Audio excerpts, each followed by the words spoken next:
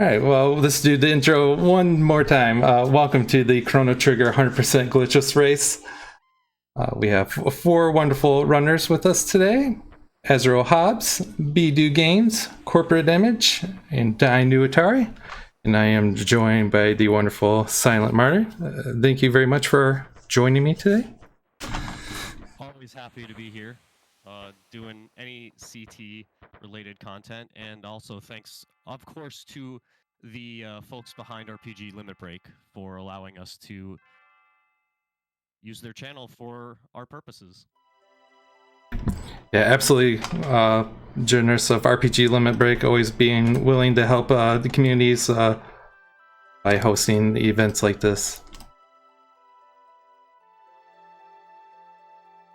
Yeah, starting off the game, we're going to be collecting a little bit of money from Mother here for some items. Yeah, it's you know, as per normal RPG marathon stuff, we're just gonna have some fun names instead of what we would normally do with the you know, cutting it down to one letter case. Yeah, Marta, I understand that you're a little bit more familiar with the skips, which none of will be available to our runners today. But yeah, I think fighting the fights is the fun part of the run, but with other categories, you know, execution with the manips and glitches is also equally as fun. And kind of piggyback on my comment earlier about the community, again, so many people there to help you for any category that you're interested in. I definitely have much more knowledge about the glitch side of the speedruns, but you know, a lot of the stuff that is done in the Glitchless is things that were, you know, considered at one point or another, and you know, obviously are either slower or just, you know, aren't needed because we don't do those sections of the game anymore. So, but no, these runs are very, very fun. So I'm always a big fan of watching them whenever I get a chance to. Let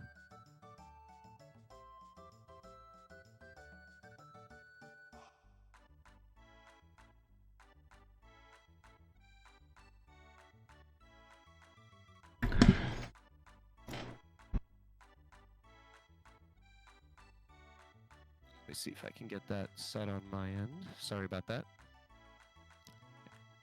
Everyone could hear me before just fine.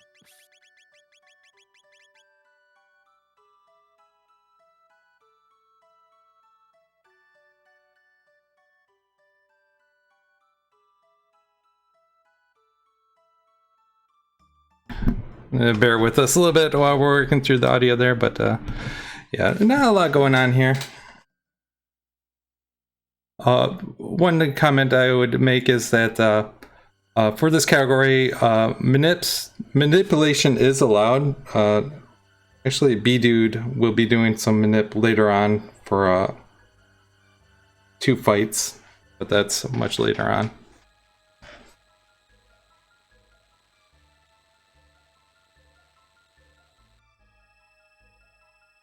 There isn't that much to talk about right off the rip. You know, it's a pretty standard start. You know, you're just blowing through the fair and just trying to get to the pass, and you know, when you know, trying to get to the real beginning of the story. Yeah, the typical RPG, blah blah plot, blah blah plot. We're trying to speedrun. Don't care about the plot.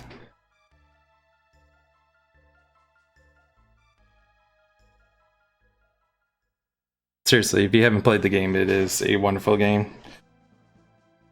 I highly recommend paying attention to the plot.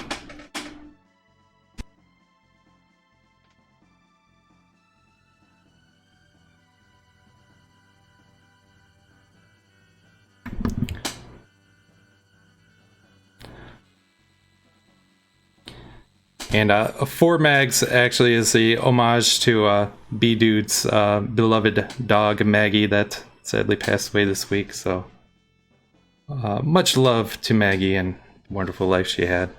Can we get some hearts in chat?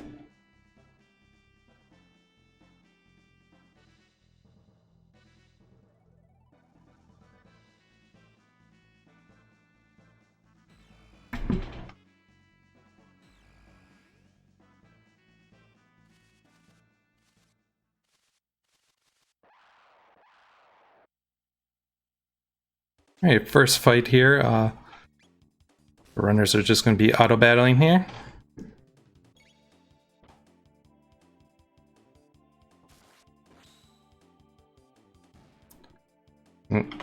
Sorry about that.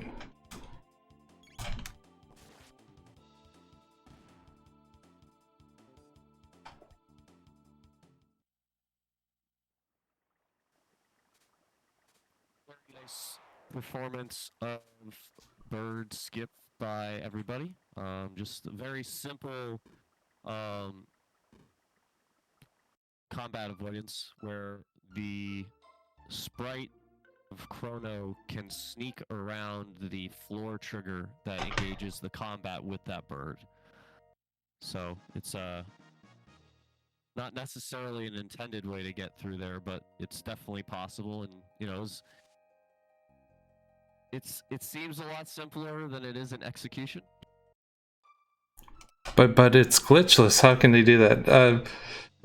We just chalk it up to clever use of mechanics. Smile.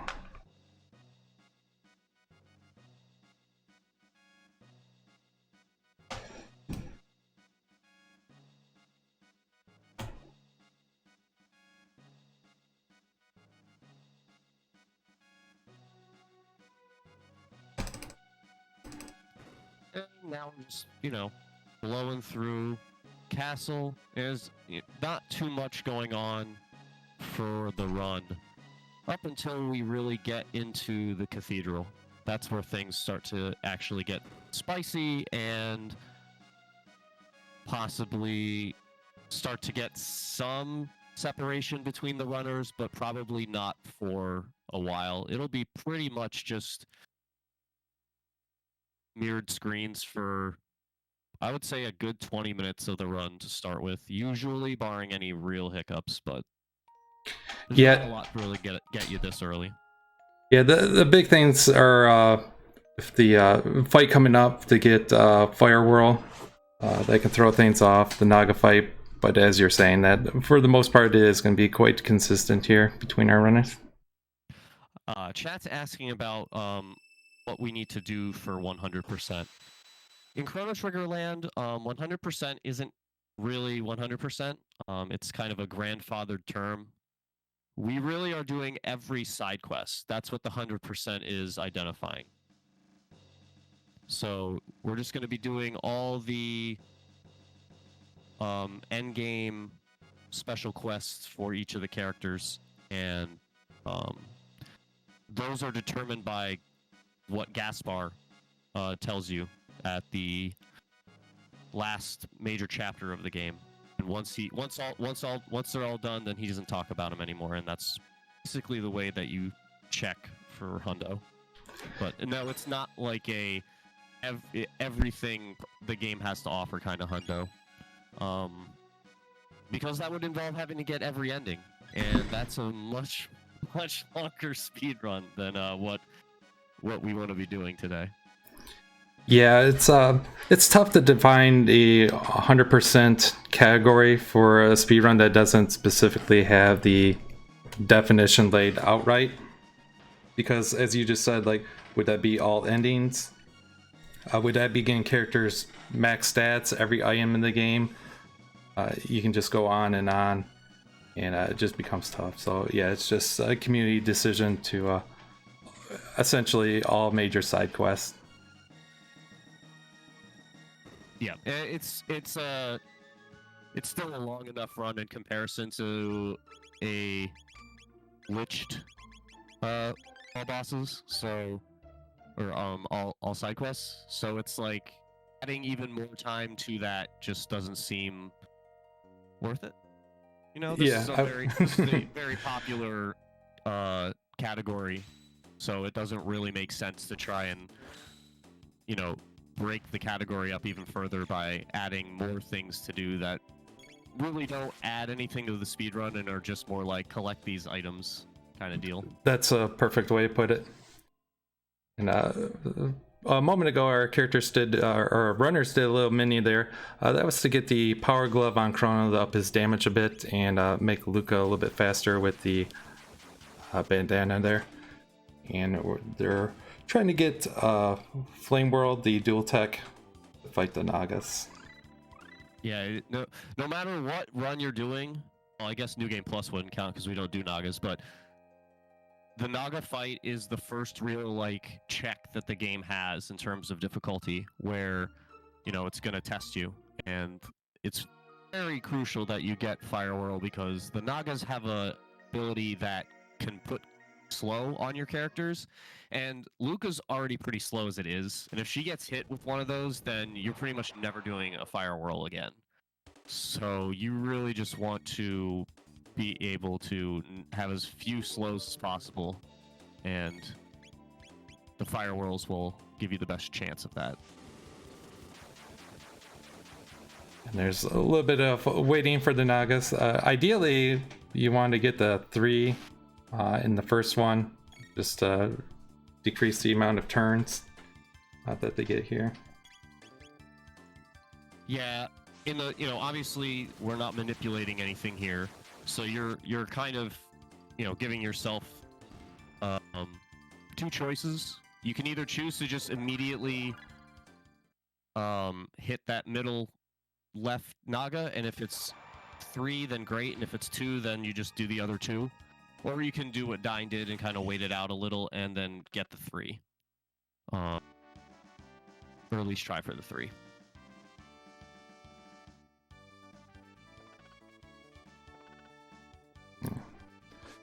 So yeah, that was a good representation of kind of doing the no manip and kind of having the various outcomes on just that first fight alone.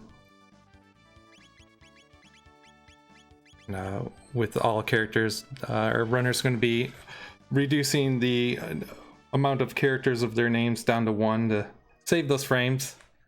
And you might be wondering, why are they deleting the first part of the name and leaving the last part? It actually displays all characters if you delete the second part, so it's faster to delete the beginning part of the name and leave the last part, as odd as that sounds. Yeah, it's a little kooky, but it's not really that horrible of a difference in terms of like losing time and comparison to other speedruns or other games rather. And I'm making a little detour there for the power tab. Will be used on Chrono in a bit. Yeah, since we're doing the like bare minimum number of encounters to be able to actually be strong enough to survive Yakra, the tabs are super crucial in giving us stat boosts on our characters that are doing the heavy lifting early on. That's right. And our runners are also taking a few fights here. This is to get the dual tech X strike for Yakra. Yeah, absolutely crucial to have, as it does the most damage out of any singular attack that you have at your disposal at this point. So definitely need it going into the fight. Otherwise, it's going to be a much grindier, heal-heavy kind of fight where you have to just like, constantly keep tabs on everybody's health because you can't just overpower and like do a ton of damage with like a couple of quick X strikes.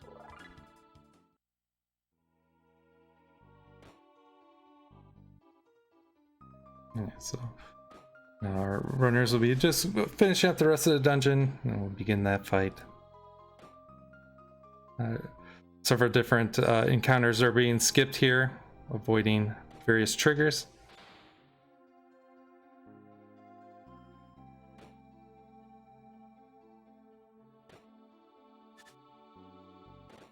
Yeah, then we got another big fight that is kind of RNG dependent going on. in the second organ room, where getting those 3 henches to get hit in one shot is kind of something that you hope happens, but doesn't always line up immediately. So you get kind of a... You can wait by attacking the gargoyles if you don't get the pattern immediately, but sometimes that middle guy will just like get super aggressive and come very close to Chrono, and that left of the 3 of them will just be out of range, and you kind of have to just go with the flow there based on what you want to do. Yeah, that was one thing that was interesting for me going to the PC version of this game. While the RNG isn't, the run ends up being the same. There's just some slight differences, and I noticed that the RNG shakes up a lot better on the PC, and that's just a limitation of the SNES. And I didn't see kind of what you were mentioning much when I ran the SNES version, but PC, that became a lot more problematic. Yeah, usually once you've become pretty seasoned at the run, your speed in movement is going to almost quote unquote manipulate the RNG, because you know the way the RNG works in the Super Nintendo is it's like very much on a line pattern, and if you just do the same thing every time, you're gonna get the same results whether you're trying to manipulate it or not. So that's why it's kind of tough to call these runs glitchless, because you could argue that, even if you're not trying, you can technically manipulate what's going on in combat, just because if you do the same thing every time, you're going to know what's happening. So execution sort of becomes manipulation if you're getting good enough. Now, if you're wildly inconsistent in your menuing and your fights and stuff, then yeah, your RNG is going to change pretty drastically from fight to fight in the major fight points where the RNG route really matters. Like this fight, for example. Yeah, like Yakra's gonna be moving around here. There's a lot of counterattacks, but if you're lucky, he gets in a spot where he doesn't counterattack, and that's a nice time save, because his counterattack, as you're seeing right now on B-Dude's screen, is very slow, and obviously sucks because it hits everybody at once. But the slow part is the more annoying thing for speedrunning purposes.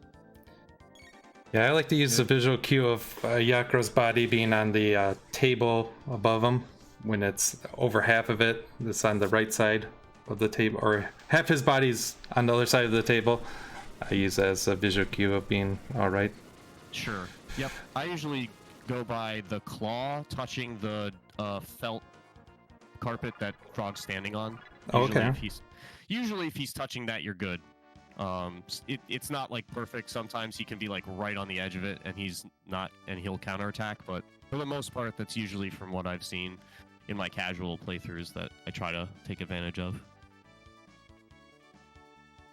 Oh no, melee. I'm not saying it is. I'm saying that people argue that, and that's why it's kind of a gray area in terms of the run, in terms of glitchless, quote unquote, or not. But for our purposes, we don't consider it a glitch. So yeah, I tend to kind of follow up with that minute talk. I tend to like runs that are not minute, but for this game in particular, I don't mind that minute runs are in the same category as non-minute, just because of what you were mentioning. Like, eventually you start to recognize patterns, and it's hard to say like you weren't manipulating, because it just is kind of what it is.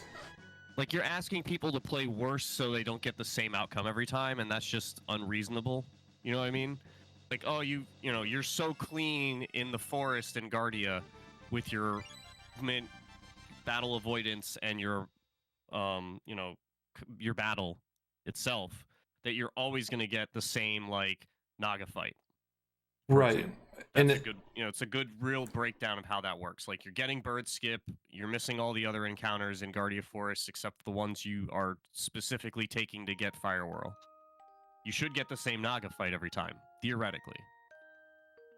And correct me if I'm wrong, but for manip runs, you also start with like the same spot in the game file. Like you have the second, third files like deleted, so you kind of know where you're at. Where if you're doing non-manip, you're just kind of randomly taking wherever the card is. But again, you're eventually going to start recognizing patterns, and it just ends up a mess. Too in depth, since it's not relevant to what we're doing today. Like, the amount of time you spend in the load screen determines where your RNG starts from. So we delete all of our files so that we can just immediately hit new game, and not, because when you start Chrono Trigger up from the cart, it'll, you know, start out on whatever game save file you played last. That's where the cursor will begin at. So if you delete all your files, then the game's cursor will only be on new game because there's no other options.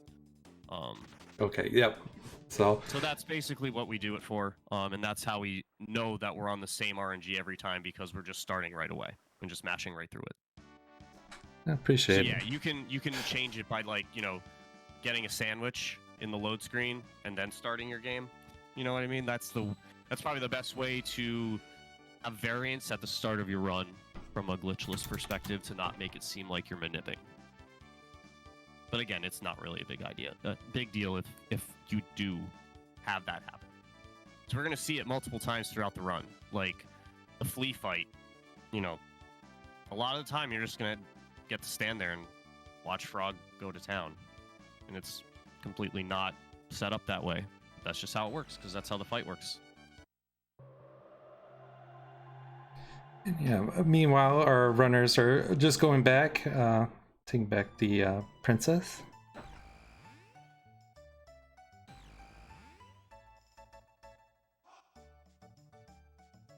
Yep, we're in another pretty simple part of the run. The beginning of the run has, like, points in it where you need to pay a lot of attention, and then there's a lot of it where it's like just mash and make sure your movement's clean, so you're not wasting time just like getting caught on surfaces or, you know, like sprites or whatever.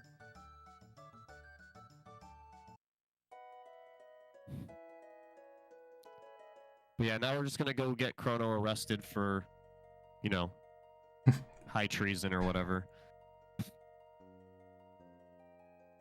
And then mash through the whole courtroom section. But there is a little tech to the courtroom and a bit of luck with saving a little bit of text.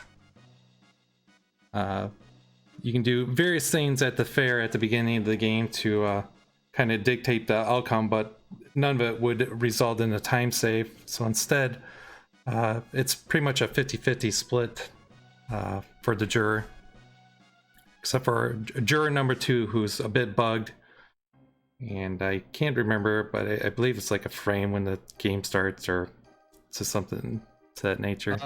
Yeah, I can't, because like technically the second juror is going off of what you do with the cat, but if you don't ever interact with the girl or the cat, then it just is a coin flip. And again, yeah, the same. I'm not really sure what's the determining factor on that.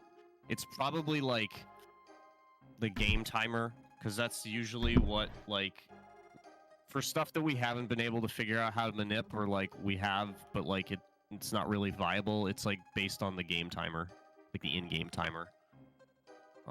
Like slimes, for example, that's based off the in-game timer. So I wouldn't be surprised if that's the case for that too. Okay. That actually makes a lot of sense. Yeah, because each juror is assigned to one of the actions that takes place in the fair, and whatever you do for that action. So that's why most of the time, if you don't do anything, it's going to come up pretty much 50-50 in terms of the juror vote. And since, you know, we're speedrunning here, and we're not doing all cats run, you know, we don't need to do any of the games or anything. Yeah, big thing here for our runners is just make sure that pick the second option both times to set up for that 50-50.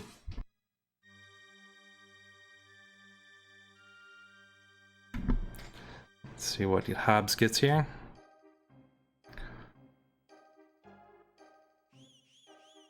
Yeah, guilty. So that'd be Hobbs is, 6-second time save is what ends up being if they get it.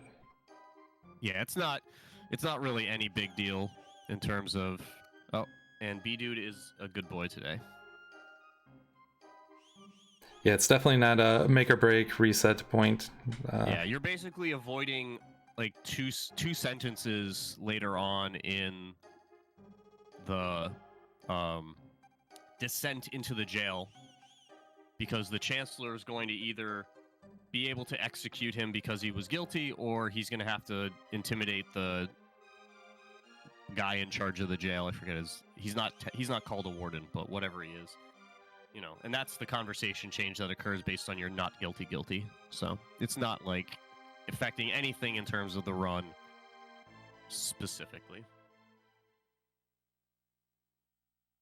And then is it when you're not guilty that you can get some ethers, none of which we pick up, but it is there. It's the ether number is dependent on how many votes you get for not guilty, and I think when you get 4 to 3, you get like 1 ether or something. It's not. Or it might be 3. It's not a lot for when it's like even Steven.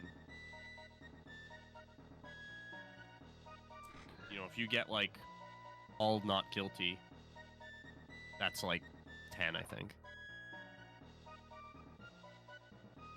I also have to just chuckle at, like, at one point I know we both like knew this stuff, and it's just one of those things you just start to tuck away. It's like, okay, like I verified what previous speedrunners taught me about time saves and whatnot, and eventually the knowledge starts to kind of flesh out there. Yeah, because I don't, you know, when I play this casually, I don't need those ethers. I always grab them, but I never pay attention to how much is there, because it's there, it's free. Why wouldn't you? But I'm almost I think it might be 1 per juror, and yeah, I think you have to be not guilty to get them. As B Dude has some. You won't get them if you're guilty. If you're guilty, there won't be a bag there at all, because you can actually see the difference. Hobbs' screen does not have one. He got guilty. B Dude was not guilty and has the bag. So yeah, we'll be seeing here that Hobbs is going to be using Cyclone instead of normal attack. Cyclone just has a little bit more attack power to it to one-shot the guard. And yes, you can wait here and eventually they'll come and get you, but it's not worth it. It's faster to run through the dungeon. And good dodge by Hobbs. In the Luca percent, you could have her save you.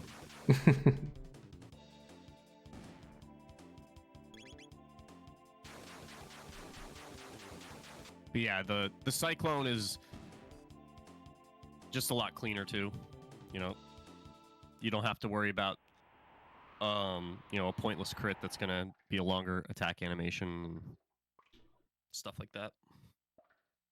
And we get plenty of MP for making it through this whole section, so you're not worried about like stretching out your attacks so that you can make it all the way through.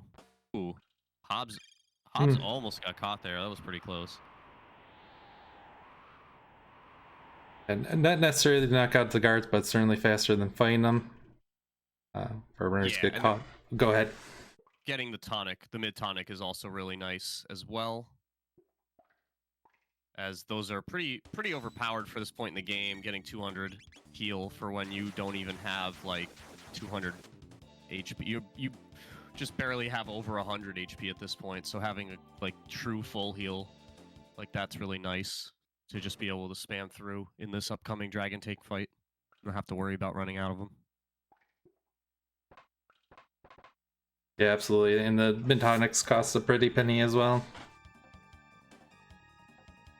With the 2 guard fight before knocking out the guard, you'll see that the runners delay for a moment, and that allows the guards a little bit of time to clump up there for the Cyclone. And there, Hobbs is downgrading the battle speed from 1 to 3. That's anytime you see the runners lowering the battle speed, it's to allow for more time for inputs. This fight has a little bit of a tighter window compared to other fights.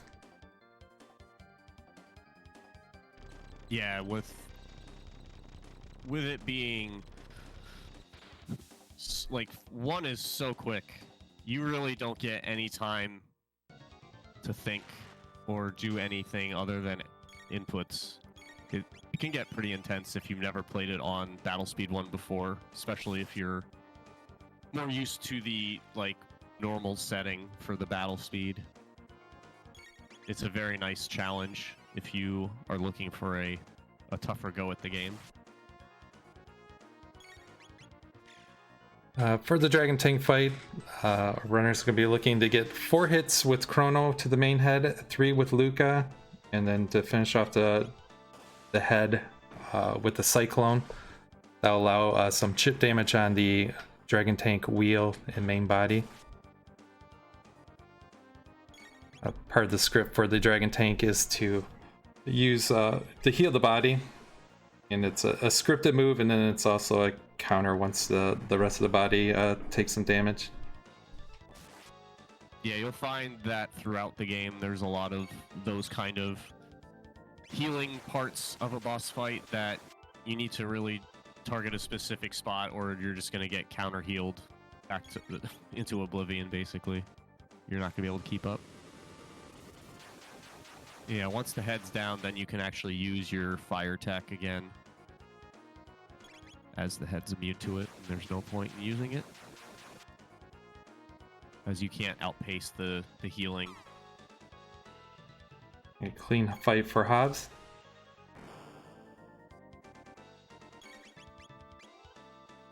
You can't get trolled on speedrun or commentary curse, but you can't get trolled with the attacks. Usually the laser beam and the little missile attack get split up. Hopefully none of our runners will get that. Ooh. That was pretty close for me, dude. Woo! Yikes. Like he could have dropped off the initial attack and then to also have dropped from the missile attack afterwards, so that was pretty lucky. But he survives and we move on happily. Another clever use of gameplay mechanics of skipping the text from a guard there. And Hobbs screen. Yeah, that was found relatively recently in the overall lore of Chrono speedrun movement strats. It's probably one of the newest optimizations that we've found. Alright, yep, everyone got through the Dragon Tank fight. I despise that tank, man. It's like, if you're learning this category, I guess probably any of the categories, the Dragon Tank's a rough early boss to learn.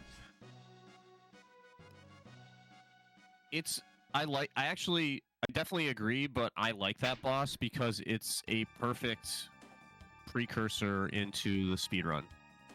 I would say that's fair. It's like a very good skeleton of all the things you're going to need to know how to do well to be able to be a quality runner of the game.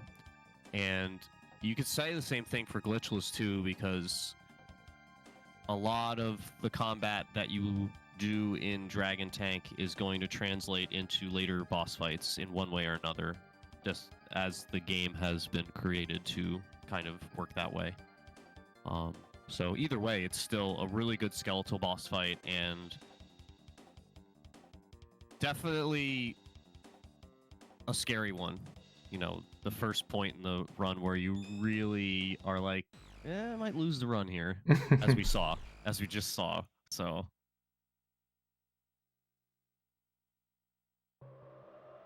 Alright. In the future, we'll be seeing that Hobbs is going to be grabbing a few items in the dome, or I should say the ruins.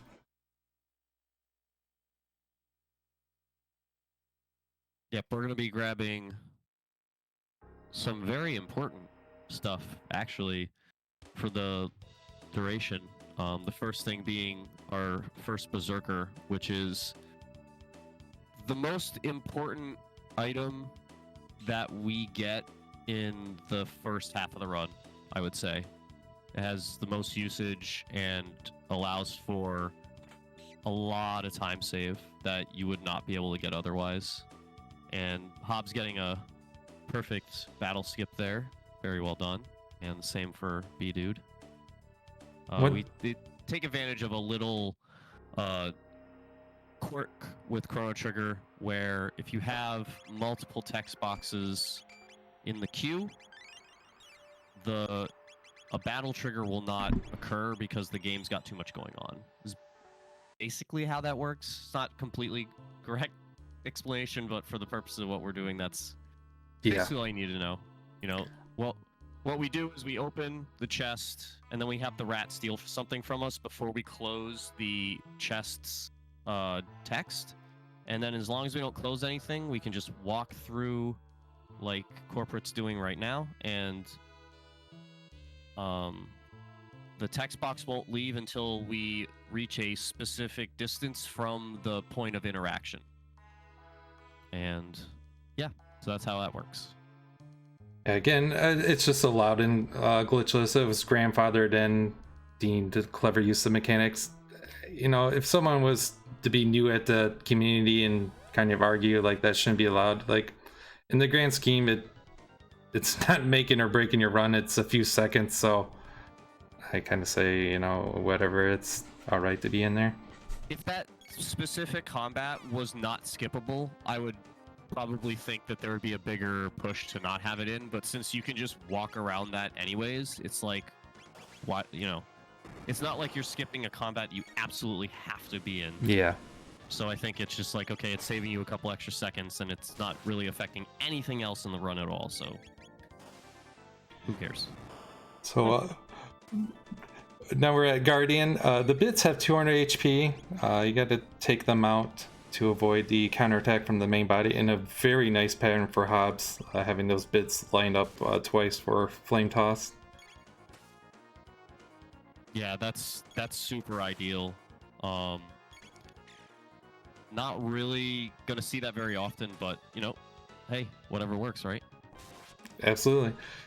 And yeah, it's very convenient that the Flame Tops happens to do 40 damage to the bits, while Marl's bow attack does 40 damage. Chrono's normal sword attack does 60. So it's just very efficient, not over damaging the bits to get the kill. Yeah, very happy math there. Like that. Again, wow, I don't even know if I've ever seen this, to be honest. Yeah, it's pretty good to have that happen a lot.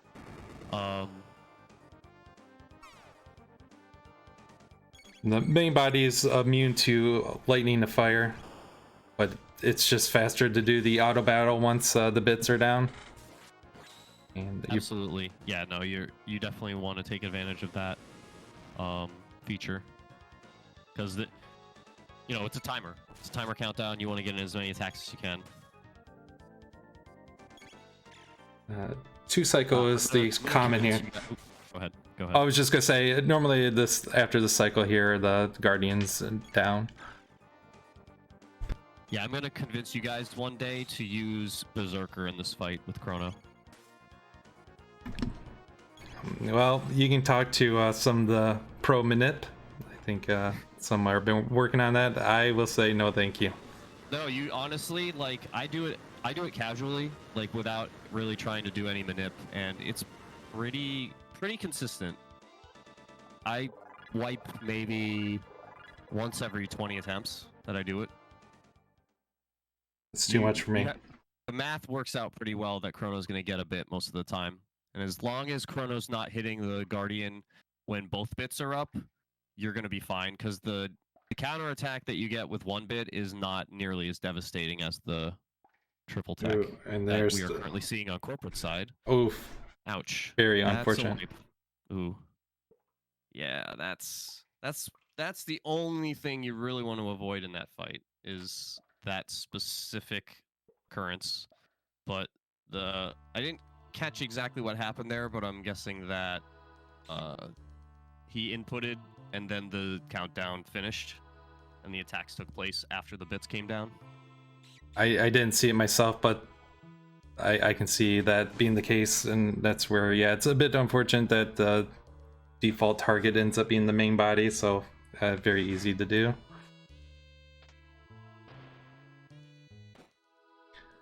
For our runners, getting the code from the rat to open up the door to get to plot. And just more fights to avoid. That's one thing I'll say that I love that between glitchless or glitched is being able to watch movement from runners, and there's various levels of skill, and it's just nice to see what other people do. I always love it. Yeah, there's the ability to do movement in this game is very, very fun. The cleanness of it, and just you move at a pretty brisk pace in this game compared to some other RPGs of the era in terms of your like character's movement speed, just moving around. You know, there's a lot of stuff you do in this game that you really can't do on a lot of other similar era RPGs, just because your character models move so much quicker. Absolutely. Ooh, nice clean bug room from B-Dude and from Dyne. Yeah, that room is I hated that room learning that movement. The backside's worse though. Yeah, that's one area that I always like to play it safe and just kind of wait for half a cycle to go through.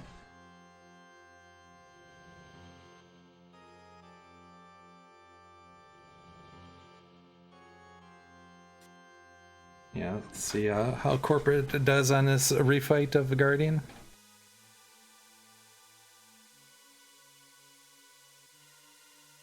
Are we gonna play it safe here and not go super crazy on it? Yep. Yeah, I was gonna say you could attack there with Luca, but yeah, I don't mean to talk about the PC version too much, but that is one slight difference. Is the SNES does give you kind of this like lag feeling, kind of going from the countdown to back to normal attacks, where the PC version it doesn't give you that nice little buffer there. But corporate wisely playing it a little bit safer there. I mean, there's nothing wrong with the PC version. It's actually for this category, it's nice because you know a lot of other runs you just can't use the PC category or version because you can't do like a majority of the techniques that you use to save time. So it's just not even, you know, you could try, but you're gonna probably just be grinding a lot. Hobbs caught the edge of a little walkway there, get into a fight. Not a big deal. Just run away. Yeah, you're not, you know, since there's no manipulation or anything, it's not like a big deal to just toss that fight after you run away. Fight by corporate? Yeah, much cleaner, lot safer. Nobody really too close to death this time.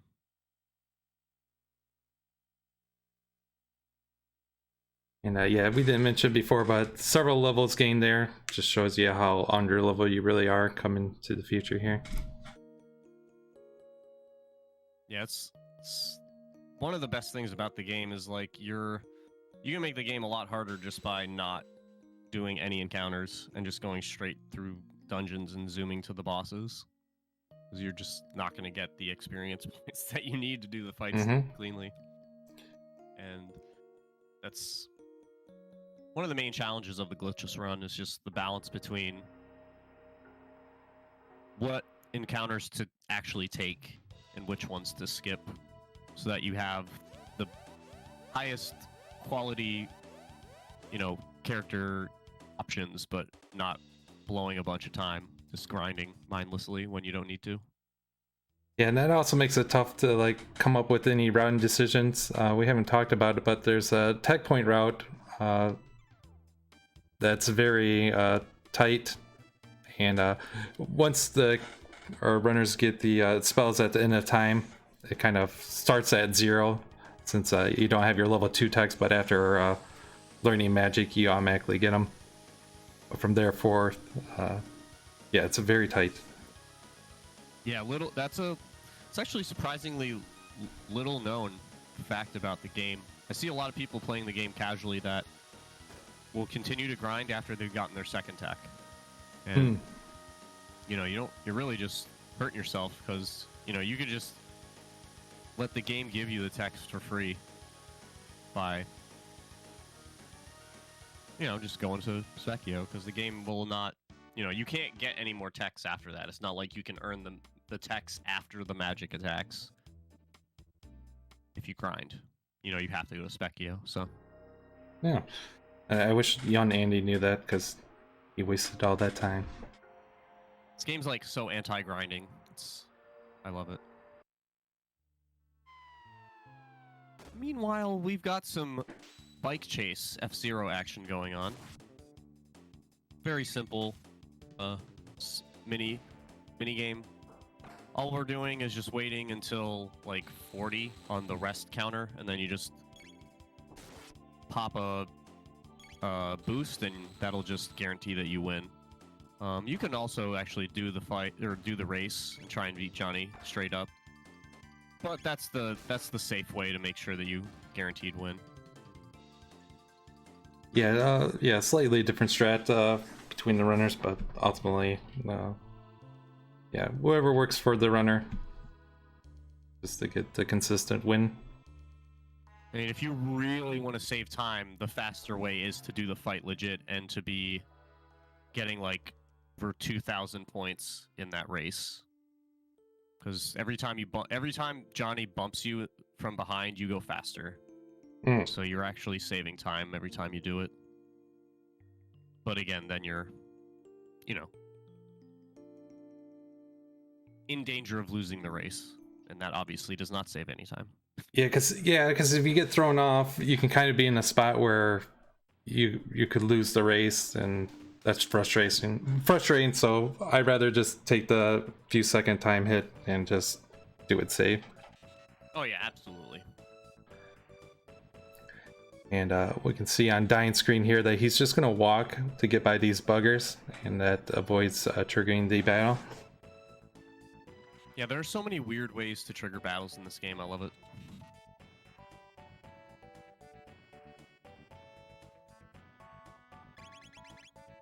And also, it makes more sense to be safer in a racing setting. You know, these guys are going for PBs. You know, they might be a little more leaning towards actually trying to beat Johnny instead of going for safe. But, you know, totally understandable to run safe strats in a race setting.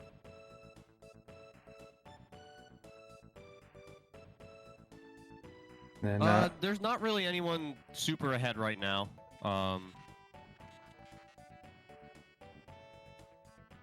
Everyone but Corporate is about at the same point.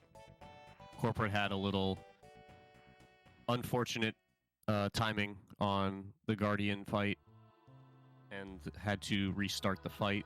But everybody else is right in the same spot, you know, give or take a second or two. And at this point in the run, that's basically even. There's so much run left to go. Yeah. And, you know, Corporate's still definitely in it. Like, not really that far behind. There's some a lot of game left. Can go wrong. So on hop screen there, we saw that he did a menu that was to use a shelter, put the Berserker on Robo here for the factory. There was a choice to take Maro or Luca.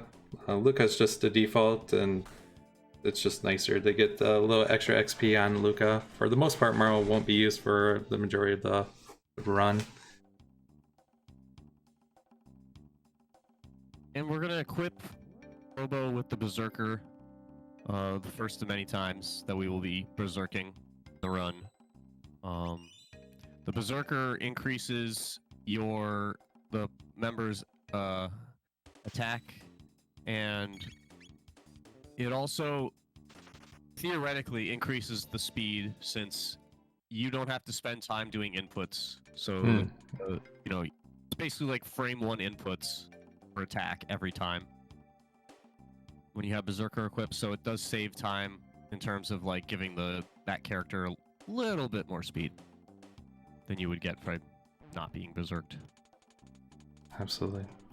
And here's the slime fight that we were talking about earlier when we were talking about, you were mentioning the game time and kind of RNG outcomes. This was one thing at this point can't be manipulated.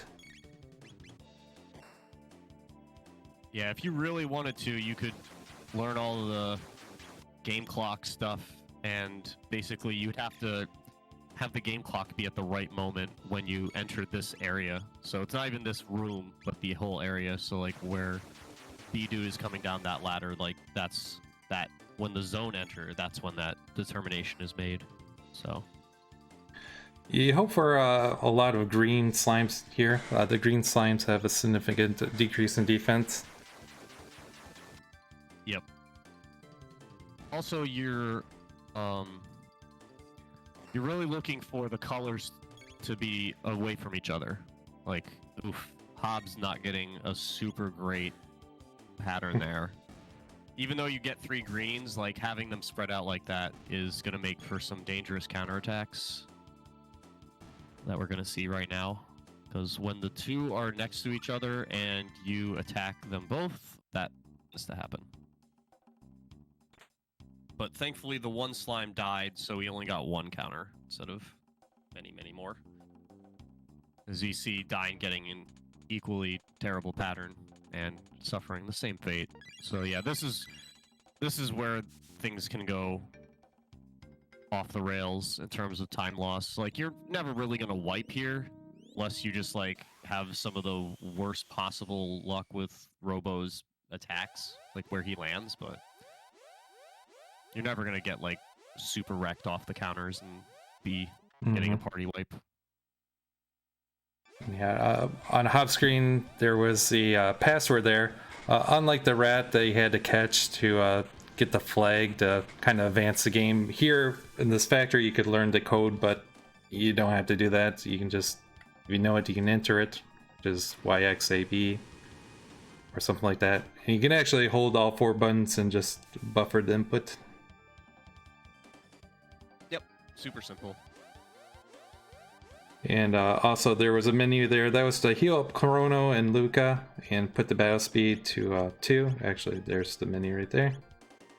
And again, lowering the battle speed is just to allow the runner a little bit more time to do these inputs.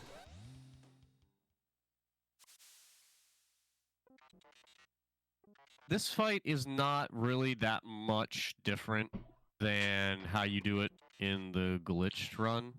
You're really just trying to wipe out 3 of them at a time, and you absolutely, under no circumstances, want to have only 1 left. That is the worst case scenario. Because they go, if only 1 of them is left, it goes super ham and can be very, very dangerous. Oh, I didn't know that. Yes. Yeah, if you have only 1 left and he starts doing like area bomb and like some of those mid-tier techs instead of just like the normal stuff, and like you can get pretty easily wiped if you're already, you know, because like ideally in the fight you're not going to need to heal that much, so you're going to be kind of at a dangerous health. You know, if things start to get flaky, then yeah, you'll definitely throw some mid tonics, but ideally you don't really want to be throwing too many. You should just be able to clean them up pretty quick if you're, you know, executing your menuing properly.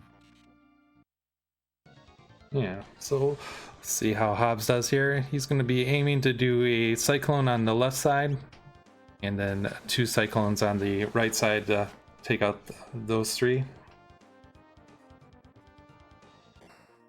And we do it that way because the back row has a later attack where they punch one of the characters between 2 of the robot characters, and then the last punch will send the character flying into the other character.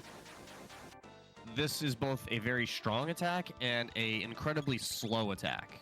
We absolutely want to never let those happen, because you can go make a sandwich if they start doing like all 3 of them doing it. Like, yeah, no, you want none of that. So you do the quick first 3, because that's just like easy, like X up X kind of thing. Get that off, and then yeah, you want to clear out the second row before anything gets too or second column rather, before anything gets too nasty.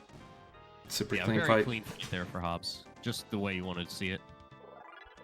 The damage got spread out nice and evenly too, so you didn't have to worry about healing. Yeah, this is again one of the few fights on PC. I know I won't mention too much, but there is very few fights where you see kind of a discrepancy between the two. You have to heal more often than not in PC, but SNES you can usually get away with the fight like Hobbs had there. Great job. Yeah, ideally, you don't really have to worry about the damage, but like, for example, Dine had to throw a tonic there just because Chrono got bullied and got attacked by everybody. And while he could have risked it and just gone with it and hoped that these 3 punches don't land on Chrono, if all 3 punches did land on Chrono, then Chrono would have dropped there. So, yeah, like, you know, math states that you theoretically shouldn't have Chrono drop there at the health he was at, but 3 punches would drop him, and it's just not worth the risk. Absolutely, and yeah, it's hardly any time to throw that tonic. Yeah, Luca's not doing anything either, so it's not like you're dropping a turn of hers. Like, she's literally just watching Chrono the whole time. Like, just cheering him on. Like, go, go, go.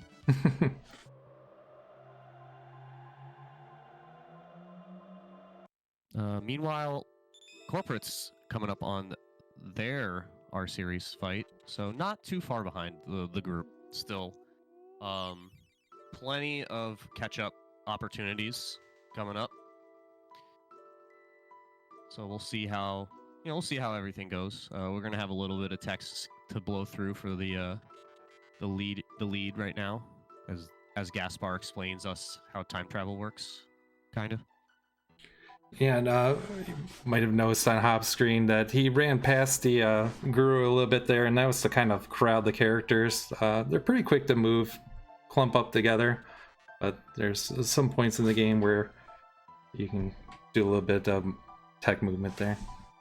Yeah, just minor optimizations that, save you a second here or there, so you don't have, like, party members taking 3 years to stand in the spot that they have to queue in before the scene can continue.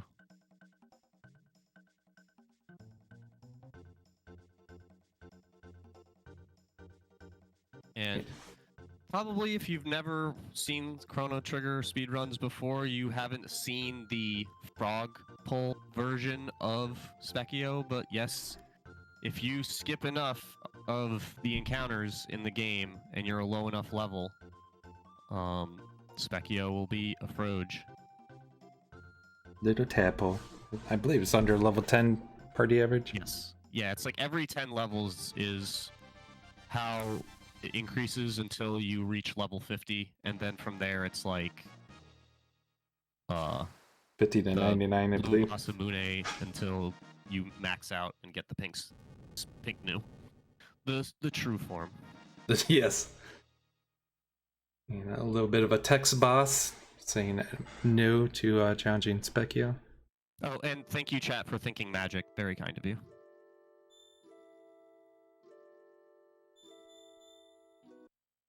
Yeah, we'll be seeing Hobbs pick up a few items, some speed tabs, magic tab, and let's see how Corporate does on his fight.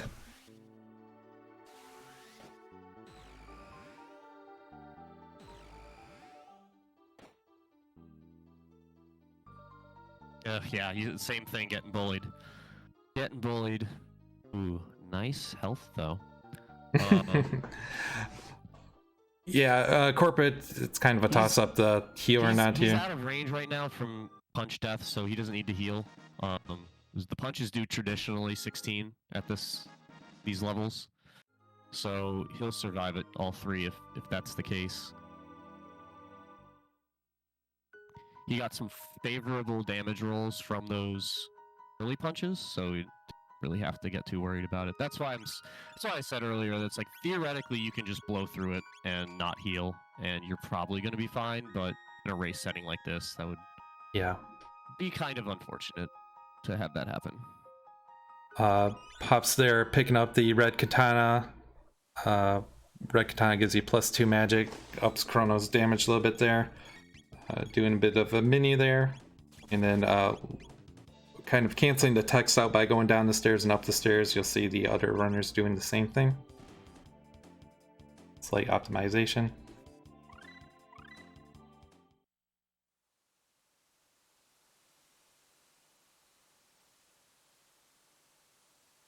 Yeah, you guys grab all the extra stuff.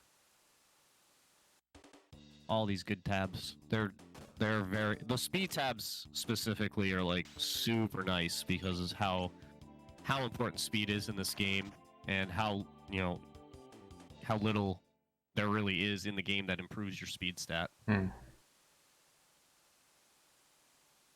Especially for anyone not named Chrono.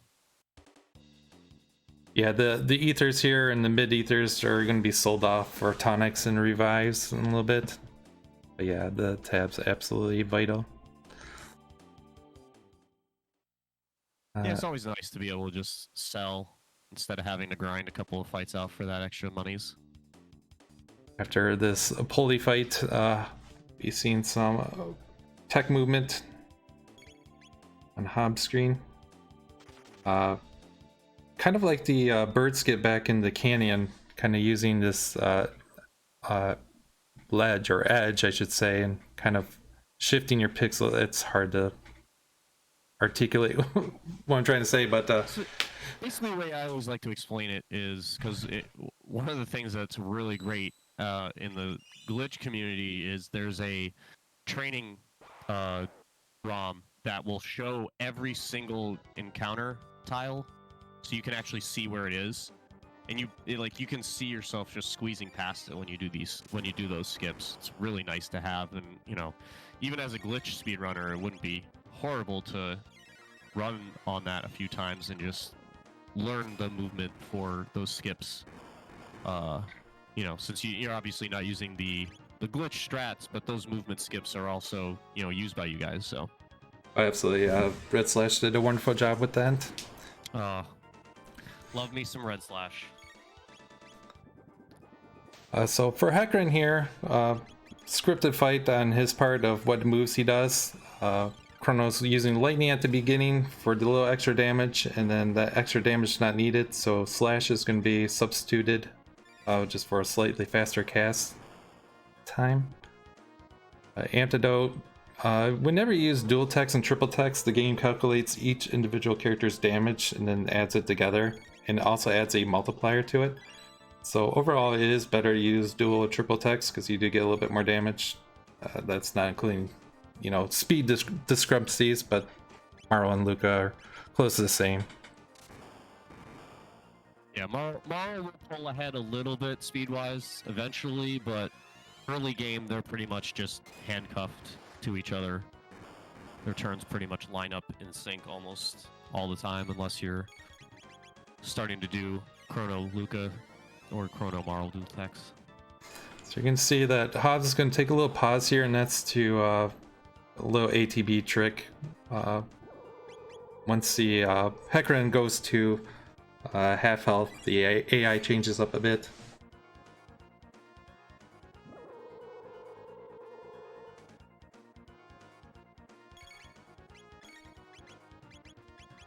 Yeah, this fight's pretty simple.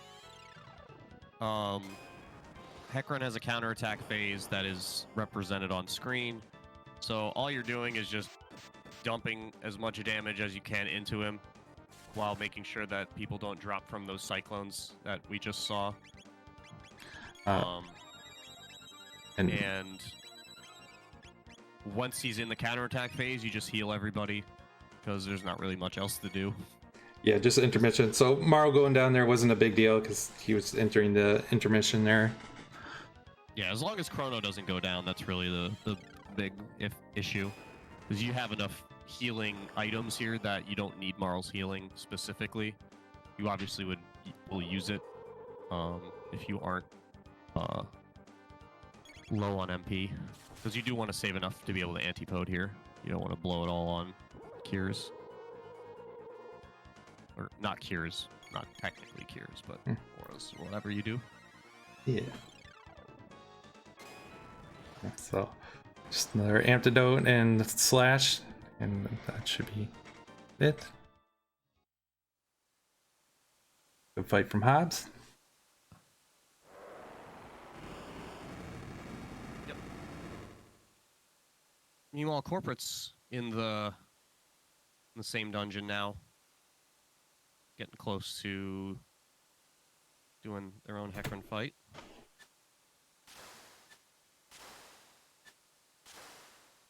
Yeah, unfortunately, Corporate got, like, the bad timing on the bit revive, and one of his attacks landed after it was already queued in beforehand.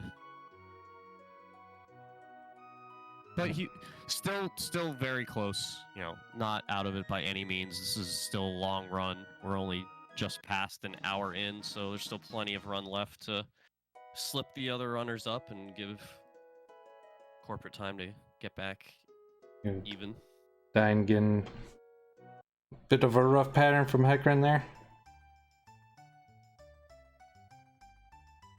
Yeah, sometimes he'll bully and time his attacks in like a really awkward manner, where you're like, everybody's turn has already been queued, and then he'll just be like, 2 attacks. Oh, like, good. I wanted to die here. Great, thank you. I hope I'm wrong, but I think B-Dude attacked during the intermission. Oh, it was the killing blow. Never mind. Yeah, no, it's weird how it seems like once you hit like the halfway mark of Hecarim's health, sometimes he'll throw up the block gesture, but not actually be in the counterattack phase. So you have to be kind of like, it's more about waiting for the text prompt than it is about the visual prompt. But and if it's the killing blow, it's not going to do water 2 anyway. Yep. So yeah, a detour to Luca's home to get the Tabin, I forget if it's the vest or suit, I think it's the vest, which gives 2 speed to Luca, extra defense and fire resist. And then picking up some silver points from Gato. This is just the best spot for Glitchless to farm up these tech points for the Chrono doll later on. Yep. Yeah, it's always vest first. It's just like the elemental vests you get from the Zeal boxes. Vests are the lower, and the suit is the higher.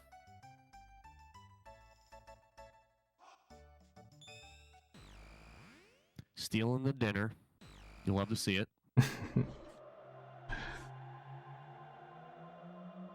Corporate fighting Hecarim, making use of Aura World to heal up there.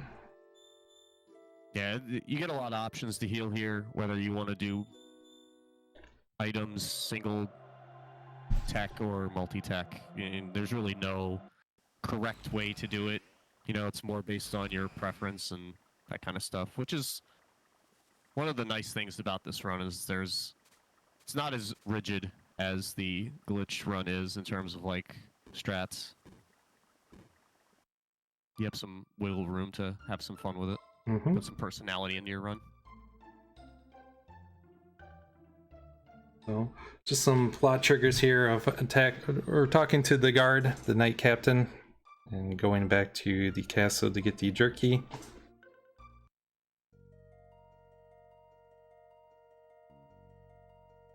Again, we're seeing the bird skip and various encounter skips in the forest.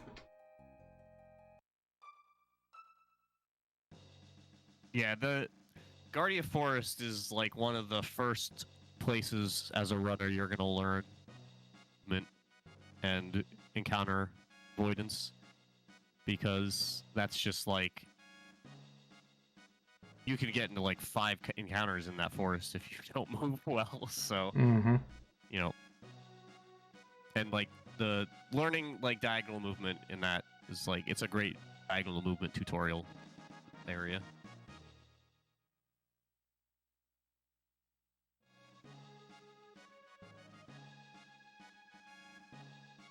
Well, I don't think that there's ever been a confirmed pronunciation for it, so it's pretty much either or for how you pronounce Marl.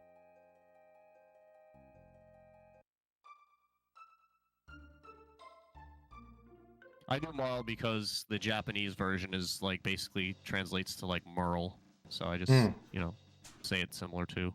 but it's really not something that is established since there's no spoken voice acted anything for the Chrono series, Sag. Oof, there's the water wave counterattack on corporate side.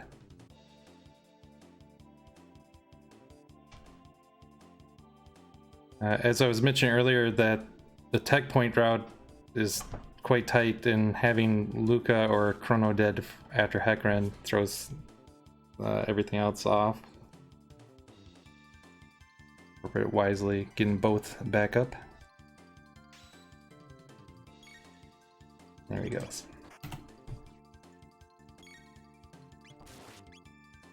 Yeah, not really super intricate, for sure. Now we have Ozzy on the bridge. You can actually just win this fight by attacking Ozzy 3 times.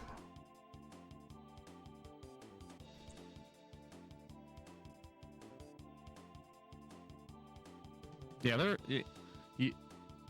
you never realize it playing the game that you can just beat up Ozzy, and then everything else just is like, oh, never mind. And of course, I always love the Ozzy's in the pickle, one of my favorite lines.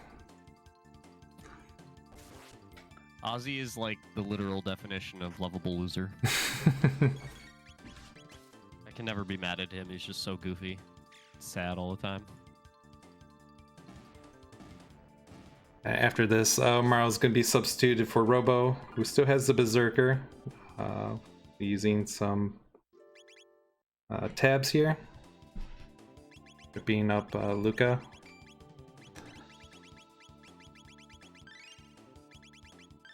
So for Zombor, he has some scripted attacks. The big one you want to avoid is Doom, Doom, Doom. There's a few different things that can cause it. It's just a part of his script. And then it's also a counterattack when he's low HP on the his legs. Yeah, this is one of the first fights that really tests your like menuing, because you could really easily target the wrong side and not have a good time when you do. So, and this is also obviously a good precursor to the later boss fights that have a similar structure where half is immune to something and half is not. Yeah, so the way I like to describe this fight is you're going for 3 or 4 cyclones. You're kind of watching Robo, seeing what he's doing. He's attacked the top part and the bottom part each once. If he attacks the bottom part like 2 or 3 times, you're definitely going to want to lay off the extra cyclones. Aiming to finish the head first.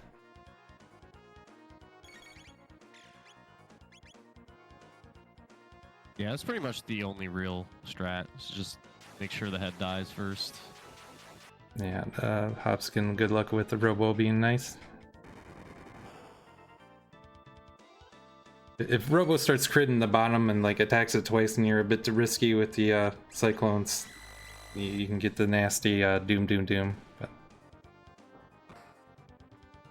And it's always nice when Luca gets hit with the Fire Blast attack there. Always feeling good. And now, the top part was immune to lightning and fire, the bottom part's not. Opting to use slash and fire for a bit more damage there. Quite a bit more damage with the fire. Very nice fight. Yep, super duper clean. And B-Dude and Diner pretty much even, seems like. Both just about the same point in the fight. First that crit on the lower legs that... Not a great start there for Dine, but no. Hopefully Robo will not be as gruesome. It's not too bad. Here's the Doom Doom Doom.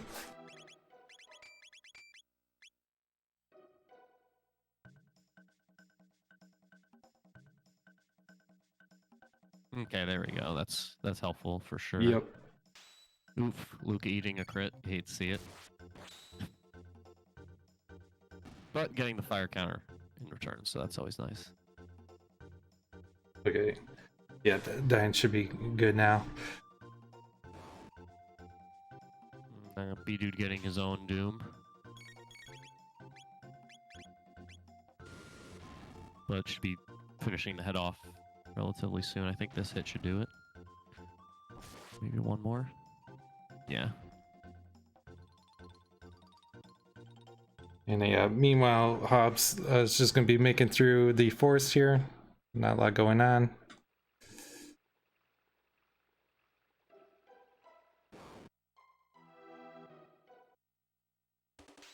Oof.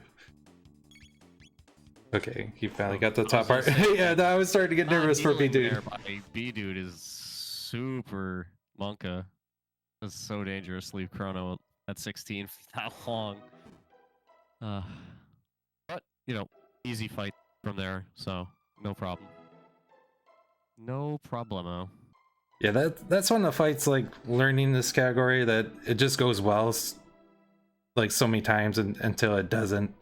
As cliche as that sounds, it just... Yeah, it's like, you hear, like, oh man, that Zombor fight, and then you're like, you know, you learn the game, and you're like, that fight really didn't seem that bad, and then you'll have that, like, 2 minutes ahead run going, and then, oh, here's Yep. that Zombor fight I heard about. That sucks. That's the perfect scenario to describe that. Slight detour here on Hobbs' screen to pick up the silver earring accessory that increases your max HP by 25%. Skipping out on the silver stud, which reduces your MP cost by 50%. It's very nice accessory casually, but runners just don't need it.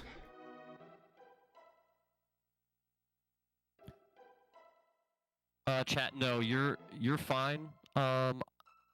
We just knew before the fight was over that it was fine. Like, we were more worried about the upper half of Zombor hitting Chrono when he was at 16 health. So once the upper half died, then it was fine. There's lots of cool tech movement here to skip fights. On the hop screen, you see him picking up the speed tab, and another little neat setup / skip here with the bird throwing the rocks. Ooh. Yeah, I hate that. I can never get it in my runs. Makes me sad. You have to be really quick in the beginning movement to get that consistently. Yeah, the super fast pattern there, I never go for it, but again, it's one of those things that it's nice and cool that runners can kind of set themselves apart. Yeah, it's not just combat in this game that you can get good at and have it like make you faster. For the Mazamune fight here, I'm going to be using Luca to looking to put the right one to sleep, ideally, to avoid their dual tech counterattack. And the right one will also use the wind attack. Well, that's where you're hoping to put him to sleep. Always forget if that's Moon or Maza. I believe Masa is the blue collar and Moon or Mune is the greenish collar. Again, using the dual tech fire punch for the extra damage. Yeah, fire punch is really good in this part of the game. Super helpful and really takes advantage of both of Luca and Robo's strong points in combat at this point in the run. For the combined Mazamune form, be looking pretty well scripted, like attack pattern from Mazamune, just doing like 40-ish, 50-ish damage in the first half, and then up to like 90-ish during the second half. Runners are just be looking to get as much damage in.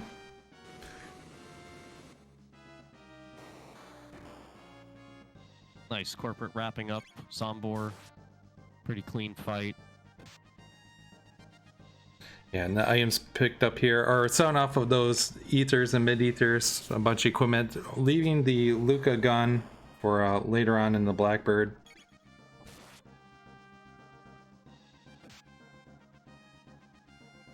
Eons from now, basically. Mm. Yeah, corporate taking advantage of the little-known encounter skip, where if you just hold up and run, when you load into that room, you can just skip that fight. And B-Dude forewarned us that sometimes his stream cuts out a little bit there. And now we're back. No Lego mode, no worries. And yeah, there are Hobbs showing that Wind Slash will cut out the Mazamune counterattack move there.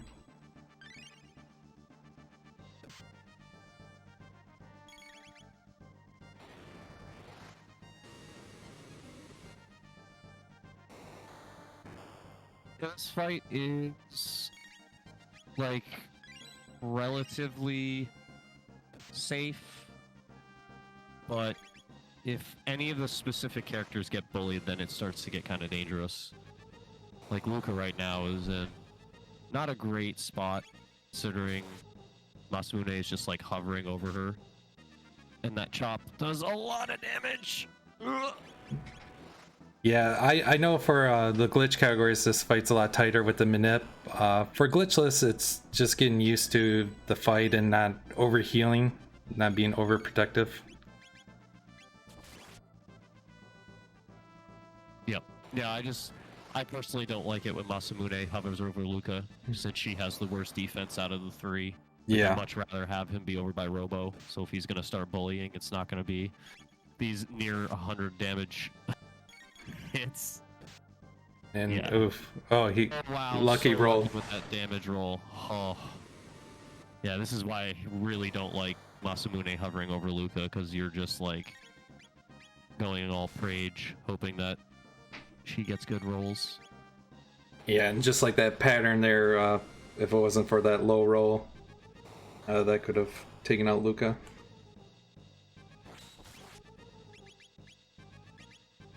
Seeing the counter there. Yeah, this will definitely give B-Dude and Dine a chance to catch up a little bit, as that was not ideal. Not an ideal fight. Ideally, that's damage is spread out a lot more and you don't have to heal as many times.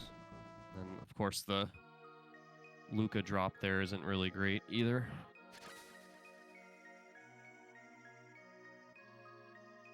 There's not really a designation for what is a major or minor glitch in this game. There's most of the glitch tech revolves around like 2 different speedrun techs, and they just don't do those, and it's pretty much just makes it simple from there. Yeah, I would say just minor like text skips. They're just grandfathered in.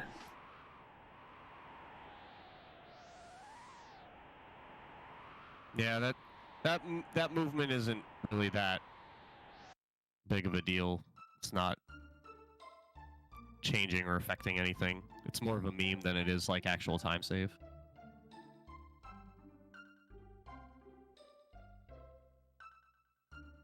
Yeah, there's a lot of stuff like that where it looks like a glitch, but it's not saving really any time at all, and it's more just movement silliness more than anything else.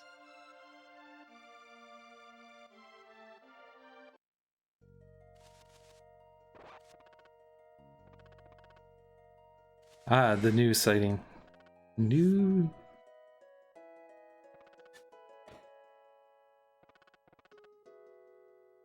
Just some plot progression on Hobbs' stream.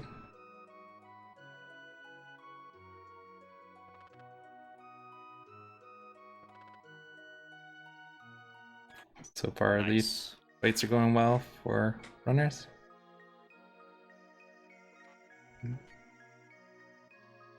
Yep, good fight for Dine. B-Dudes is wrapping up the fight as well. And Corporate just about to start. So, yeah, again, a lot of run left. Yep. Still plenty of things. Like Magus coming up relatively soon will certainly be a huge momentum shifter, as those phase changes are gonna have a strong determination of how quickly your phase 1 goes. Yeah, I believe it's 4,000 HP on the combined Mazamune here.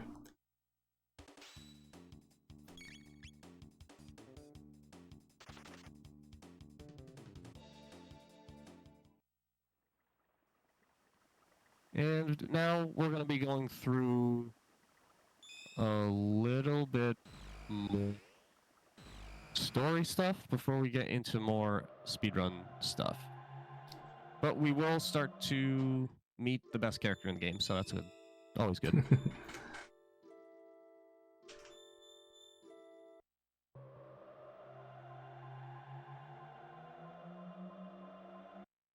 As we're basically just going to be getting a bunch of different pieces to make the Mazamune whole again, and then that main piece is the Dreamstone that we need.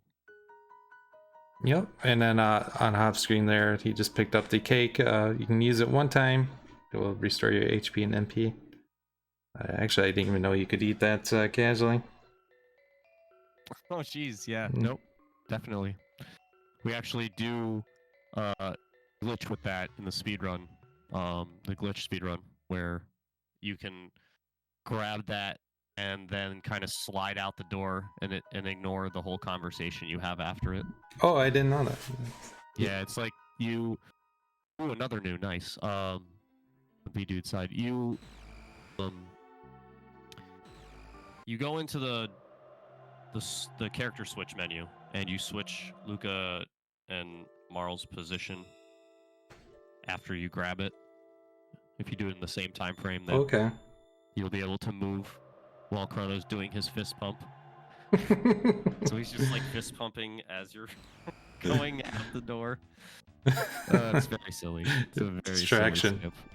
I love the It doesn't narrative. really save too much time, obviously, but it's hilarious, and I'm always down for it.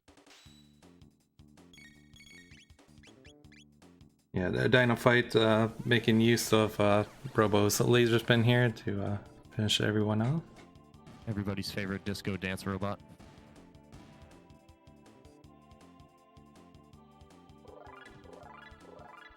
Ten tech points. Yeah, won't be fighting many fights in the 65 million BC, but starting to get some encounters that start to give quite a bit of tech points. Yes, it's Ayla time! Hooray!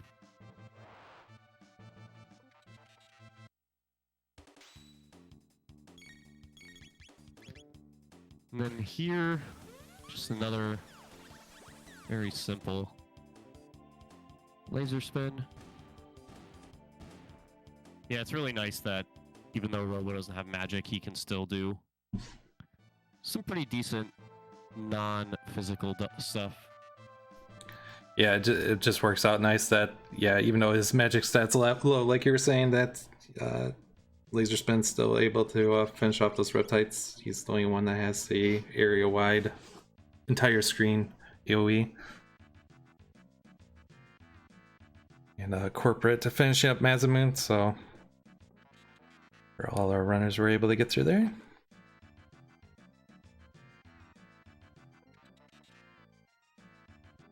Yeah, after this screen that Tobbs on, he will be picking up the Berserk, the second one that's grabbed for the run.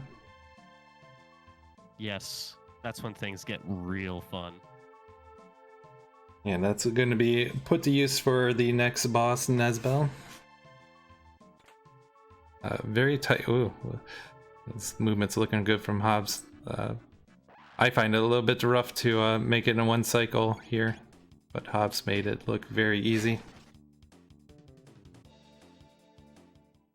Yeah, that one is it's a weird one for sure. It's not as visually intuitive as you would think.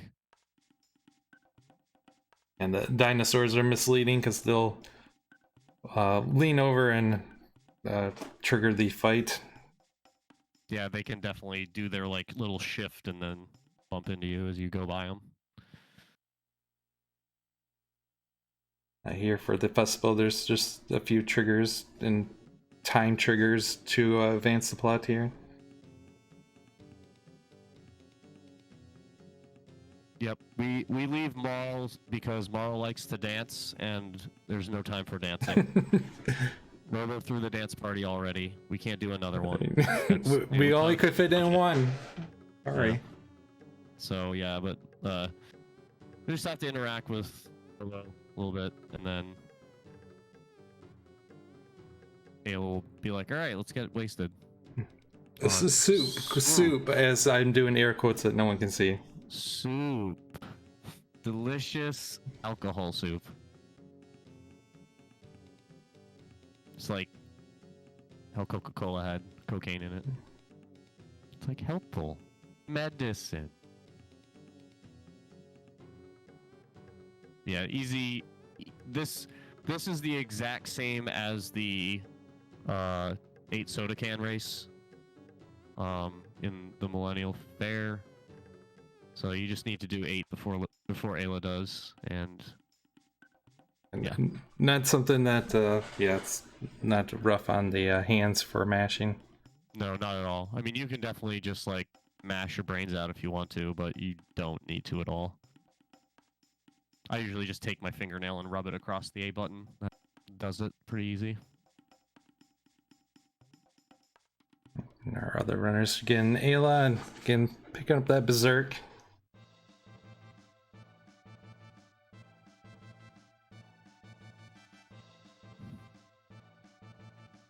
For the upcoming Nezbel fight, Luca and Ayla are gonna have the Berserk on there, so just putting Robo in the party right now.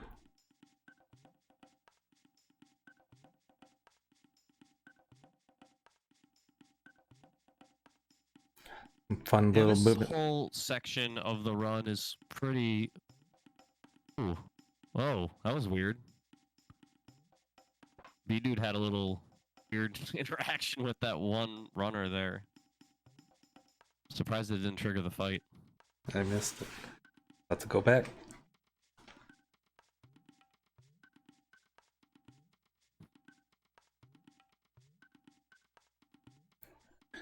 But yeah, some fun little movement for a few encounter skips in the forest here. Yep, this whole area you don't have to do a single fight. It's hilarious. This whole dungeon, you just walk right through it like it's completely empty. There's some misleading. Looks safe, but it's not. Like coming up here when Hops goes back down, you have to hug the right side to avoid the encounter. Then yeah, it's easy to get stuck on the pixel there. Then there's another skip here. Yeah, you just have to really just go like 2 or 3 steps straight up, and then you can just walk right around the trigger. It's very much a gotcha trigger. Not really one that they demand that you hit. Otherwise, they would have put it right in front of the vine.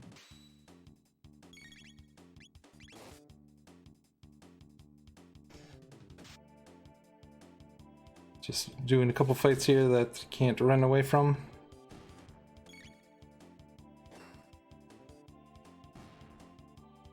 Yeah, these guys are pretty simple. Chrono Slash is very well designed for this fight, as they line up perfectly to get wrecked by it. Very nice. And then yeah, reptiles. We're apparently afraid of thunder. It's the gimmick. Not a fan. They're not a fan.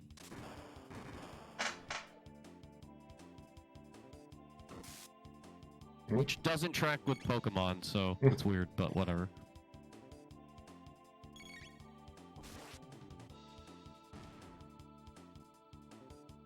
Nice. Corporate's got Ayla now as a friendo, so it's not that far behind from the rest of the group. Yep. Been Playing pretty well since that one hiccup. Yep, yeah, he's done really well. Keep into it. On hop screen there, at the top of the screen, you just kind of wait for the enemy to move back down before moving to avoid the encounter. Many here to equip up those berserks on Ayla and Robo. Hobbs is in the lead right now, and Dine has a slight advantage on B-Dude. Nezbel has the set attack pattern here. Be using lightning to lower the defense. I guess I should say it's scripted in the way that the runners will be approaching this. Starting off with lightning, getting 2 hits in with Chrono, and then waiting and for the lightning to dissipate. Oh, wasted crit. Badge. You hate to see it happen. Yes. And then, yeah, waiting for Nezbel to attack before using the lightning. Ayla's always going to get that attack in. What you really hope to see is like 2 or 3 crits from Ayla before what I call going for it. It's just a way to know that you're going to get the fight in 3 cycles. If you don't get those crits, it becomes scary. Yeah, and Ayla just hits so much harder right now than Robo or Chrono can, just because of the way that the game has new characters come in at a set level, regardless of what your character levels are. Yeah, so a crit from advantage of that. Yeah, Chrono and Robo can't quite make up the damage if she doesn't get those crits in. Yeah, because I mean, she's doing like 420 on a crit, which is nowhere near anything that the other party members can come up with. Oh, there we go. So yeah, this I guess phase, I'll just call it. Chrono's just aiming to use the mid-tonic on himself and Ayla. Robo will be left to die, unfortunately.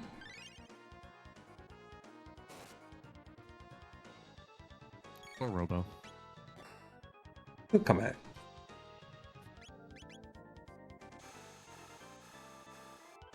Yeah, Hobbs should be all good. Be doing this lightning, and then he's just gonna hold X to auto attack with Chrono. Yep, yeah, he's definitely good with the 3rd crit there.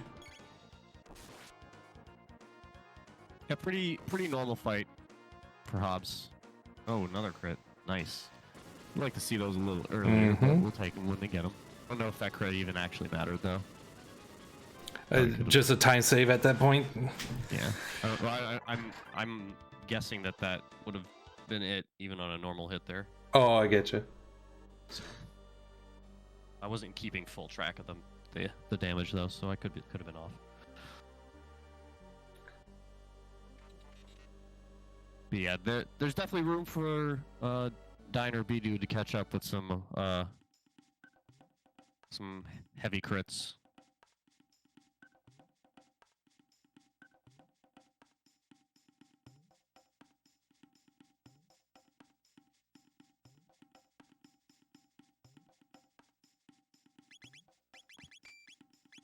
And yep, B-Dude's just about to start the fight while we got Corporate going through the Dungeon of No Encounters. Yeah, waiting at the start of the fight for a Nezbel attack and then using lightning with Chrono staggers the ATB nicely so that after 2 actions, Chrono's turn will be back up to use lightning again. Because if Chrono is not ready for the reapply the lightning debuff, you're wasting turns from Ayla and Robo attacking. Yeah, that's the one thing about the double Zerk strats is like your Chrono. Ooh, nice, another crit for 9. Your inputs with Chrono are like super important because if you just sit there durdling around while the ATB bars are filling up for the other characters when you could be getting in, more heals or whatever you need to be doing, it's just way worse. But this fight's never really in danger of you wiping. That's, for all intents and purposes, impossible. Yeah, once you have like the feel for it, executing it, it's pretty easy / clean on SNES. PC, it's a bit of a different bird, but we're not doing that today. In Good Fight from Dying.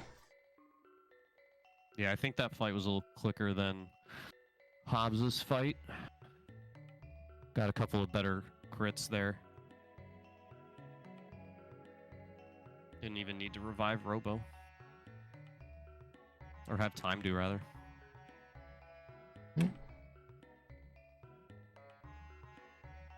Repairing the Mazamune, be going off to fight Magus. And now we're in the heavy mash section of the game where we're gonna get like a lot of story, a lot of talking. Definitely a good time to get yourself a snack. Get ready for the gauntlet onslaught of Magus Castle into Tyranno Lair. Yeah, I wish it was just like a cutscene so I could walk away from the game. Unfortunately, you just gotta mash. Yeah, I mean, you get the dream after the fight with Magus, but other than that, yeah, no place to go. Alright, and B-Dude's able to make it through, while Corporate's just coming up to the Nezbel fight.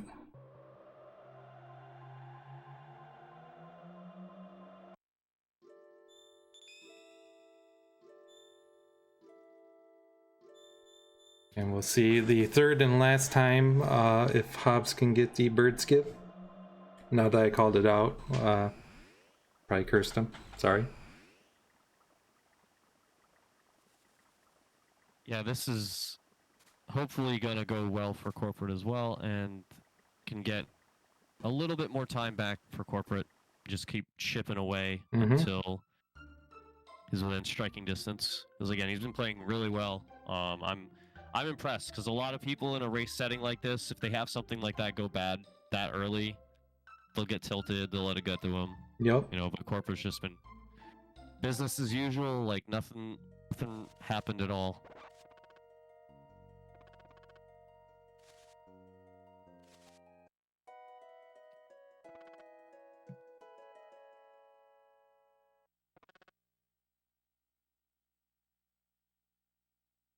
Yep, again, just waiting for the electricity discharge.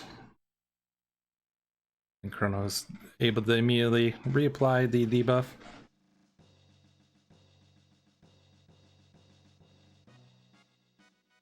Okay, right on cue. Critting.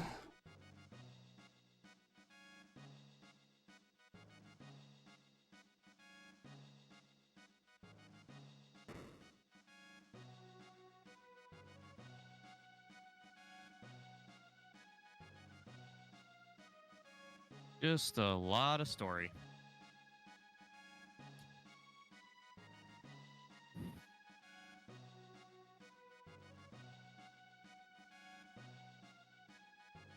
I will point out in this, so Glenn's got the green hair here. You're gonna see when these flashbacks, his hair goes brown. I don't know if it's the Cyrus sprite that they use. Like green hair there. I think it's this next one where it's like brown. Yeah. And they picked up some gal. It might not even be Glenn. It might just be two random people that are there. I never thought of that. Yeah, developers wouldn't mess up.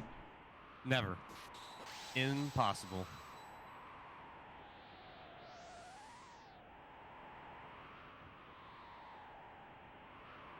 Yep, Corporate got through the Nezbel fight as well. Very clean.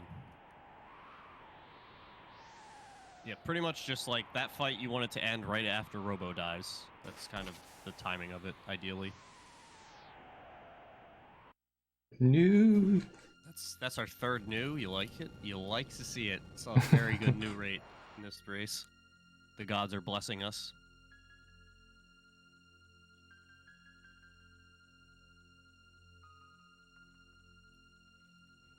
So yeah, one thing that you'll notice is that none of the runners are gonna get magic for Glenn or Frog.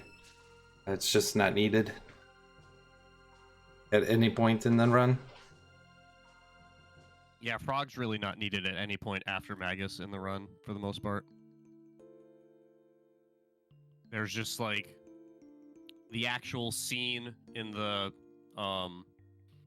hero's grave where you need him to advance the plot point, but other than that, he's just not. There's better things that we can be doing than using Frog pretty much at any point after Magus Castle. Yeah, him and Marl get the lowest screen time.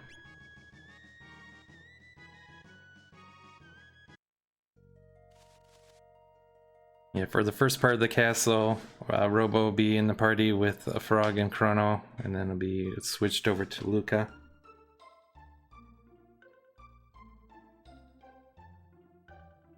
Well, if you like Marl and like using Marl more, you can always pick up the glitch run, as she's actually pretty crucial to the end game.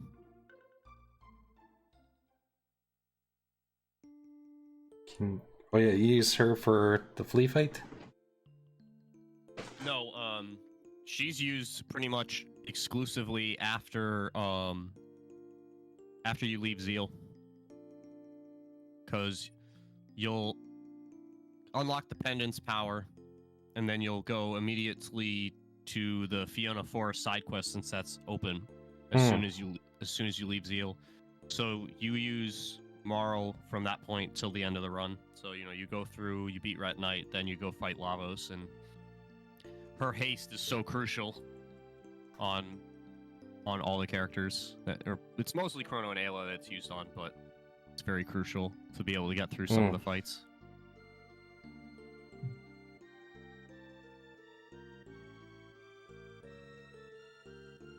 And sorry, yeah, that one cutscene, yeah, where Glenn is a wee lad with just the green hair, and then, sorry, but you know what, the developers never would mess up.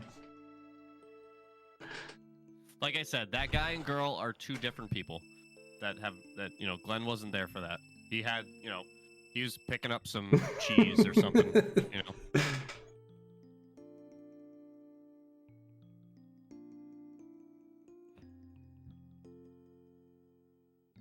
Yes, this is Chrono Trigger.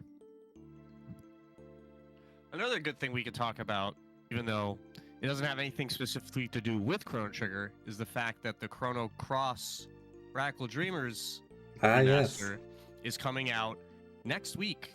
And if you love the Chrono series, I implore you to support this game. It's going to be out on everything, so Switch, whatever. Like, please support the franchise. Yes. Give us more content. If we ignore this, then there might not be a chance to get more Chrono Trigger content in the future. So, I don't normally like to say we need to simp for a company, but this is it's gonna be well made. So I think it's gonna be worth the purchase. So pick it up. Absolutely. Chrono series. New. We got so many news this run. This is insane. And yeah, support the Radical Dreamers. It's the true reason to pick up that game. Yeah, because I mean, if you haven't played Radical Dreamers before, you should absolutely pick that up, because it's fantastic. It's such a fun little text adventure game.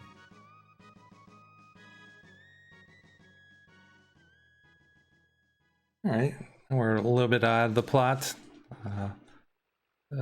Hop's just gonna be running away from this fight. The game nicely mentions the magic and gives you a hint about going to get it for Frog, but again, not for us. Like, Frog, maybe if your magic was worth getting, you would go get it, but unfortunately, no. Berserk strats go, and then it's like, you know what? You're not wrong.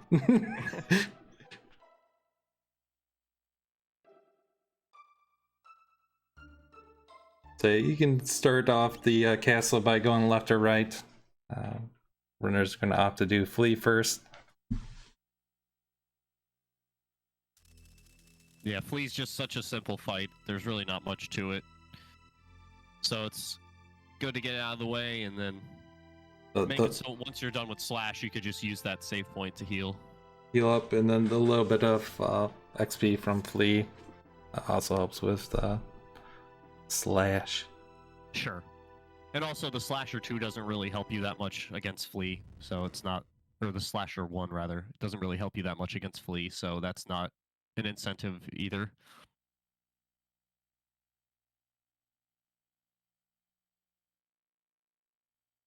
So quiet. Yeah, this is the part of the run where it's like it's tough because even though we have like these 3 runners that are all relatively close to each other, they're still all like we got 3 different parts of the story being played out with only 1 runner actually doing any gameplay. And even that's kind of just running through the castle because you can't really do anything wrong. You're just getting to both boss battle rooms and then coming back, grabbing the mid-ethers if you feel like it.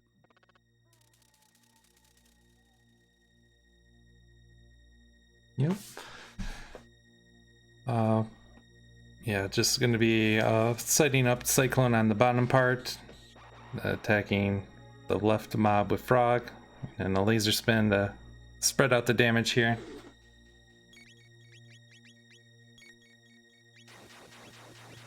I'm always curious on some of these strats. I wonder why you guys don't do rocket roll here. I think Jerry mentioned that during one of my runs, and then I tried it. Because we don't get the magic boost from having the unequipped glitch, it just doesn't do the damage to kill. Okay, because like casually I do it and that wipes the board, but I guess at this point we're so much further behind speedrun wise that it's just not strong enough. Okay, that makes sense. Yeah, I picked this during a run to try that out one day when someone suggested. Yeah. Here we're going to be picking up the barrier from the chest from these shadows, using slash to kill them all. Yeah, that's another one of those like super lined up slash. It's just like, oh yeah, 4 for 1, sure. Yeah. Yeah, quick, easy fight, and they stay clumped up nicely, as you were saying. Here you definitely don't want to run into Luca, the queen, or your mother, because it will trigger the fight. Taking the time to put the Berserker on Frog instead of the hero medal, being the damage from Frog. Yep, just want Frog to eat this MP drain as well, since he doesn't have magic, so he doesn't need MP. That's right. Flea, after half health, she'll start to use the stare. It's a move that she can use as part of her script and also counterattack. So runners are going to be paying close attention to that. You can be in a situation where if you queue everyone to attack, you'll end up with multiple counterattacks, and you'll just simply wipe. So ideally, I guess ideal number 1 is you kind of lock Flea out of her AI, and you just kind of go ham without her doing much at the start. Second ideal thing, if that doesn't happen, is she focuses on Robo to have him die off. It's alright during this fight, and that way you don't have to worry about the stare counterattack. It only happens when all 3 allies are alive. Frog going ham. Yeah, and this is kind of what I was talking about at the beginning of the game. This is exactly how you want it to go, but it's not going to happen like this every time. But like, yeah, that was like 4 crits in a row. That's absolutely absurdly good. Yeah, it seems like it's manipped intentionally, but it's just how the fight works. The way that I understood it was explained to me, is that Frog and Flea have basically the same speed, and that for whatever reason, the Berserk overrides Flea's turn because of the minor priority that Berserker has or gives to the character that's equipped to. So it just kind of skips Flea's turn because the turns happen at the same time, and then Frog gets the advantage because he has Berserker equipped. And then Flea's just kind of like, okay, my turn happened, but then nothing happens. And then it's just repeats. Rinse and repeat kind of thing. And yeah, they're on hub screen, the counterattack twice back to back. Yeah, that's the other half of it, is like, that's really, really unfortunate to have that happen. That's this fight. This fight kind of can do that to you. Where, you know, it starts out really good and you're like, nice, this is going to be a quick fight. And then it's like, yeah. Let's not be hasty. Let's not be hasty. Yeah, I normally have Chrono and Robo attacking until the counterattack. I've noticed that Hobbs hasn't been doing that, so I don't know if it's for marathon safety, which is valid, or if it's kind of a debate of Frog DPS versus attack time of others. I feel like you also kind of, a lot like the Zombor fight, you have to kind of base it on how the crits are going with Frog. You know, like, you just, a lot of these fights, you have one character where, like, you're kind of counting the crits, and the crits for that character specifically will determine how you do the, like, second half-ish of a fight. I would say that's fair, yep. It's kind of the, like, best way to go about a lot of the fights this run. From a, like, very skeletal standpoint. Obviously, there's going to be a lot of variance based on what's happening, but a lot of the time, if you just go off those thoughts, you'll make it through most of the time without the extreme RNG sadness that does sometimes occur. Yeah, and on Dying Scream, you can see that you didn't get the AI locked on Flea. You can see that her normal attacks can cause status ailments to your characters. Yeah, this is the first fight where there's, like, a lot of status ailments that are, I won't say introduced, but one of the first times that you really come across it and have to deal with it. Yeah, in the speedrun, I don't think that there's any status ailments that can be really gotten up this point, to your point. And thankfully, it doesn't happen too much throughout the entire run. Yeah, due to the nature of the game just being a more beginner-friendly RPG, they didn't really make status effects as nasty as they traditionally are in these era of RPGs. Well, Slash here has two different phases. Phase 1, you pretty much just hold X and win. Even if a character dies, you can just revive in Phase 2. You don't get XP after Phase 1. Really bad luck for dying. Yeah, dying's getting the bad end of the RNG for this fight. Definitely giving B-Dude a chance to make some distance between them.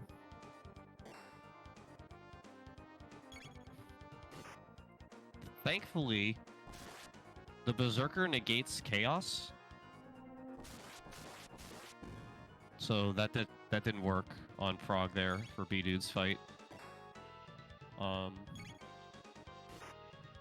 least I believe it negates it, because I've never seen that successfully give Frog chaos. I think you're right, yeah. I'm not sure exactly why that interaction occurs, but for whatever reason, I don't think I've ever seen Frog get chaos on that fight. Ooh, that was a nice crit. That definitely saved a turn.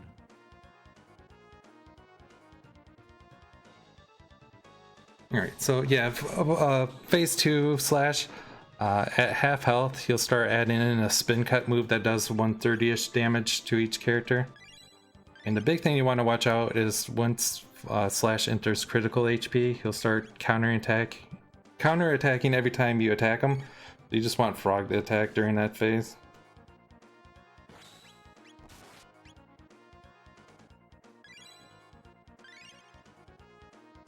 Pretty much you just want to keep your characters at 150 HP or more. Yeah, you can get dangerous if you want, but yeah, that's definitely a good, solid, like, floor to keep everybody at. You know, his positioning can kind of affect how you want to deal with it in the mid part of the fight, where you know, like there's some spots where that slash won't land. Yep. So you can be kind of a little more reckless with that, you know. Usually Chrono you always want to have as high health as possible since he's always going to get hit for the most part. Like, Slash is rarely going to only go for the corners. He likes that double. More so than the single. And we start seeing the spin cut move here. There it is. Yeah, Frog taking slightly less damage on that due to the Berserk.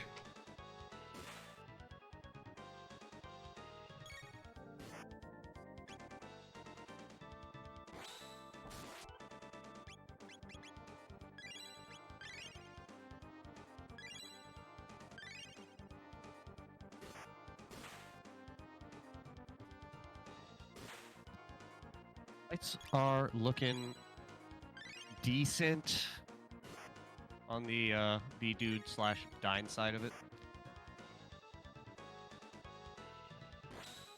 Not getting a lot of crits though. You'd like to see Frog get some pretty heavy crits. Speed through this first phase.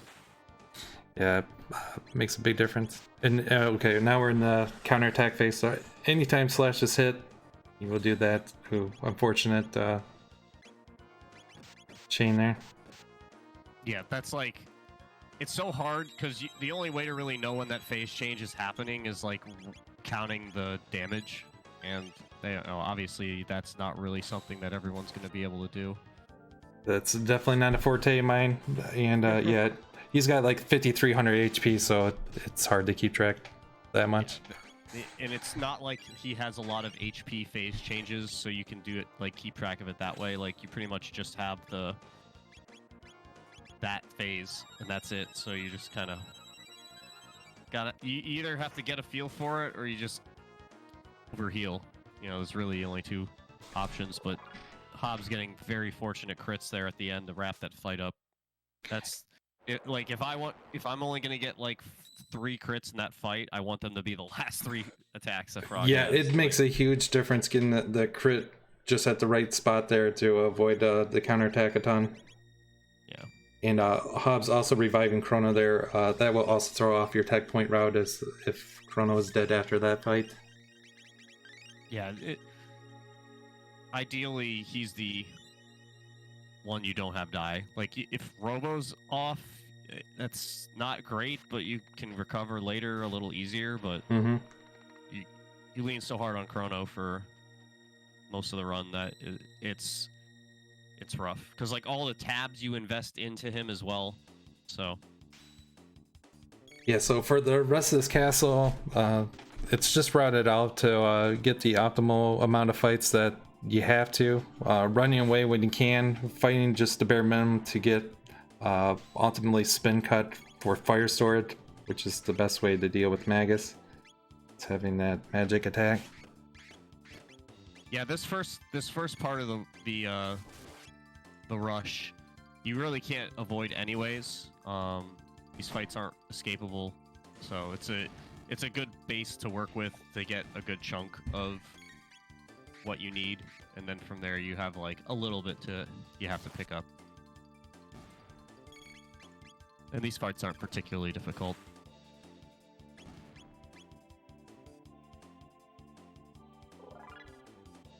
Meanwhile, we've got Corporate just about to start the fight with Slash, phase 1. And Dine and B-Dude are both getting close to wrapping up their fights, although B-Dude unfortunately just had Frog drop there. You never like to see Frog dropping at all, since he's your main source of damage. But it looked like the same kind of thing happened there, where you got the unfortunate timing on the counter.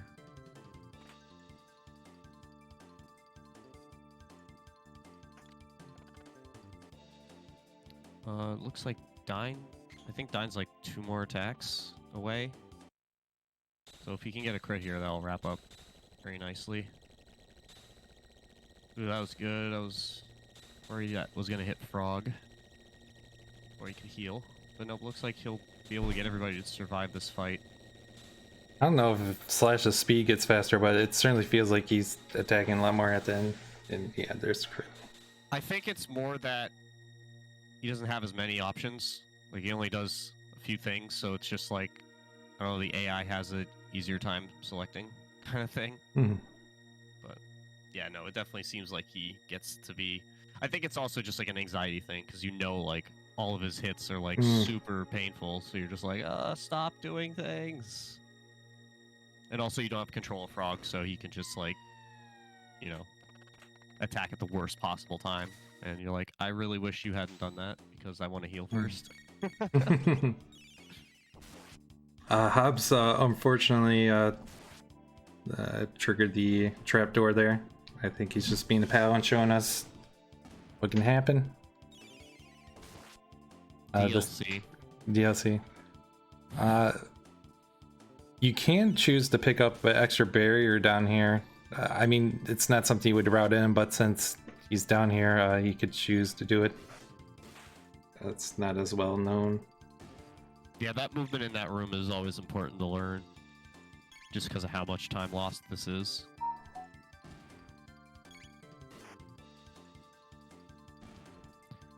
That's right. Gives our other runners a little bit of a chance here. Make some time up. Makes it more interesting, of course. Oh, you picked the right one. Oh wow, Corporate getting back-to-back crits, and they're not Frog for either one.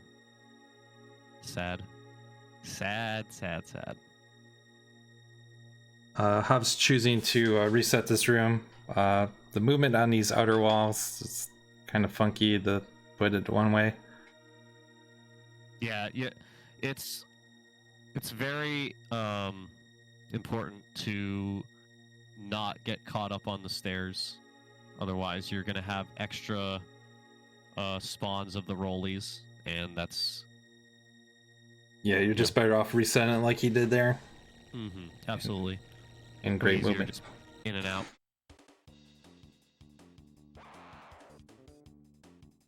Yeah, Corporate is just getting all the crits with not Frog right now.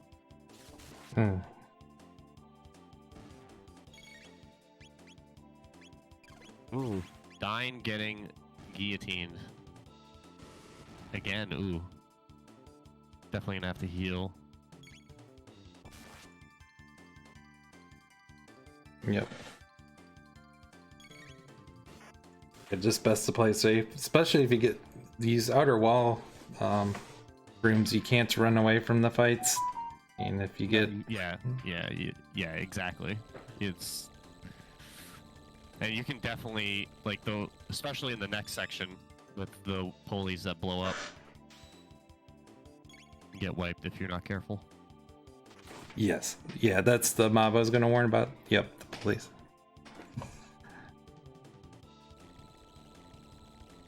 Dine making it through the trap room, easy peasy. We'll see how B-Dude fares. Ooh. Nice. Very, very clean there from B-Dude. I like that.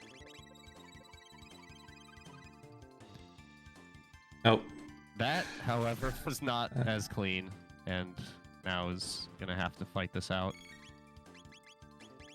Oh, yep, and gets the juggler counter. Thankfully, the pulley was off screen, so he's only got these two to beat. But the juggler's a somewhat annoying fight. Yeah, the jugglers have a gimmick where they are in either defense or physical defense mode or magical defense mode. So on Hobbs' screen, to start off with this 4 juggler encounter, use a Hypno Wave with Luca, which triggers magic defense on all 4, and then just finish them off with the physical attack, the X strike.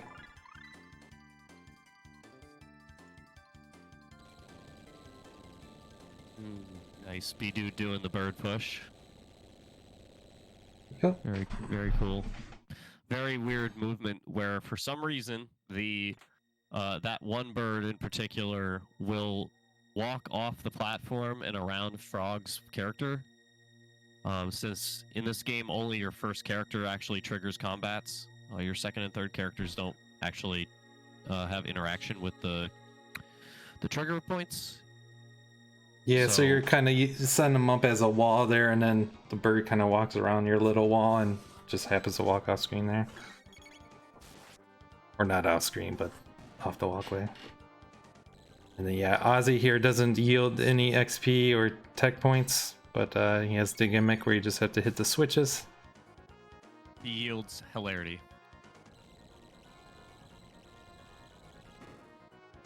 So yeah, after Ozzy here,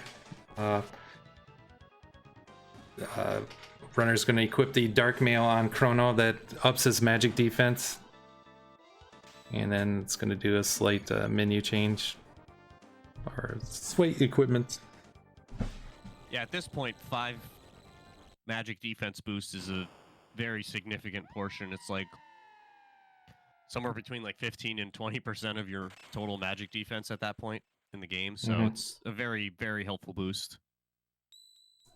Yeah, so between that and the barrier, which reduces magic damage by 33%, Chrono's going to be quite tanky for the Magus elements.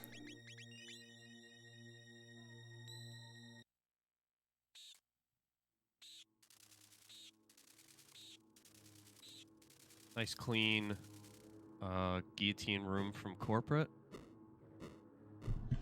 who is definitely seeming to be catching up little by little. Yeah. We'll see at this Magus split exactly how much closer, but it definitely seems like Corporate's made up some time.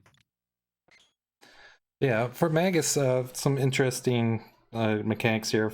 For his first phase, it's 1/3 of his HP, up to 2,222 HP.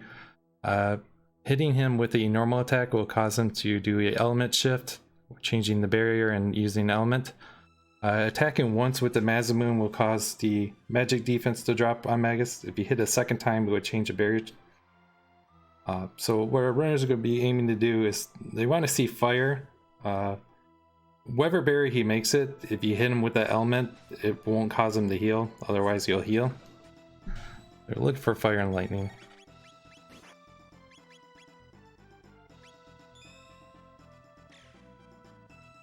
Going for the quick element shift with the attack with Luca.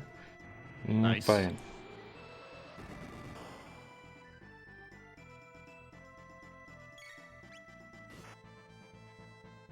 Yeah, the timing on your inputs here are very important as frogs, attacks. You want to time out correctly so that you can take advantage of the magic defense drops and not just have to like sit there in the ATB menu waiting for Frog to get his attack off first before. Because it's such a significant defensive drop for Magus that you really need it to get through this first phase fast enough. Getting the second fire. And then I guess the other part of Magus script is, aside from those barrier changes, he'll switch back and forth between the AoE damage that does 50-ish to everyone and a single target physical attack.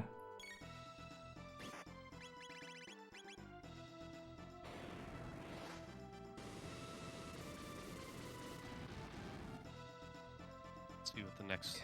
Oh. Alright, well, Shadow is not as bad as Water since Shadow only targets one character. But yep. Still not ideal. Yeah, so you can either wait for Frog to hit twice with the Mazamune to change the barrier or attack, oh nice. Yeah, as long as Chrono and Luca healed up there, you're probably wanting to just attack with Luca and advance it quicker. Yeah, because it just ends up better that way. Otherwise, you're just going to be healing and reviving up, spending a bunch of time. Yeah, and then you don't he's got the HP drop attack also, so the longer you're not just healing even Steven against what his magic attacks are doing, you're also just getting drained the longer you mess around, so you just want to be as quick as possible in this first phase with your menuing and your decision making. So yeah, the next barrier, whether it may be lightning or fire, should be able to push Magus into his second phase. Ideally, you want to go in the second phase with fire, because you can do some big damage. But yeah, lightning.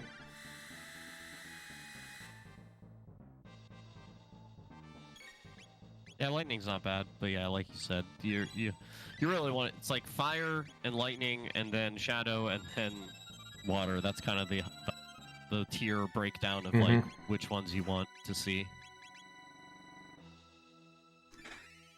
So one thing, getting backfire, nice.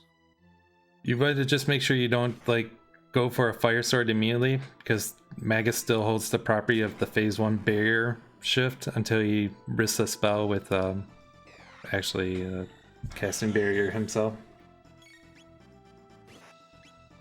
Chat's asking about active. Active is considerably faster than wait, because the enemy is always doing things versus wait, where you can just like pause and do certain ATB pausing strats that would allow you to maybe prevent things from happening, but certainly be much slower. So yeah, big difference between I guess runs is having barrier up during the second phase. Having barrier up reduces the damage of dark matter significantly by 100 damage for Chrono. So you only have to use 1 mid tonic to top him back up, opposed to using 2. Yeah, those mid tonics now aren't as amazing as they were an hour ago when we were full healed. So, and we don't have access to those. There's no better tonic we have access to at this point in the run. You don't get full tonics for a bit, and that's pretty much the next upgrade. And healing items. Yeah, Hobbs opted to heal Chrono there, which I think is the right move. He might not have enough damage to make it out before dark matter again, unless Frog gets some crits. Yeah, this is another one of those counting the crits kind of sections of the run, where you might play a little more conservative if Frog's not hitting with the crits like you need him to. Very good fight for Hobbs. Yeah, not too many hiccups there for Hobbs, so definitely some opportunity for the other guys to catch up, but not like huge chunks. And a 217 is a pretty solid Magus time. Absolutely.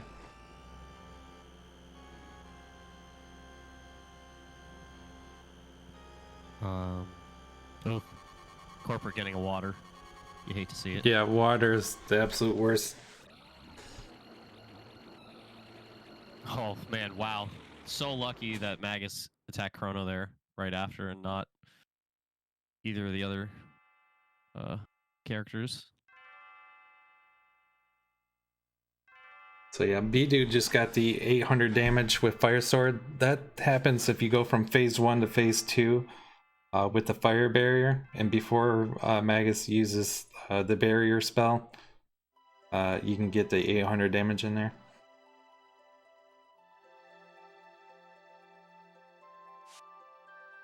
Yeah, it's something that's like you don't really depend on because it's really hard to line that up perfectly. Yep. But when you do get it, that's like a huge advantage. Makes the second phase like so much quicker. If you can get a couple of quick crits with the Frog, then you can just blow through the fight really smoothly.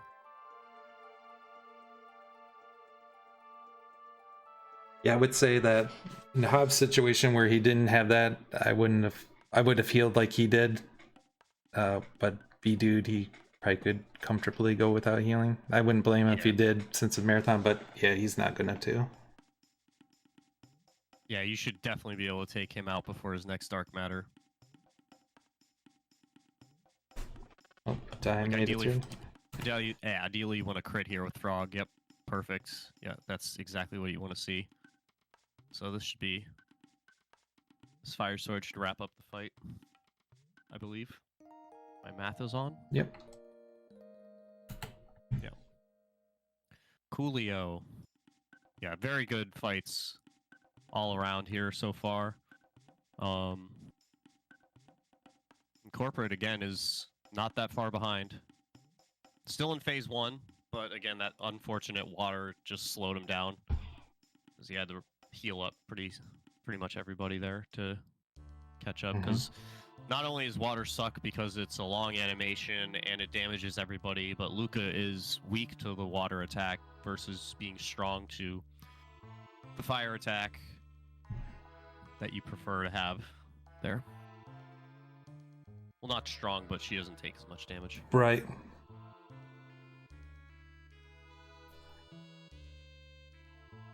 But nice getting a fire. I think this is actually a phase change too, so might be able to pull off the same 800. Catch up a little there as well.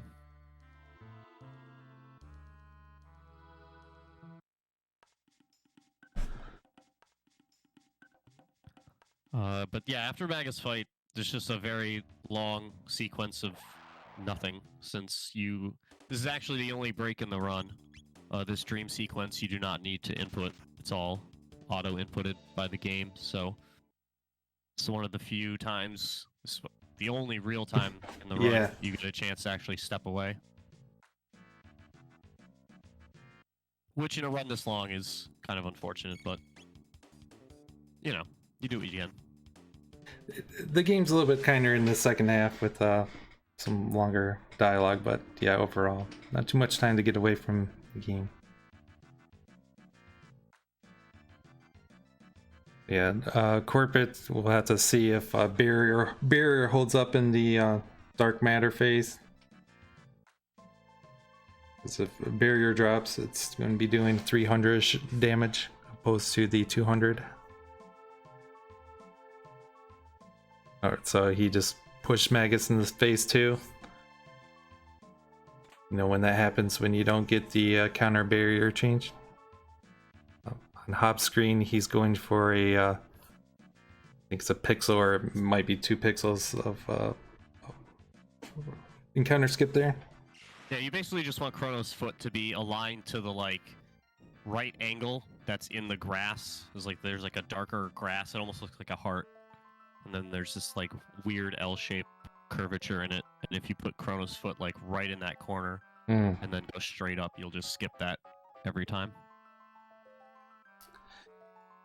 Yeah, Corporate, the barrier drops, so he's gonna have to heal twice. And he's gonna opt to revive, which is the right move. That way Frog can do some chip damage while you're getting Luca revived and then healing Chrono up.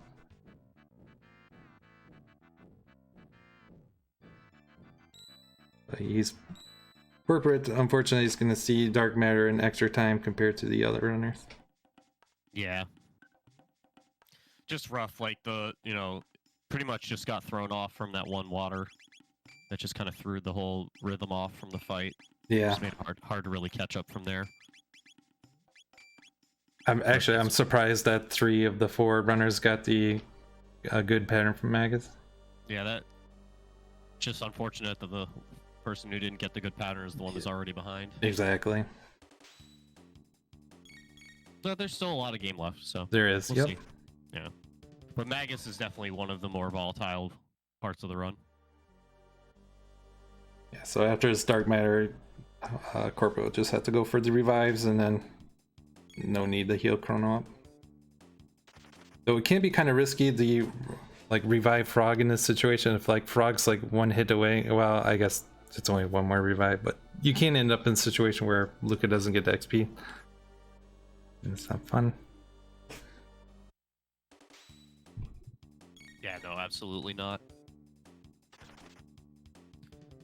So the beginning of Terreno Lair is just kind of a lot of escaping and just running away kind of strats until we get to the actual outside part of the castle, and then we actually have to do some movement and other kind of skips. Yeah, there's one of the best spots for grinding, especially this early in the game coming up. Our runners will be grinding up for Cat Attack and some extra levels. Yeah, Cat Attack is absolutely crucial, as it allows you to have Volt Bite, which is a bonkers overpowered dual tech that is completely broken, and I love it.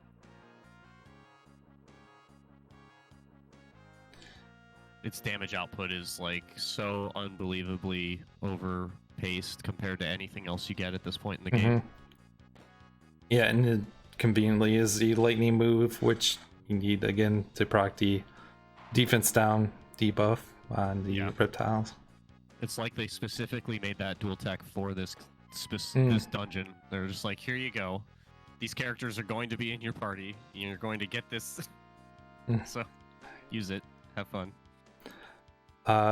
Lots of cool skips here. The one room back there, fall in the castle there.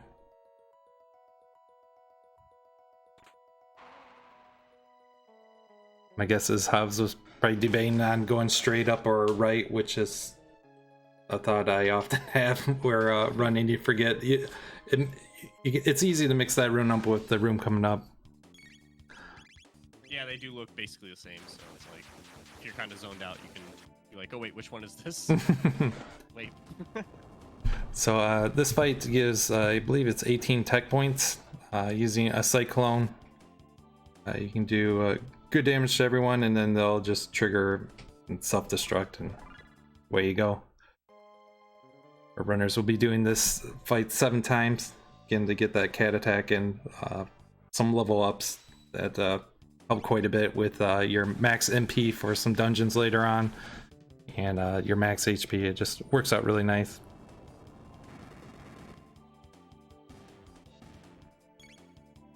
Didn't catch it on dying screen, but yeah, he accidentally triggered one of the fights in the room there. Yeah, I think he was a little too high running up. Because you pretty much just want to be diagonal movement that in that room. Mm-hmm. But I think you just dragged the character up a little too high. That's right. He just wanted to show us that. Yeah, unfortunately you can't run from this either, so.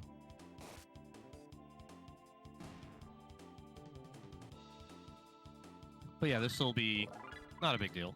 If anything, it'll just make it so the grind's a little less going forward. Yeah, you can just go off of Ayla, learning cat attack, and adjust accordingly. Yep, exactly. Yeah, because it's not a huge difference either way. You'll be, I think this is going to be a little more than what you get from the volcano fight normally. Oh, I'm trying to remember all the math, but it's not coming to me, so we'll learn in a second here. Hey, yeah, we'll learn as a family. It's like I was like, where is this crit? Yeah, 15. So it's literally one less. So yeah, that'll probably just play out as one less encounter for the grind. Yeah. Oh, I guess that's another thing that we haven't talked about. It is what it is, intended or not. Whenever you learn a tech in this game, however many tech points you gain from that fight gets applied to your next tech. So if you kill an enemy with like 100 tech points and you learn a tech, you're getting 100 off your next one. Or if you get 18 tech points for that fight, you're getting 18 off the next one. And yeah, that's where, not quite sure where it falls for this grind. I just know that Ayla goes from knowing Kiss to level 1 tech to Volt Bite, or I should say Cat Attack, or level 3. Should work out. And then a corporate image showing us once again that skip at the end of the Dactyl Nest there, as everyone else enters this grind phase. So yeah, 7 fights here, and then later on Death Peak, there's a spot where we grind up 4 fights, and other than that, there's really no grinding to speak of in this speedrun. Thankfully. Which is kind of amazing, considering how this is like a 6-ish hour run, and yes, normally a speedrun this long would probably be like much more grinding. Yeah, that just goes to show how good the game is. Absolutely. So kind of a scripted battle plan here for Nezbel. Using 6 Volt Bites and a Fire Sword can end the fight, so you'll see that this first Volt Bite does 800 damage, and then the second one's going to do 10k, or not 10k, 1000 and then 1200. 10k, I think you're probably running a glitch category, since that's not possible. 10k mod incoming. So yeah, that's not that's just the way the damage values work up at these levels. Yeah, it's pretty fun to just sit there and spam Volt Blight till it does like 1400, and then the inevitable laser return. But it's just like hilarious. You're sitting there doing this crazy amount of damage. So you are kind of hoping for a certain outcome. If you want like the faster fight, you hope the damage. Nezbel's doing certain attacks during these electric discharges. You hope he spreads it out to Ayla and Luca. Let's see what happens here.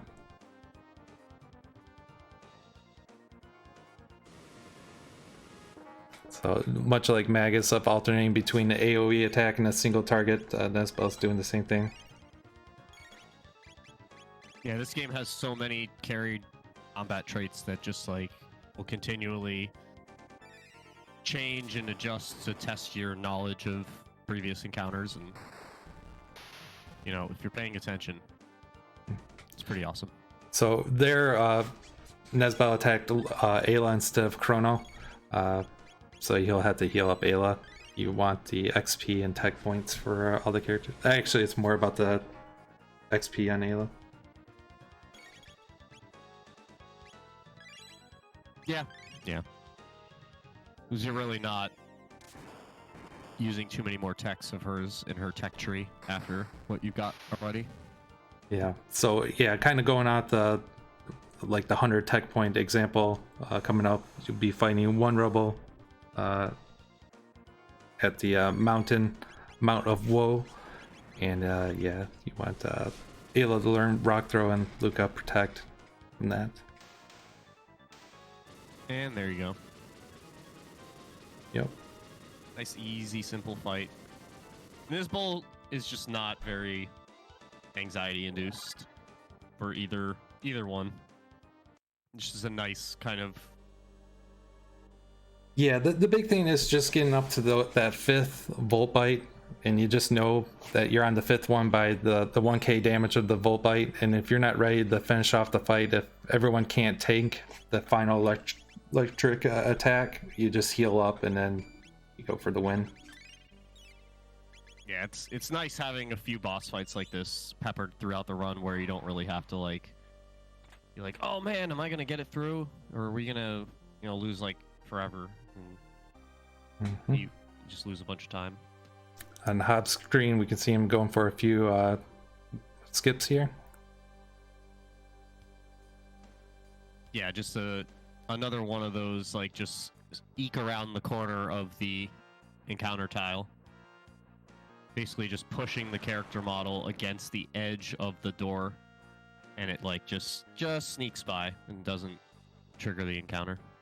Yeah, that one's a big one there, because you get stuck in 2 fights you can't run away from.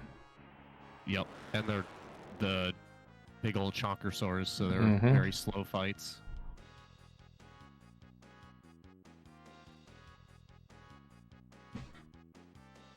I think almost done. I think this is the second to last fight, maybe even the last fight. So, getting closer. Yeah, Black Tyranno, this ends up Yeah, there we go. a nice scripted strat, using Luca to put to sleep Azala there. And then once Azala's defeated, or I guess actually it's just the Black Tyranno script to begin the countdown after doing a certain amount of attacks. Yeah, that's basically how it works.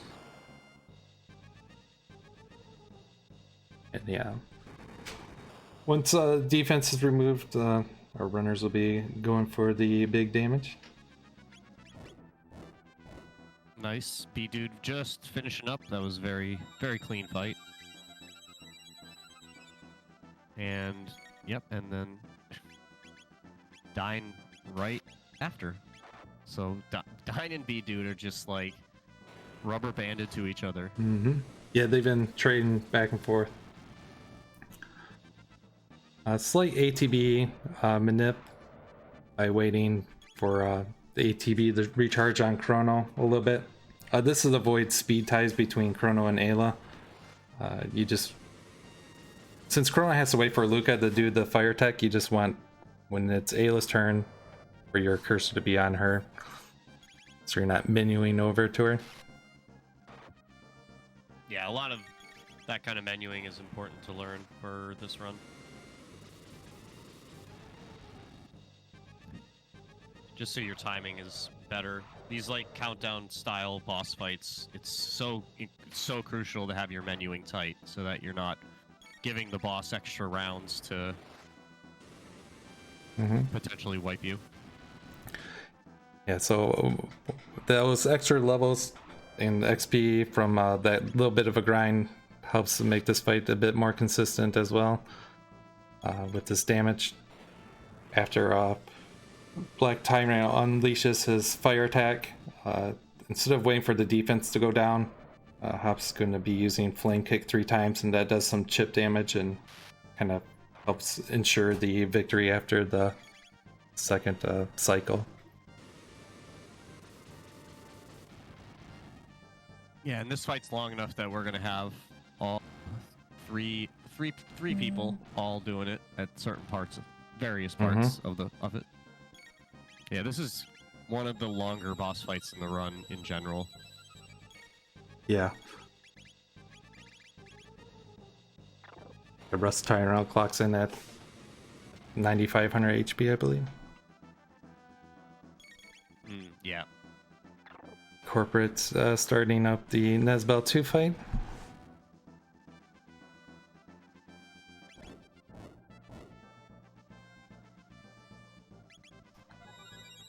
Oh. That was Exacxes. You hate to see it. On Luca there. But right before the phase change, so it's not that big of a deal.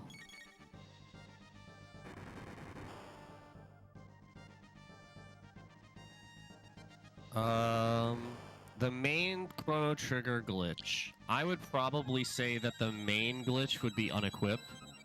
Since without unequip, you really can't do, like, the majority of the boss fights in the game. You're just not going to be strong enough. But the other, like...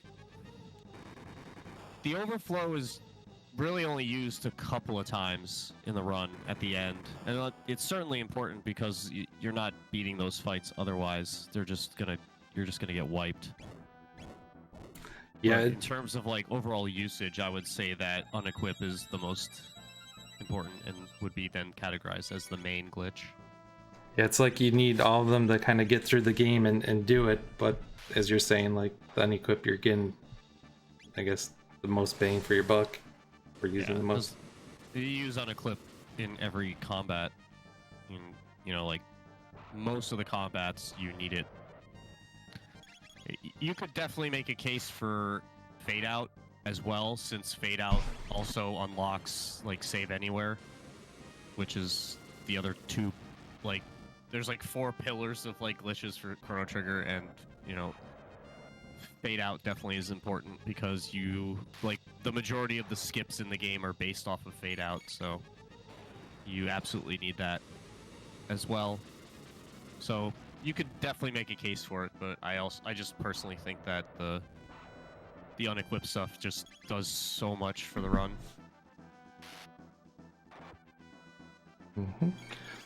Yeah, corporate getting through Nezbel 2 there. And yeah, there's Black Tyrant. And again, that extra grinding giving Chrono enough MP to get through this fight. Because there's slight optimization coming up where using the low HP from here, our runners are going to be intentionally losing to the Golem boss. Yeah. Golem Boss is a jerk. Confirmed. Yeah, thankfully you don't have to defeat him.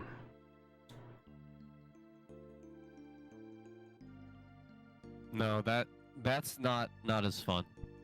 That's a big time loss. We don't do that. Time loss not allowed. And it's also a time loss in the sense that using slash or a lightning attack, you'll counterattack with lightning and kill off everyone. But its normal attack's just to dwindle your HP by half, so it can just take a long time with that. So it's just nice to set up for a quick death.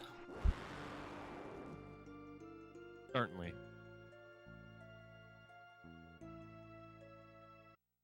And we got corporate just starting out in Black Tyranno, so Hobbs leaves and corporate walks right in. Almost had all four in the chair. Yeah, like that's like you said. It's just a long fight, and that's why the grind is so necessary, because you're just so underleveled at this point in the game that it's just unreasonable to get past this point unless you're doing glitches or, you know, just dedicating the grind.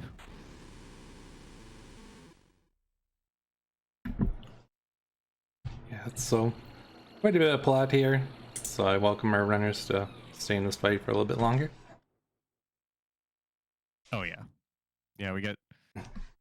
Now that we've gone through 2 dungeons back to back, we gotta have some story again.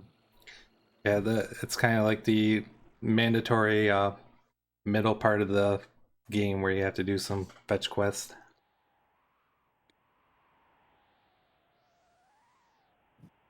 Yep. Well, this is like where the glitchless route starts to deviate completely from the glitched route, because up until this point, you know, you're doing the same stuff, you're just doing it differently. But from this point forward, it's going to start to get completely different and silly, and I love it.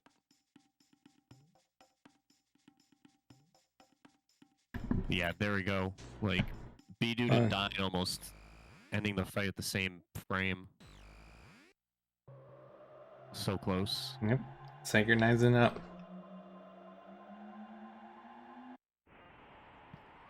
Meanwhile, Hobbs is just entering Antiquity. And we got corporate bearing down on the first barbecue.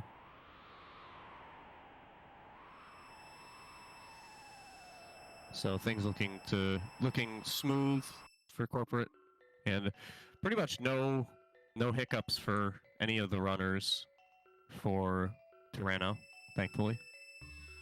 Yeah, the only thing that can kind of troll you, and it's not a big deal, is if Aziel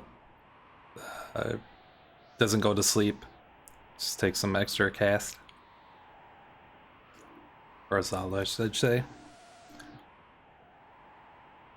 One little detour is going to be made. Hobbs about to do it. Is to grab a speed tab. And that speed stat also crucial.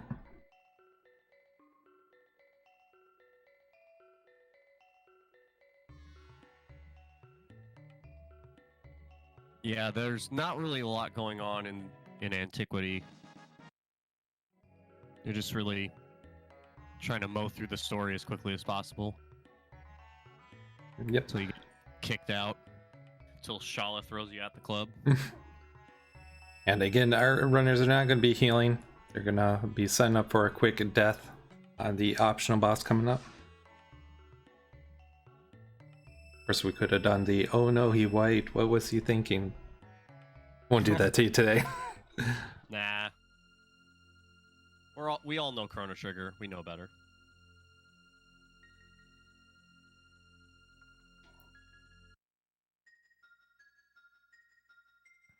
Meanwhile, corporate is still smooth sailing. Nothing really too big. One of the reasons why you don't really want to heal a lot is because you don't want the Tyranno to be chopping down and getting a full heal off of the consumption of the character. So it's one of the reasons why nothing really is done during this section of the fight.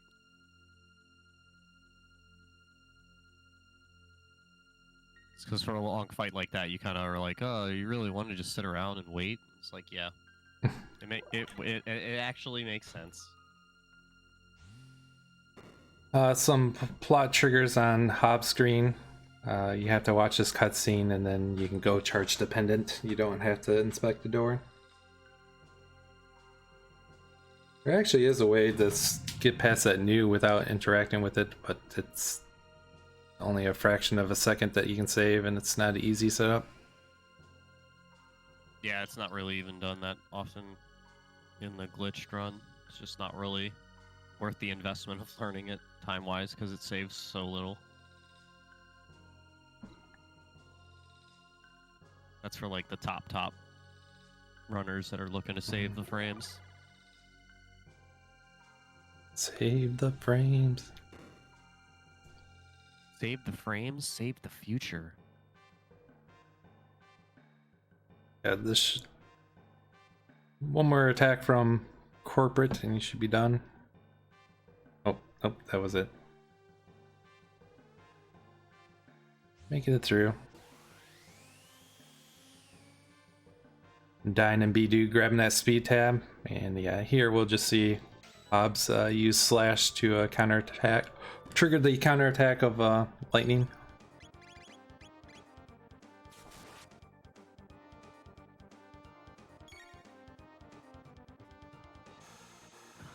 Oh no, what happened? He wasn't Wow. supposed to do that.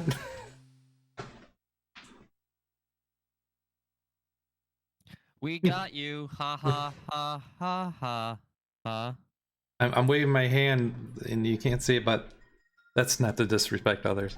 I made the same comment before.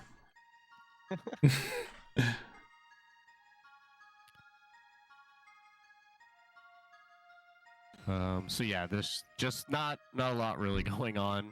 Again, like the game has a lot of this in the speedrun where you have like these heavy interaction sections, and then you'll just have a nice chunk of time where you can just mindlessly mash and your movement isn't super important. Yep, and there's that guy that kind of looks like Magus with his blue hair sticking out. It's probably not Magus though. You're right. That would not make any sense at all. It's not like he just changed 2 letters in his name. He did. I mean, all he did is change the J to an M and the N to a G. Oh. Not very inventive, but he's like 10, so I'm not really going to rip him too hard for that. Yeah, so one detour is going to be made here, and that's to get the Swallow. It's a very powerful weapon and increases your speed. For all intents and purposes, it's going to be Chrono's final weapon in the speedrun. It's about I forget it's a 2-minute or 3-minute detour, but it just pays for itself with dividends.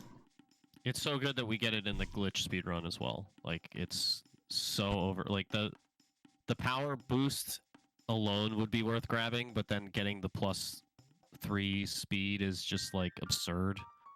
That's, you know, your speed max is at 16. So to give, like, that much of a boost is crazy.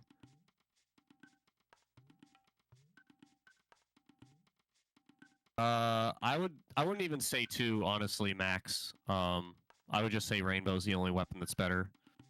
Everything else that's like stronger than it, it's like this. It misses out on the speed boost, and it's just not worth. The trade-off isn't worth it at all. Yeah, I would say that was my casual experience. Was I would only replace a Rainbow, it's because the speed, as you're saying. Because like you could say Kali Blade is better, but like its crit rate is lower than his other swords. So like yes, it gets a 4 times damage on a crit, but it's doing less crits. So it's kind of like the sword balanced itself out by not being as crit heavy as other swords in that tier of his arsenal.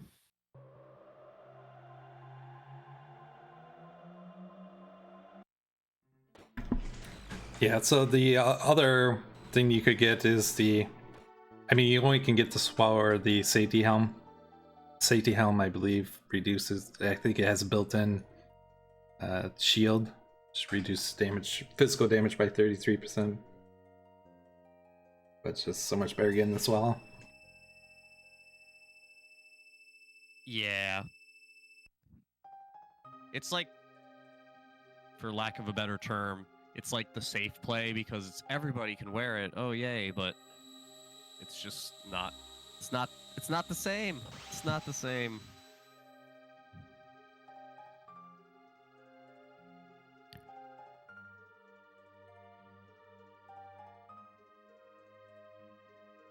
And we get Dine and B-Dude getting thrown out,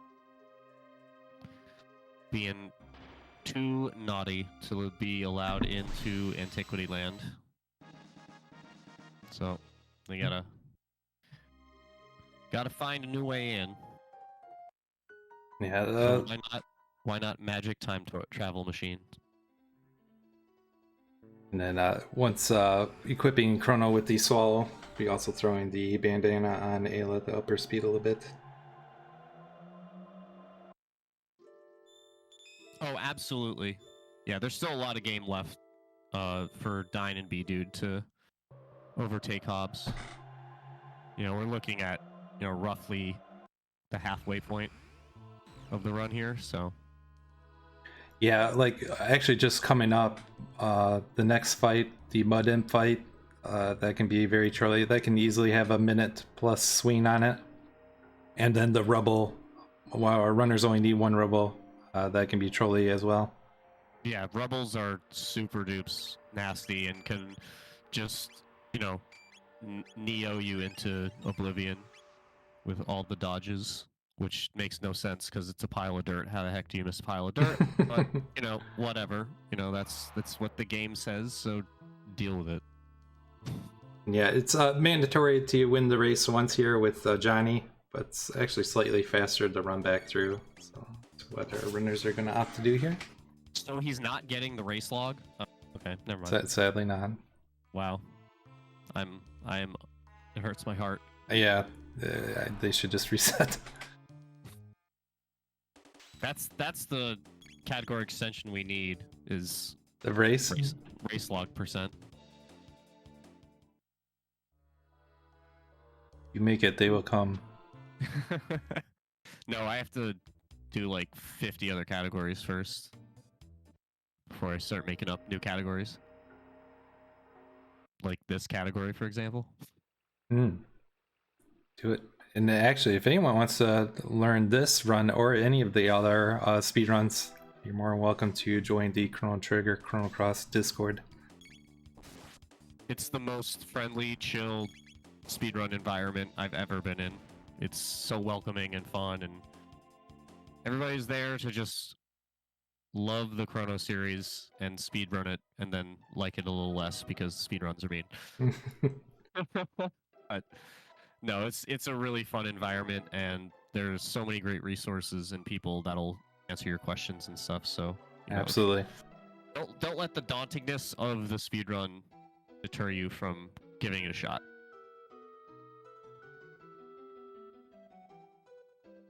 I like to play here because casually I didn't go through this dungeon and I thought it was like at the current level of the game.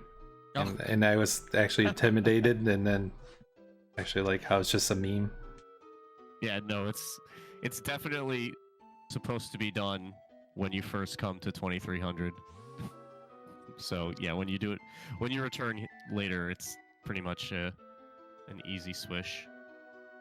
There's also some encounter skips going on here. When Hobbs was going down on the screen, he was holding diagonally down right, and that avoids the trigger there, or the text box. I forget if it's one or both.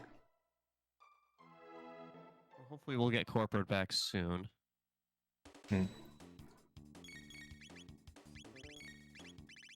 One flame kick will do Quacky.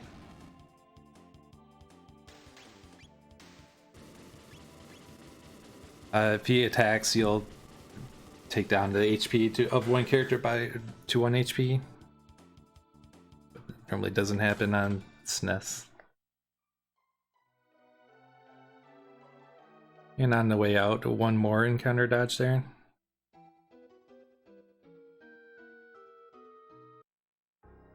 Again, Dyne and B dudes making their way through the ruins. Again, slightly faster to run through here than the race Johnny again. Oh, thank you. I'll refresh.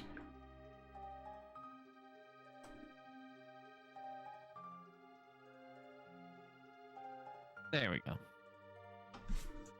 Thank you, chat. Aye. Okay. But yeah, so now we've got some more story to pump through with the secret messages left for us by Balthazar. Yeah. So Hobbs will be back to combat soon. Just need to zap to back to the Antiquity era real quick. Back to the future, Marty.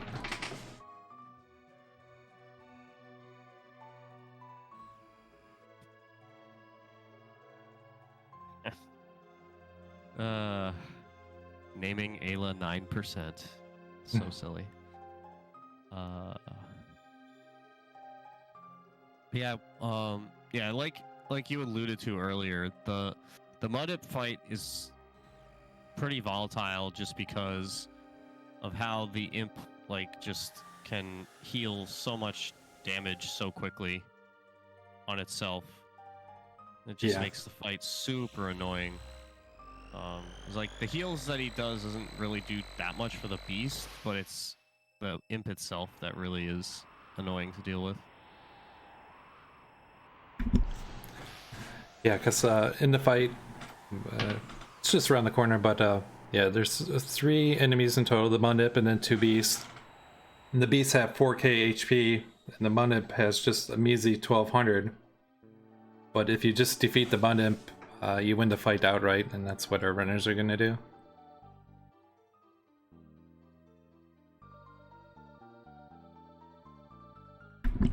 The kid's always a troll. I hear picking up a power tab. And before that boss fight, does 2 fights, two beast fights. Fire sword and a roll kick will finish them off. Yeah, these beasts are significantly less annoying than the ones in the boss fight.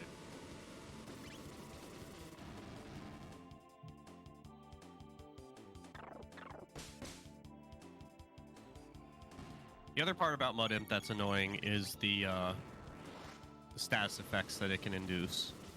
If you're if you fall behind on just the damage that you're doing, you can easily just have people falling asleep or getting it's not called darkness, blindness or whatever. Yeah, so you can want to be careful. Yeah, there's just several different things that can go on, and yeah. But ideally, we won't see any of that nonsense. Yeah, totally.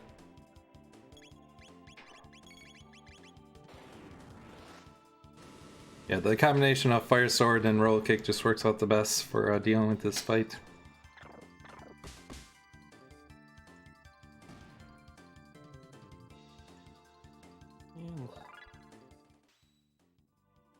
So yeah. Yeah, so it looks like Dyne's maybe gotten a little bit further ahead than he was at the last time we checked in. But it's still pretty close. Maybe 60 seconds or something like that. Mm-hmm. Yeah, you can actually put the beast to sleep. Really, we're just looking to get the right one to sleep, and that will avoid the triple counterattack. Usually, the right one won't wake up again. So you're just dealing with the Bunip and the beast, or the red beast attacking.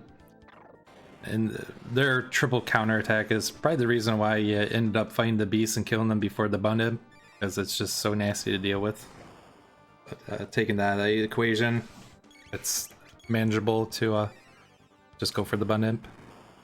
Yeah, it's really weird because like Luca's Hypno Wave doesn't work on a lot of stuff early on, so you really don't think to use it very often against the bosses. You're like, man, this stuff doesn't work on like the normal random enemies, so this probably doesn't work at all. Yes, that's the exact thing I went through. And Pretty much any game. And then you just use it, and it's like, oh look, everything's not immune to it. What the heck? Because like, you know, Final Fantasy games normally it's like complete opposite, where like all the grunts are weak to all the status effects, and then the bosses are like, I'm immune to everything you do. What are you gonna do about it, huh? Yeah, sorry.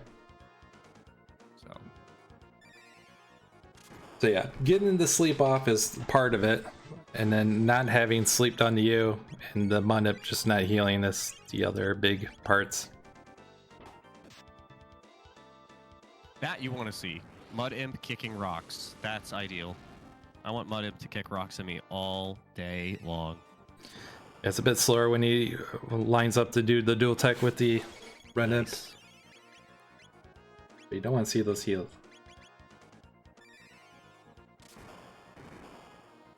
Yeah, I don't know what the number of heals is like on average that you normally would see, but I would imagine anything more than like 2 heals and you're probably like not happy with that fight. Yeah, and again with the weapon has really high physical defense. The only reason why you're seeing the flame kick is again it's considered like a magic based tech. It's pretty much the flame part that's doing the big damage in that tech, and Chrono only having like lightning really to do magic damage.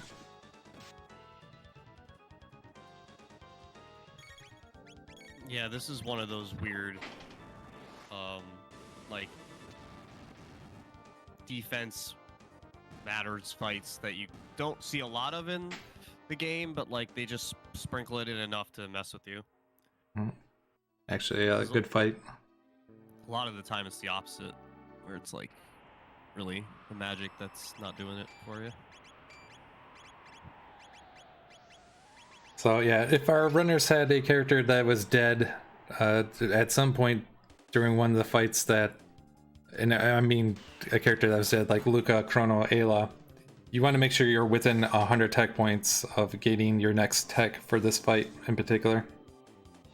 So again, learning a tech in this game, however many tech points you got for that fight, gets applied towards the next tech. So for Luca and Ayla here, it's essentially getting 200 tech points for this fight. Oh, Luca hitting there is so sad. Oh, there you go. Actually, decently, that was a quick fight. Yeah, that was really not that bad at all. Yeah, Rebel's evasion is ridiculous. Yeah, you as long as you get the first one, that's all that really matters. But that wasn't even that bad of a fight. But yeah, that's one of the main reasons why you get 2 Berserkers is so that you can just deal with that much simpler by just equipping Berserkers and letting them do the work. Again, yeah, getting that attack, the first frame available to do attack and extra damage. Some long game plays there with the minis, equipping some accessories on characters like Frog and Robo, who you think that we're done with, but not quite yet. I'm gonna see some encounter dodges here by Hobbs as he makes his way through. And yeah, it looks like Dyne unfortunately has Ayla asleep, so you had to use a heal item on her.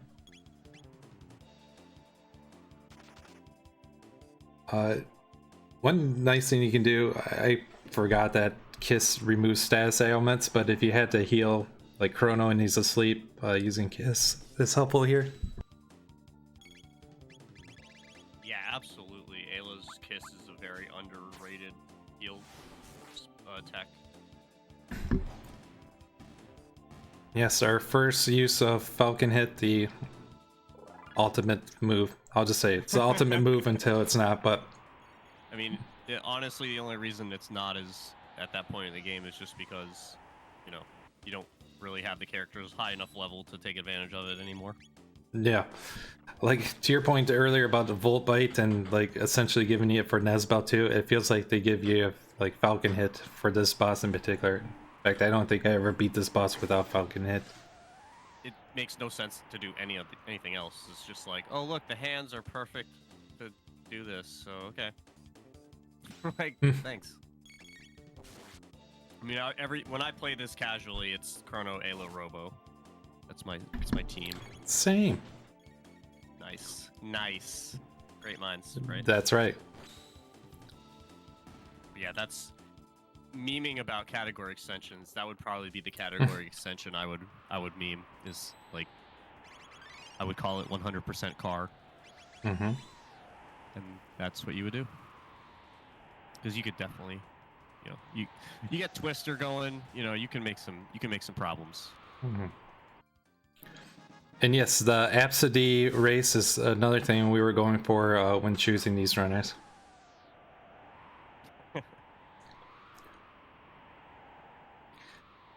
Yeah, I guess I haven't mentioned the world record. Yeah, the world record is by the one and only Puexel with 525, but all four of our runners here have actually, Hobbs got the sub 530 recently, and everyone else in the low 530s. So yeah, Giga Gaia, this piggies back to the XP that we got back in Tyranno Lair. Your MP works out perfectly with Ayla and Chrono to do, is it 9 Falcon hits? Or you just have enough for the, you want to do it twice on the hands to finish them off, and then 9 times to the face. Yeah, it's pretty much the easiest fight ever. Actually, 12 Falcon hits altogether. Yeah, I wasn't sure. I have 10 in my head, but I wasn't sure if that's glitched only. 'Cause I know the damage values are going to be slightly different at this point. Mm-hmm. But I don't think it's enough of a difference to matter. Yeah, you're doing. We're doing 1100 damage, and then the face has 9500. You gotta love the Pog.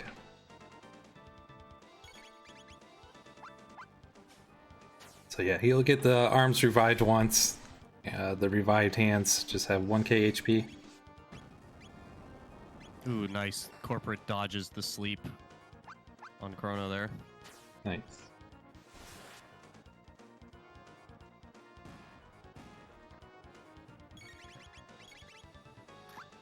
And Dine and V-Dude continue to be basically synced. They're best friends.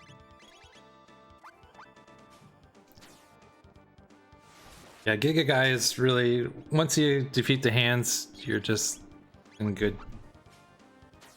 You're in good condition. Yeah, because the hands when the hands revive, they revive at 50% of their total health. So it only takes 1 to take them out instead of 2. So it's really just after you survive the first 2 attacks of the hands, from there it's just like, can you spam Falcon hit? Okay. Because that's what you're doing. And you win. Yep, exactly. Yeah, it definitely, if you don't use Falcon hit, this is a much harder fight, for sure. But, you know, why would you not do that? Silly. Runner's also grabbing the magic tab before heading on out of the Mount of Woe. Yep.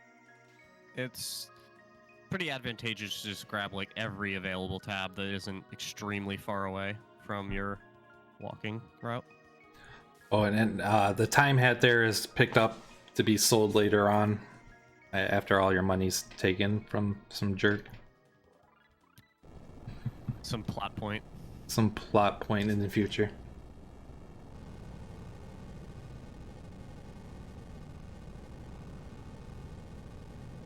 Oh, jeez. Yeah, no, but corporate making their way up the mountain. Yeah, I think everyone got the rubble in 1 kill. Yep. That's pretty rare, to be honest. I was expecting somebody to get me. I thought, yeah. Thinking the I same know thing. I always get memed by that stupid rubble. And that's the exact strat I use.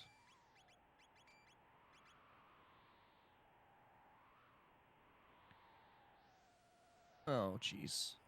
Yeah, well, now we got a little more story mash to get through for Hobbs before we do the next dungeon, which is pretty much the same thing as the boss fight, where it's just a lot of Falcon hit. Yep.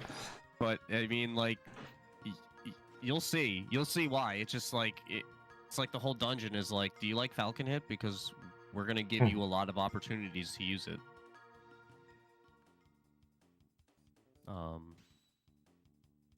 In terms of the next point where the other runners can catch up to Hobbs, there's not much immediately. Ocean Palace is pretty straightforward. The Golem Twins at the end can be very trolly. Yeah, I was gonna say that's probably the next main thing. There's not really anything in the dungeon that's really that bad. Yeah, that would be that'd be next, which is a little bit a ways away from now.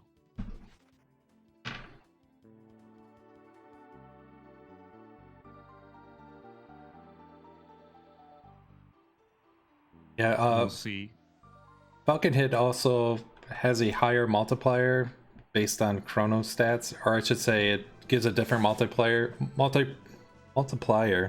than what Ayla does, so it's better to give like the strength items to Chrono, or have, in this case, a stronger weapon. Not that you can equip a different weapon on Ayla. Just a little Not yet. note there. Not yet, that's right. That's like, that specifically is why you really can't do a hundo without max stats, because Ayla's final weapon is linked to her being at max level. So yeah, B-Dude and Dino once again being twins. Oh, about a 3-minute lead for Hobbs. Again, a lot of run.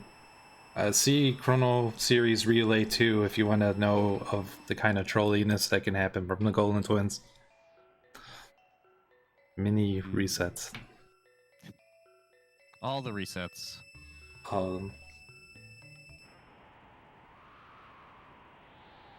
But who's the evil one? And Corporate starting the fight just as Dine and B-Dude are wrapping it up. So again, really not that far off. And yeah, I mean, because of the speedrun strat, Giga Gaia looks like nothing, but in reality, these hands, when they're up, they're doing these big attacks, and that's where, if you're not on point with your menus and getting the Falcon hits in, once the hands get revived, it's very easy to actually end up wiping, because the hands will get the double attack in again. Yeah, there's basically no time in between the first and second attacks. You have like maybe a couple of inputs worth of time that you can get between the two attacks. Like, it is possible to get something in between, but it's very difficult. And again, I've referenced a slight differences between the SNES and the PC, and it's only moments like this where, like, on PC, that time is way more noticeable on PC, and that this fight is a lot scarier. And yeah, Dalton fight here. Dalton will attack whoever does the attack, so using Chrono at first, and the counterattack will be done on him, and then the second Falcon hit will be done from Ayla, and that's so that the counterattack's done on her instead. So 3 Falcon hits altogether, and 1 Fire 1 will do Dalton in.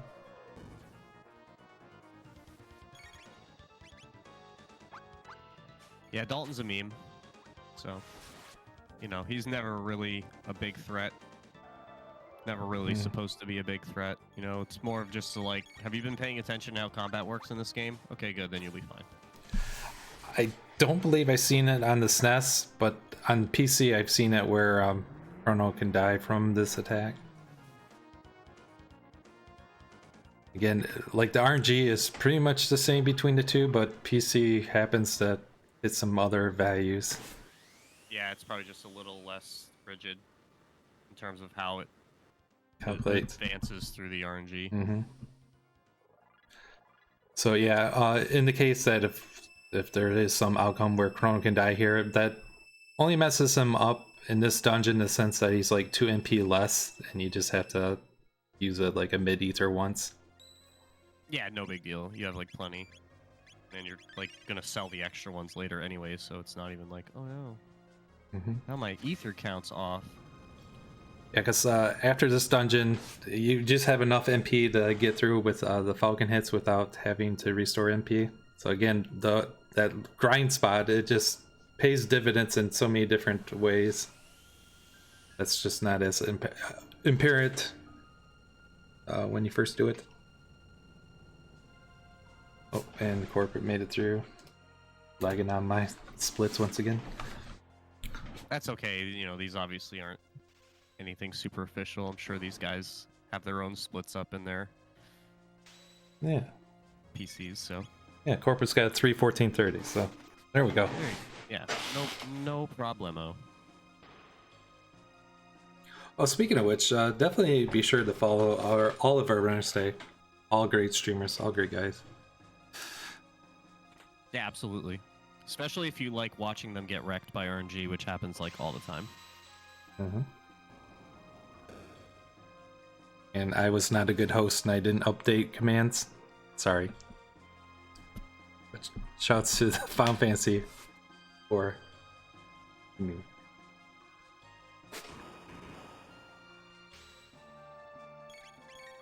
Sorry. Uh-oh. The mods are gonna get you.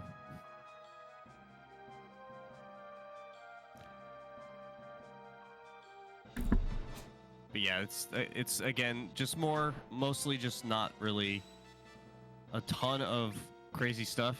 You know, you're just basically just spamming Falcon hit. Everything lines up so you just spam Falcon hit, and then you spam Falcon hit, and then you are happy because you're spamming Falcon hit. It's like the best strat ever. Yeah, so there's a few fights that runners are avoiding and some that they're taking. A lot of tech points being gained through these fights here. Yeah, these guys are surprisingly rich despite their, you know, like relatively easy demeanor. Sometimes you can get these 4 in one Falcon hit. Hobbs was kind of going in and out of the menu there, seeing if they would clump up together. Yeah, unfortunately they did. Yeah. And then by mistake there, he did the Cyclone, so let's see some of the counterattacks. Yeah, no danger of dying here, but yeah, just a little time loss. But once we get up to the Golem Twins, how this shakes down is that pretty much Luca's going to know Fire 2 for later on. Chrono, he just got Lightning 2, that's going to be used on the Golem Twins. And then Ayla's going to be doing her Boogie Dance with Robo to stop the Golem Twins. So, several different techs are gained throughout this dungeon. Just the general concurring theme of all the bosses are weak to a status effect that makes the fight like incredibly simple.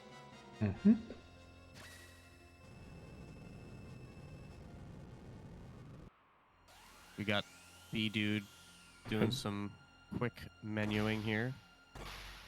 Bad streamer.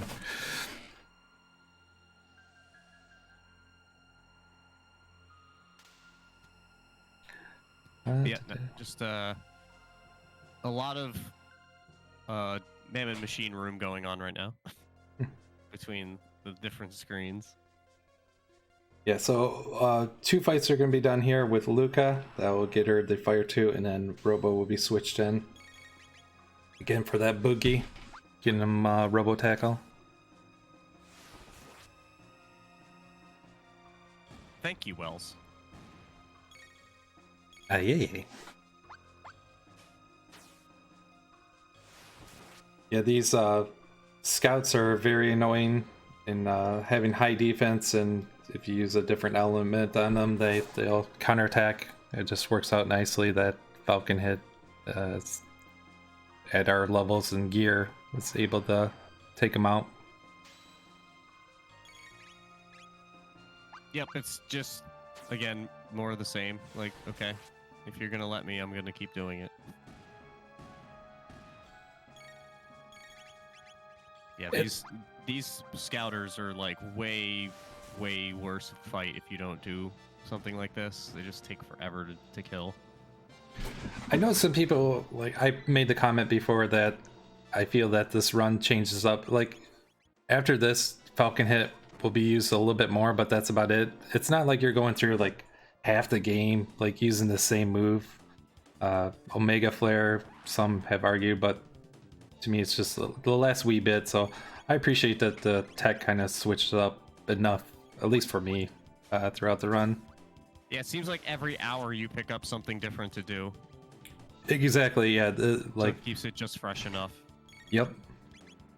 And it's not like the same characters every time either, so you're just like, you know, it's not like you're just carrying the same team out throughout the entire run.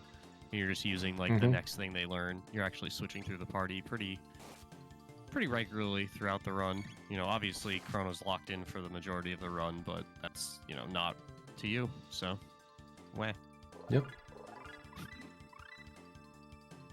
I'm fine with it personally because, you know, the Swallow is amazing and so is Chrono, so why there you not? go. Win-win. Yeah, exactly.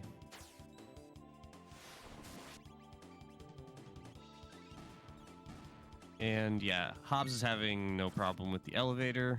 Just doing the old classic Falcon hit. Yeah, we just got a lot of Falcon hits going on right now. It's the Falcon hit hour. We should have had a Falcon hit counter just for overall number of total Falcon hits done. And it just takes up the entire screen by the time we're done.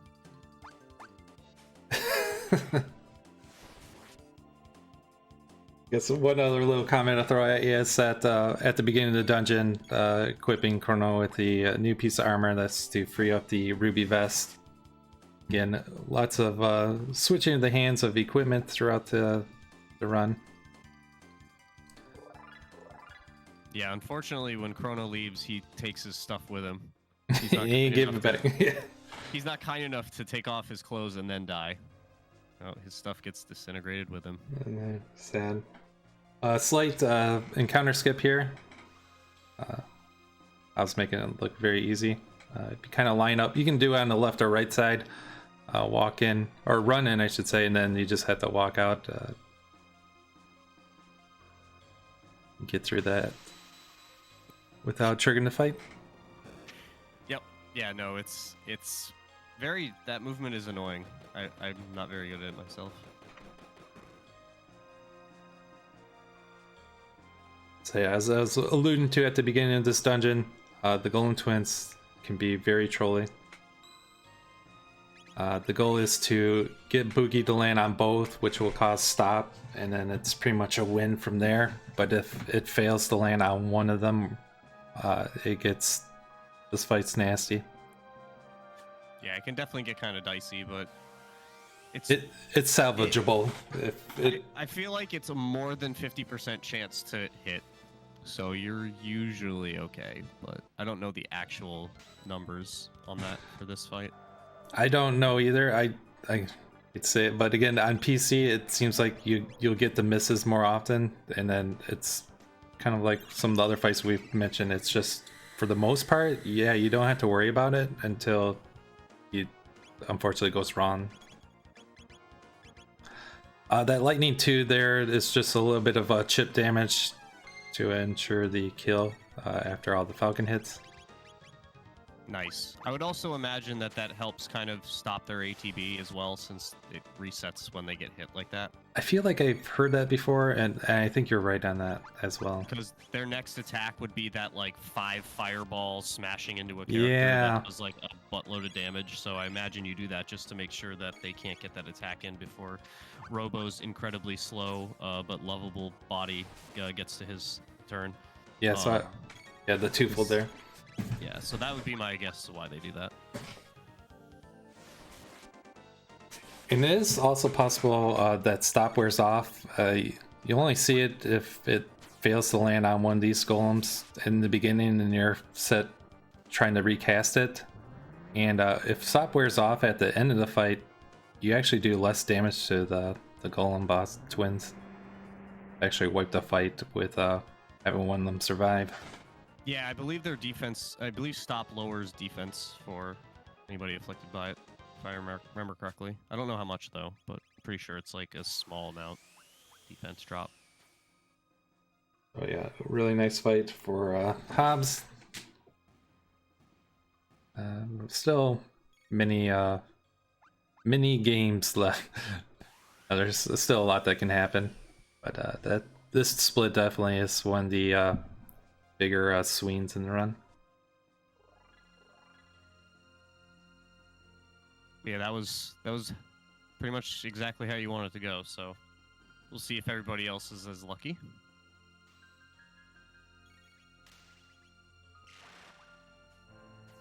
But yeah, everybody else is just still in Falcon hit mode. And then we're gonna get our salutes out for Chrono, who's gonna get deleted 4 times. Poor guy. Can't catch a break. Yeah. So yeah, Chrono F. He's gonna go bye-bye for a bit. Once he gets revived, he won't be used until the very end of the game during the Lavos gauntlet.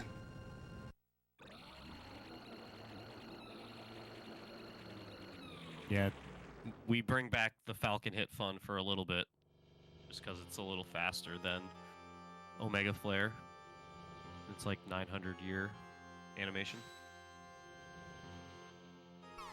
Other reason why Falcon hit's so great is it's such a fast animation compared to most of the other dual and triple attacks in the game. Yep. No.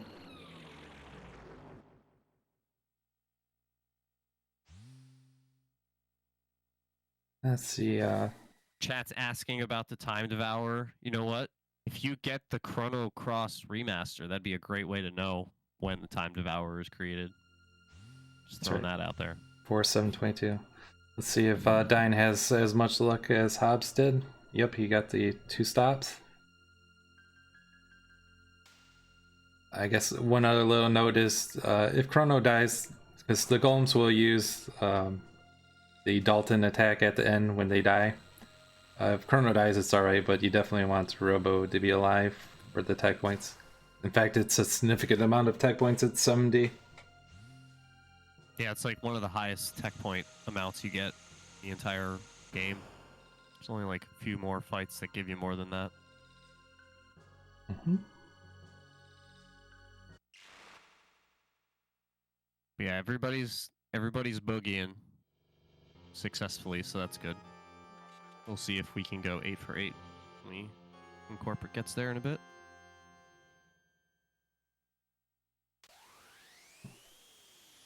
Dine making it through the Golden Twin fight.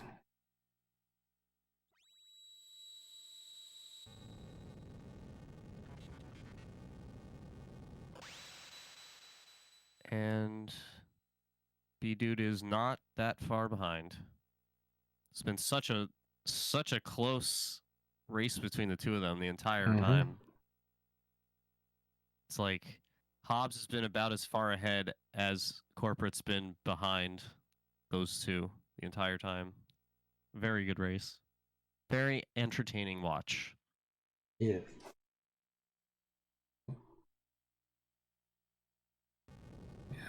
Let's see how Corporate does here.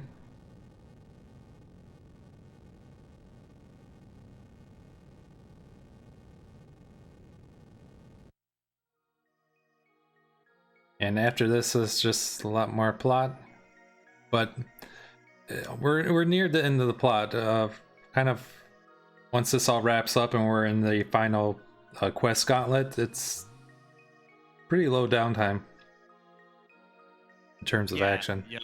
Yeah, there'll be a few spots like the campfire scene, but for the most part, we're gonna be just cruising and just doing like the bare minimum to get through these side quests, get the gear we want, and then move on to the next one.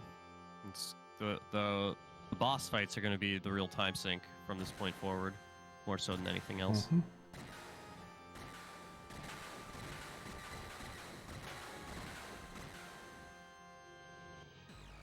And here's the boogie.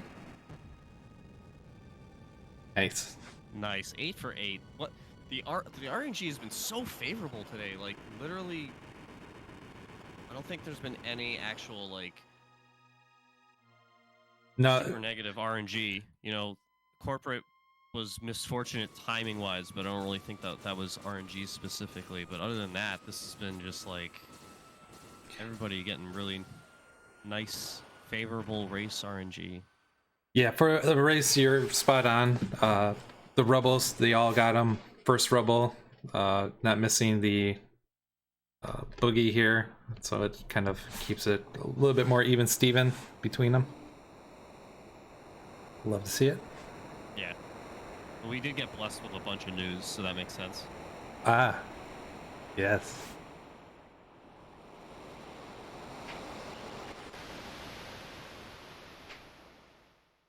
Yep, corporate just wrapping up. Nice, clean Golem Twins fight. Just very well done. And we've got a little bit longer before Hobbs can start doing more play. Just got to get into the Blackbird. And then we can get back to no mash. Yeah, using Ayla to get through the Black Omen with her fist weapon. Just another notch in the belt of Ayla is the best character. You know, just being able to skip all the initial nonsense and be able to just start out and fight is so great. Mm-hmm. Yeah, keeping Robo and Luca in the party for tech points, rearranging the party. Forget the reason why, to be honest. But there's a lot of specific movement. Like, the execution from here on out with, like, the menus becomes, like, a lot... You really have to be on point. The menus increase quite a bit for runners.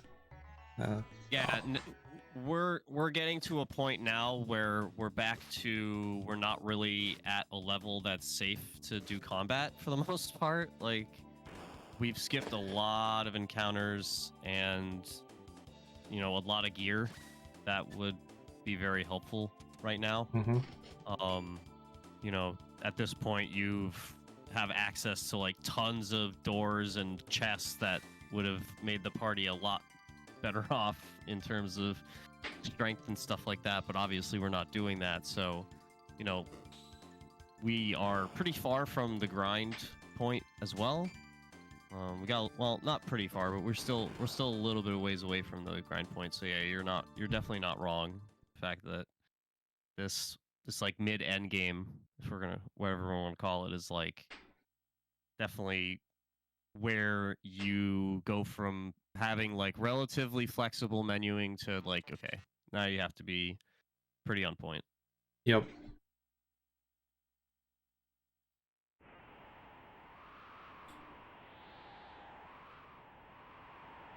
And then a lot of the boss fights is going to be where that's most specifically obvious, because it's just going to be so tight because of the speed difference between Robo and Luca and everybody else, because they're just much slower. So Yeah. you really have to optimize their turns. You can't be dinking around on their turns. So yeah, this is a Blackbird section. Your equipment's taken away, your items are taken away, and money. We just spent all of our money, and actually just by going to this room, which is exit, we're gonna get our items back. And with our items, we have a weapon for Luca and a weapon for Robo, and that's really the only thing you need to flag them to be bad already. So I'll equip a gun and a robo arm for robo, and they're gonna be able to fight. And then once you're off the Blackbird, the game gives your equipment back. It doesn't give your items or money back, but we just found the items and we just spent our money, so joke's on the game. Stupid game. Yeah, silly. Baka. And then the time helmet that we picked up earlier, that'll be sold to buy some jerky and a Chrono doll. That's pretty much it for the money route. It's pretty straightforward throughout the whole game. Yeah, thankfully money's never really an issue in this game. You're usually getting much more money than you ever really need. Oh boy, toughest boss in the entire game. Yeah, if you forget to put your ATV on active and not on battle speed 1. Ooh. Oof. He's scared. Yeah, hey, So I sad. relate. I would not be Yeah. because of the side of that winning. I'd be cleaning on. There's no amount of magic that would make me feel safe on that thing. Like, I need a harness and some guardrails on the side of this wing. Thank you.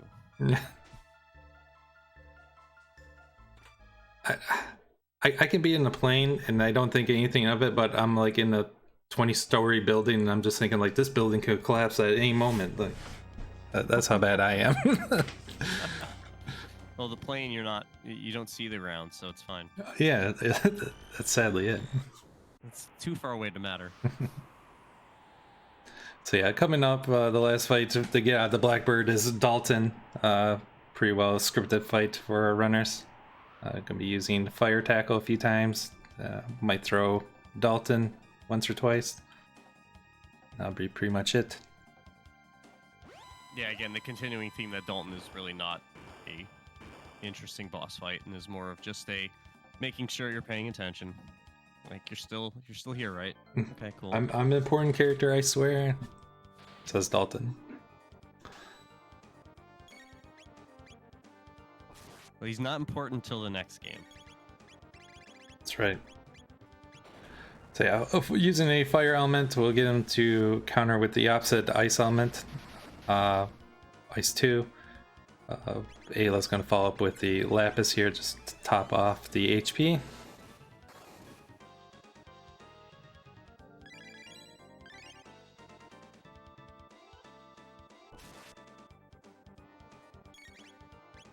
Using the rock throw, which is quite comedic.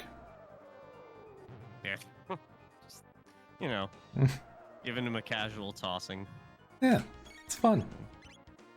Everybody wants to throw Dalton. It's confirmed. Why not throw him off the epoch? Whatever. I mean, that's fine. I get it. Although, not doing that causes the whole undoing of everything you guys did. But whatever, we'll let you guys learn about that next week when you get the remaster. Not sponsored. Hashtag not sponsored. Sarge. Yeah, like the play of words here of like, I hope the controls are not messed up. I actually kind of had that fear. I was like, oh no, did they mess with my controls? Casually, many years ago. God, jeez. You actually do need to press the buttons. If you press the wrong ones, the game doesn't move on. Yeah, no, you actually have to press the button he's telling you. You have to pay attention. And yeah, never used again. I mean, those laser beams are nice, but just one time. Well, I mean, why would you use lasers when you could just use the epoch as a weapon? Yeah, like smash into something. Like, they call it the Holdo maneuver, but really it's the epoch maneuver. Star Wars ripping off Chrono Trigger as usual. Sad. We got Mr. Dude and Dine coming up to the Golem boss, and again, really no fears here of dying or anything to that nature, or even time losses. It's pretty much consistent fights here. Yeah, absolutely. The next big time thing it would be Rust Tyranno with crits with Magus. Speaking of which, the all-important text boss will be coming up. You definitely don't want to be carelessly mashing here and end up fighting Magus, because you're not going to complete the run. I mean, you're not going to meet the requirements of this category, and you're going to see that Magus is heavily incorporated into the strats. Yeah, it's pretty much the Magus show after he joins the party. Mostly just because you need to catch him up on tech points. Mm-hmm. He's so far behind everybody else, thanks to Lavos draining all his powers.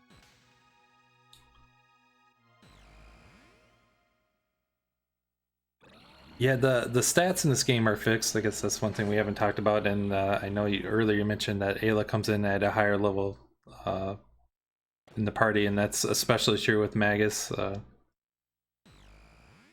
Coming into the party. Like level 37 when he joins your party or something like that, and we're like level like 7 or no, we're like mid-20s. Yeah, he's like a good 10 levels higher than us when he joins the party. So he's just like, y'all are a bunch of amateurs. Let me just take over. Yeah, let me show you. Make sure Hobbs doesn't mash. A little bit scary on PC with near instant text of mashing through. That's, I guess, one advantage of the slower text on the SNES is you get a little bit of time to kind of comprehend what you're pressing. Mm-hmm. Oh, there we go. That's one down. Using the boss Q and I like the wait for the line of pig and play with fire, some of my favorite lines. Let's kind of snap out of it and pay attention for a moment. Switching up the party here, Amaro's going to get some tech points here. That's going to help lead to a quick gain of haste in a little bit.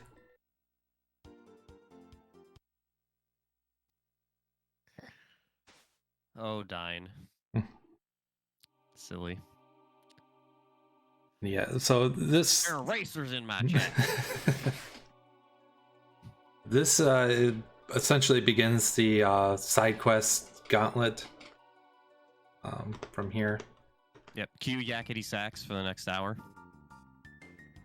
So we just quickly fly around the timeline, curing all the ails that the world has been dealing with. Mm-hmm.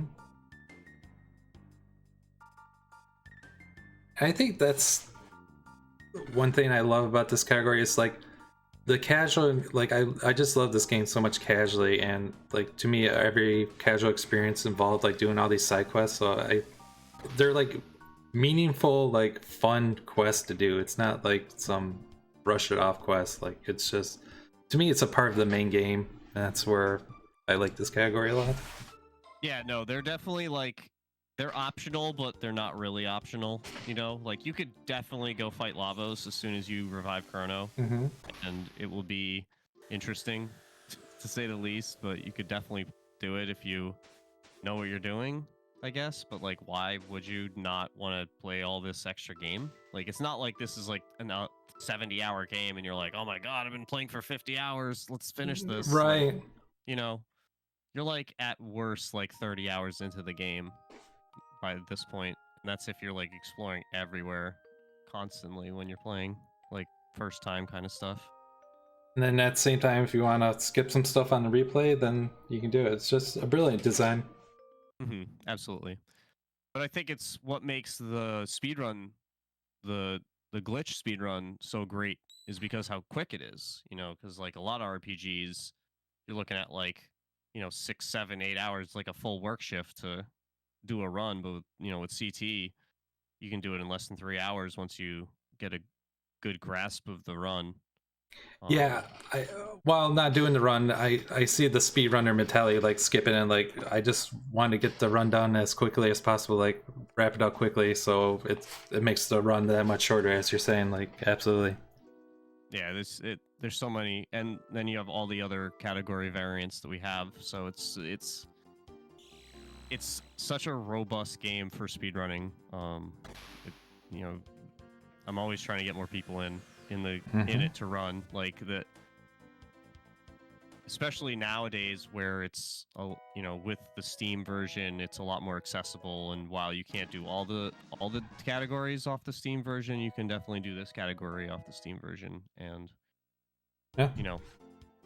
You can also do some of the other non-glitch categories as well. So Something for everyone. absolutely. So yeah, going on. There's so much you can do, but it's routed out very nicely here. Starting the Ruin side quest, and then going to the End of Time, getting the Time Egg, coming back, getting the Luca vest, or the suit, upgrade for Luca. It has 1 extra speed, more defense. Picking up a speed tab there, and then now kind of going to be finishing up the Manor side quest for Frog side quest. You don't have to do a full clear, it's just about upgrading the Mazamune and seeing Blot. And I kind of hinted at this earlier in the run, or the race I should say, that the tech point route is very strict. So like, if anyone was to like seriously attempt to reroute this category, like any move you do, it moves so many pieces. Like I'm not saying it's impossible, but there's a lot of stuff kind of going on here. Yeah, it's incredibly tight after Black Tyranno. Like, there's really not a lot of room for wiggle and changing the route around, because you're just so just maxing out what's possible with how low level you are. Mm-hmm. Like Marl is just in this party to soak up a little bit of tech points, because in the lair coming up, something claw, she's gonna get haste and 2 rubble fights, and that's only thanks to kind of getting some of the tech points here.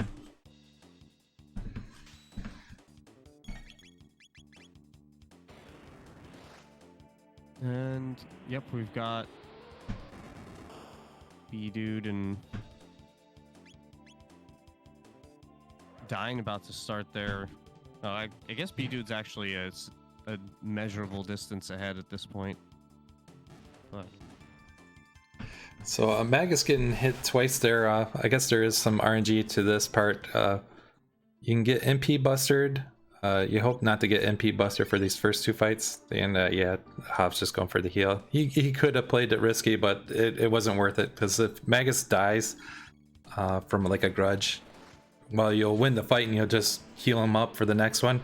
It throws his tech points off for the future. Yeah. So yeah, you absolutely the other 2 whatever, but Maggots absolutely needs to be getting these tech points. I would argue Luca as well, since you need her to be... She has to get Flare to be able to do Omega Flare, so she needs to get every possible tech point as well.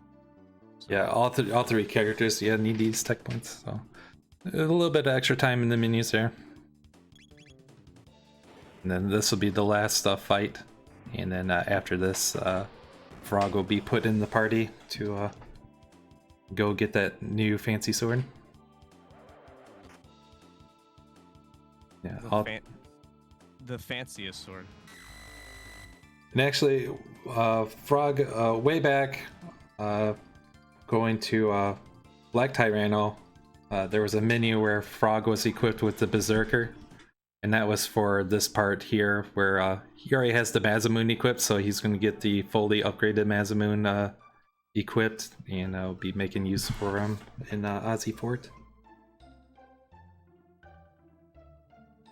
Yeah, this is where I'm not as familiar with the route. I always forget this chunk, how you guys do the ordering for it. I always mix it up, because I have my own casual route in my head, and it's muscle memory is you go here next, and I'm like, no, that's not what we're doing.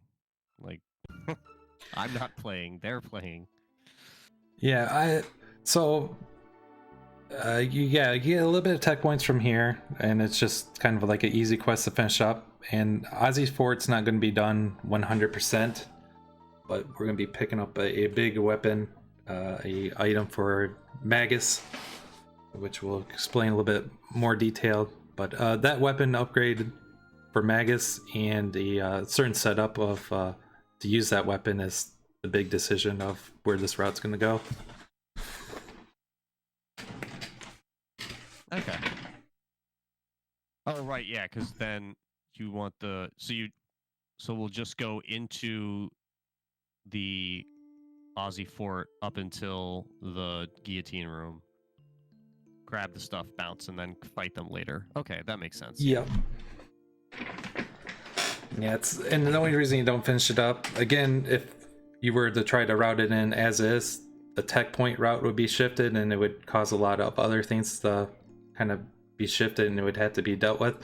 But the big thing is the triple attack from slash Ozzy and Flea is just really annoying to deal with at this point, and you don't really have a good way to kind of damage all three of them and take them out at this point. Right.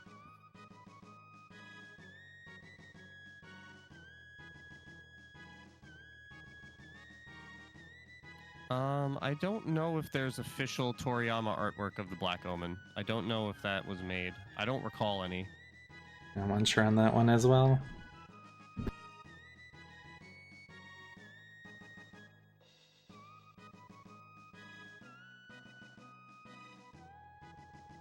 But yeah, we've got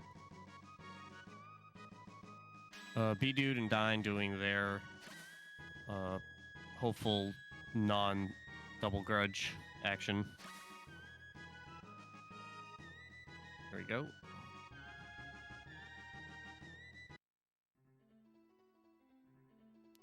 And we got Corporate getting the sneaky speed tab behind Toma's grave. Poor Toma.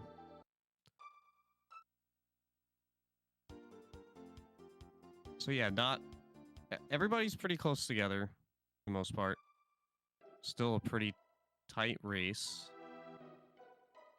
Although Hobbs is playing so well. There's not really a lot left that can really go significantly wrong for Hobbs. Like definitely some spots where things can go iffy and maybe a little hiccup kind of time, but not really a ton of really nasty stuff upcoming. I would say that's fair. For Flea and Slash, this is going to be essentially the same fight. You're just going to need 2 fire tackles and 3 hits from Frog. Ideally a crit just like that, and 1 more attack will end the battle, so good RNG once again.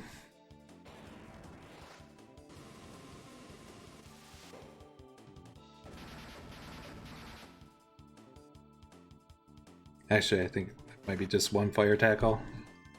Yep. Oh, okay. Got my fights mixed up.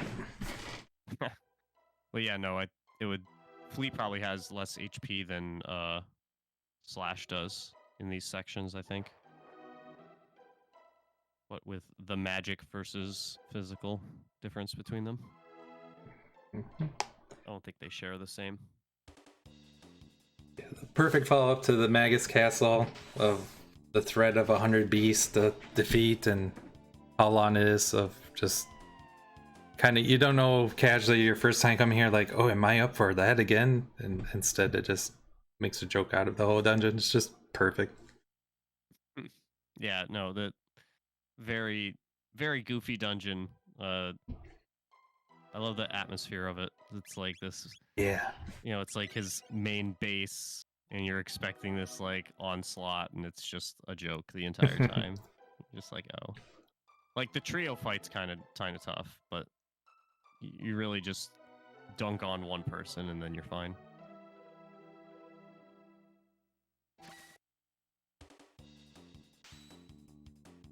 Uh-oh, we got runners in the chat again. Oh, jeez.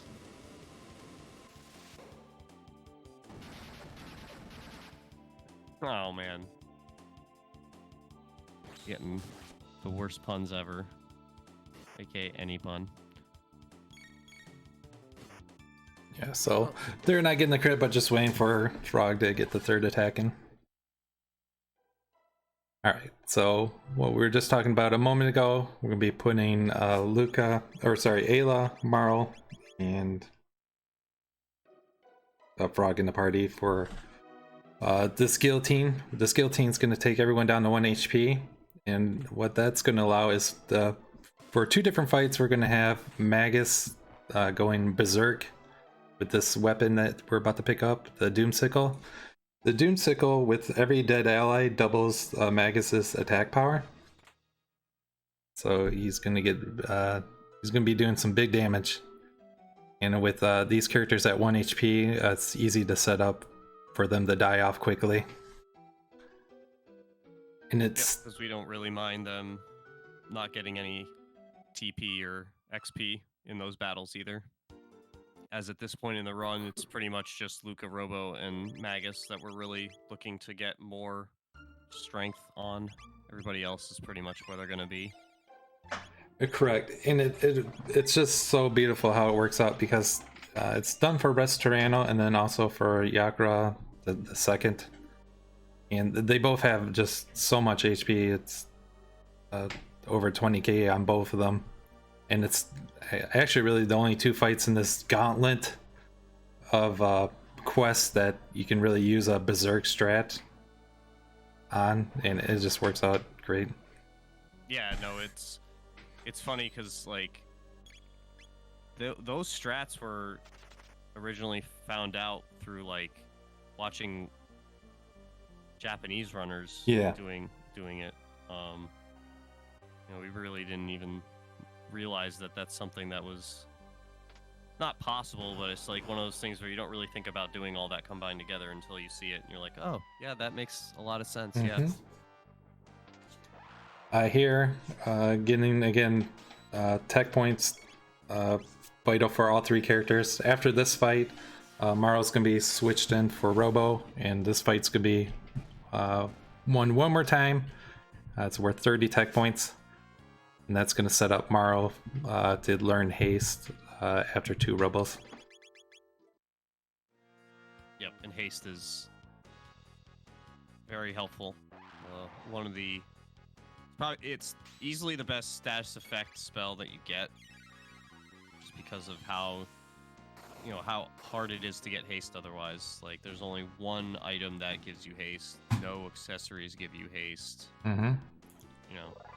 Or not one item, one helmet that gives you haste, and like no armors, no weapons. The only thing that gives you haste is Haste Helm and Marl's spell. So it's extremely helpful. The blue rock there allows, when a character has it equipped, allows for the triple attack with Magus in the party of Omega Flare. Crudely worded way. There's several different rocks in the game, and they unlock a new triple attack. Often with something with the Magus involved. So yeah, also doing that fight again, aside from the tech points on Marl, also gives Magus a level up, and at this level up, his hit rate doubles. And I have yet to see a run where we don't get the 2 Robo kills here, because these Robos will run away eventually. Again, Marl getting Cure there, and then after this fight she'll get Haste. So Haste normally it's like 200 tech points to get it, but since she got double from the last one, she's essentially got 300 tech points between those 2 fights. Yep, that's awesome. And then Ayla's put in the party. Again, her and Marl are at 1 HP. Rust Tyranno's going to do a Roar. That puts a slow debuff on our characters, and that's going to kill Marl and Ayla off right off the bat. But before that happens, you want to do Charm with Ayla to get the Red Mail. If you don't get it, it's not a big deal. There's a backup, but it's about 30 seconds. But the big thing is you want to get haste off with Marl to Magus, otherwise you're wiping here. So Hobbs did take a safety save there, just in case.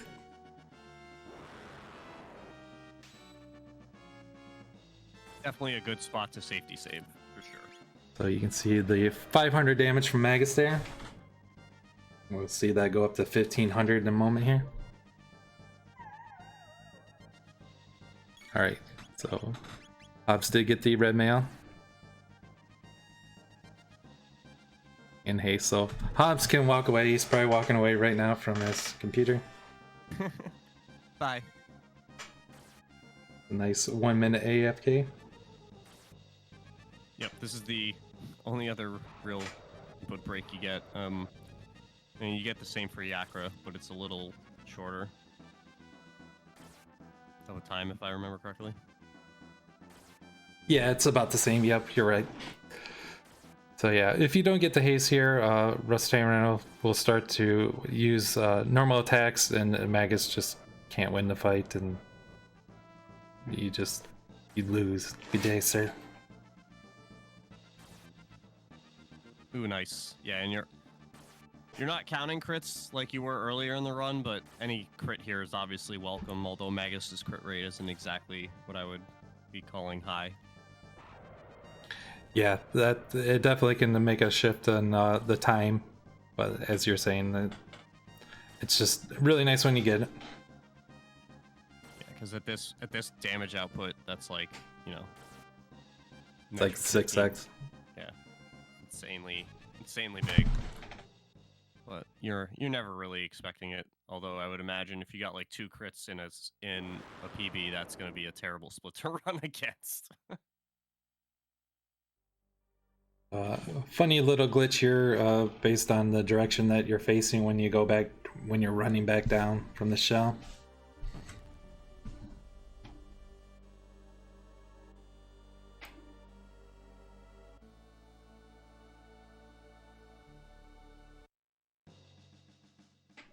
There we go. Also convenient that, yeah, if you didn't get the red mail there, the backup's actually in this castle. You just go up the left side and up the stairs like twice, and then the red vest is there. It's 25-30 seconds. No need for that.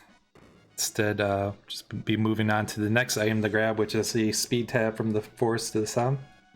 All the speed tabs. Very Yeah. important. Yeah, I think there's only like 1 or 2 speed tabs that are not gone throughout the run. One's for fighting the 6 news in 12,000 BC, and there might be like one other one. Are you excluding stealable speed tabs? As Yeah, well? because we will be then stealing a probably. bunch of them. Mm-hmm. Yeah, So, probably. yeah, here you want to turn into jerky. You have to select the second option there. If you happen to mash into giving the jerky or selling the jerky, the default option, you can actually just go buy the jerky again, but of course it's a time hit. Big mini here, or it's not too big of a mini, but using that red vest on Ayla and some other equips. So Son of Sun, pretty annoying fight. This setup with the red vest on Ayla, it essentially makes her unkillable, paired with a barrier on her. Son to Sun will use flare, a beam attack, and something else, and essentially she'll just heal up to full and then won't be killed by the beam attack. And using the ruby vest and Tobin vest on Magus and Luca, they don't take as much damage from the fire. Party placement's also big, so that Luca can use flame toss from the left and target 3 of the little flames. Yeah, if you notice how Magus is like a little more to the right of Ayla than Luca is to the left of her, if you have Luca in the 3rd slot, she's not able to hit 3 of the flames, so it's like significantly slower. And yeah, the first one didn't do the counterattack, so Hobbs knows that's the one to attack. Takes 10 hits altogether. Oh, but barrier was actually thrown on Luca, not on Ayla. That was a mistake, so hopefully we just get lucky here.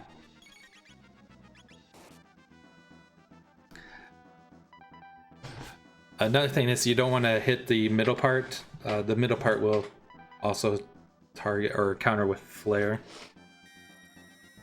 Yeah, that's... Oh, jeez. Yeah, that's why you want the barrier on her. Sorry. Oh, yeah.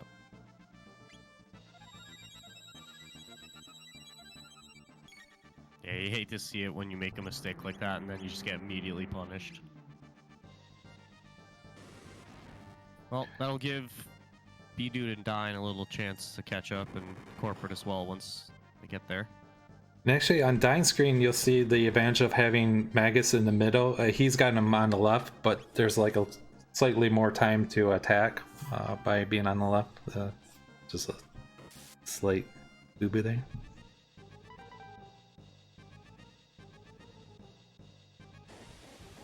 Not a big difference, though. No.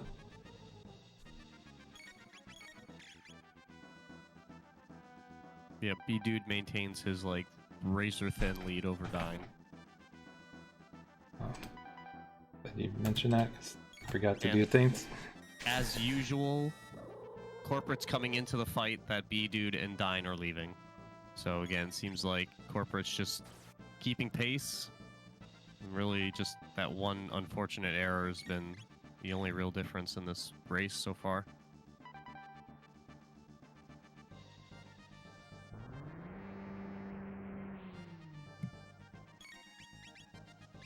Hopefully this will be the last shuffle for Hobbs.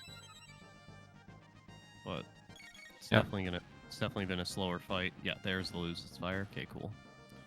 That's actually, all things considered, a good fight. Yeah, definitely can go better if you have the barrier correctly placed, but that's, you know, that could have gone way worse. Yeah, so we'll see how B-Dude and Dine fare with the fight. Maybe they can pick up a little bit of the pace. You know, there's not a lot of shenanigans left, but there are definitely shenanigans left to be had, so. Oh yeah.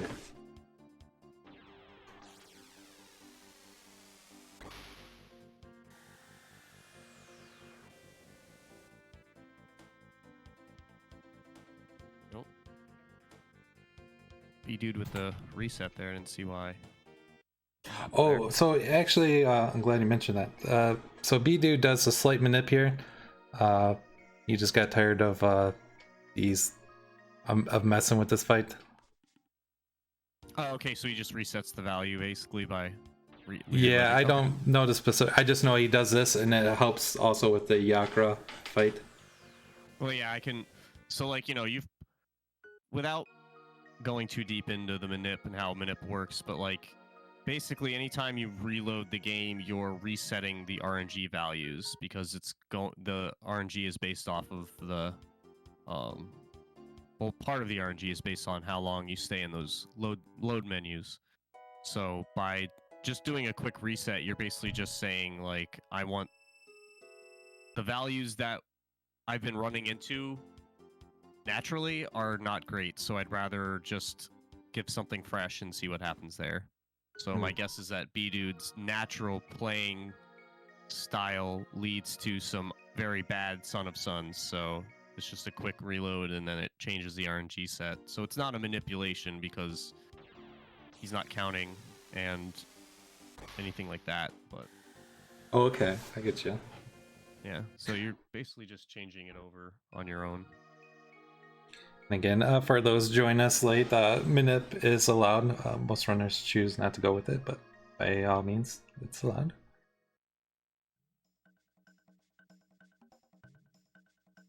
Yeah, because it's not really completely changing how the fight goes. It's just a quick way to make it so that you're not getting memed. Because again, like we were saying before, you can't control the RNG exactly.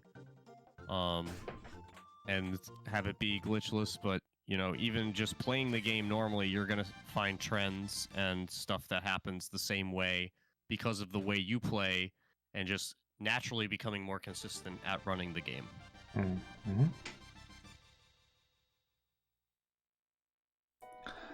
So yeah, I mean, all the rewards you get are pretty darn good in this game, but the moonshade, or the sunshades, there we go, increase your damage by 50%. Elaborate on that a little bit more here in a moment.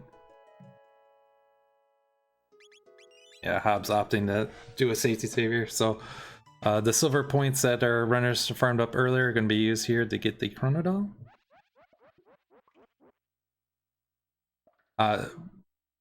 Depending on how many times you get this right, it costs a different amount to buy the doll. Our runners are just going to opt to get it right 4 times and then fail the game and pay 30 grand to get the doll. Yeah, it's just way faster than actually doing the game. The game takes forever. So.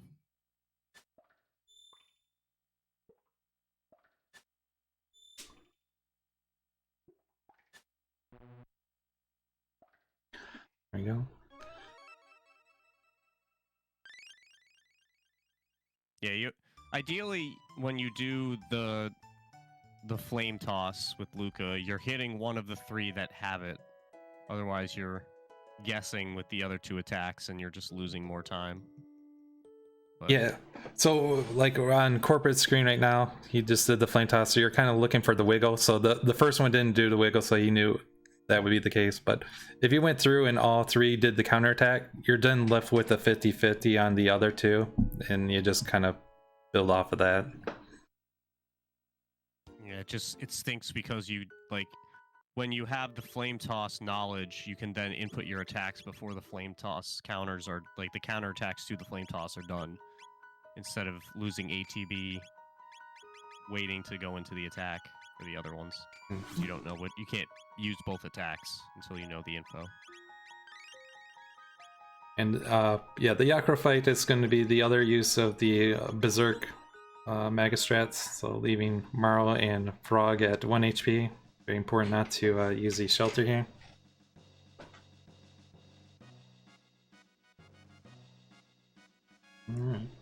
To answer Doc's question, not necessarily. The RNG windows that you can load in are not like even, where it's like a 1 second window and then another 1 second window, and then no, it's like some of them are like less than 0.2 of a second between one RNG timing and another RNG timing. So it's not necessarily going to give you the same location each time based on how you do it, because you really have to be counting your beat, the like amount of time that you sit in that window, and that's not really reasonable unless you're doing an actual glitch run and using a like metronome style thing that most of us use.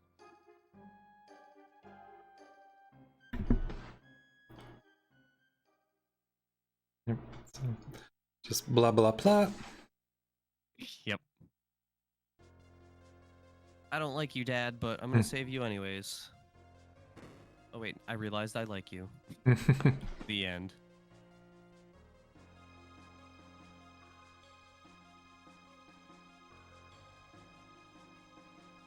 Yeah, kind of going back on the PC SNES like RNG thing, like in the SNES version, we're a little bit away from it, but at the beginning of the fight, you want Marl not to be targeted so she can cast haste on Magus. I found that in the SNES version, she often wasn't, but in the PC it was the opposite. But B-Dude was actually unfortunately finding not to be the case for his SNES runs. And that's where like doing the RNG manip for the Son of Sun and for Yakra just worked out really nice for him. Yeah, that makes sense.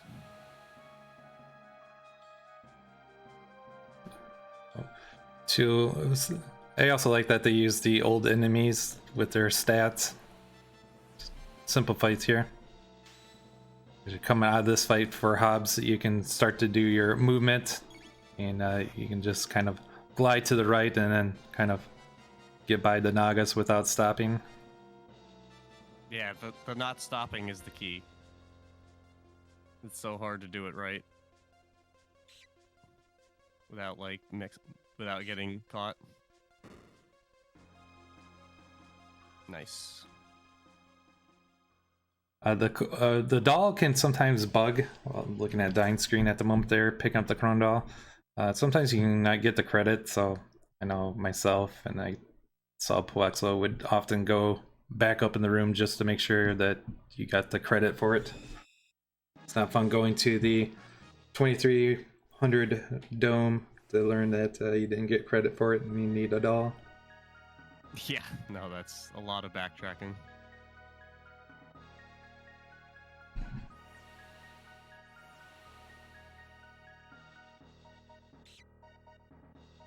Always love that they continue to play this music throughout this scene.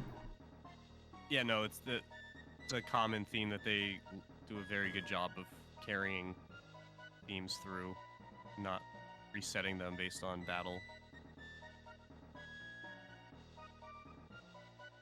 Very enjoyable. Poor Chancellor, locked away forever. There's another category extension. Chancellor. Save the Chancellor.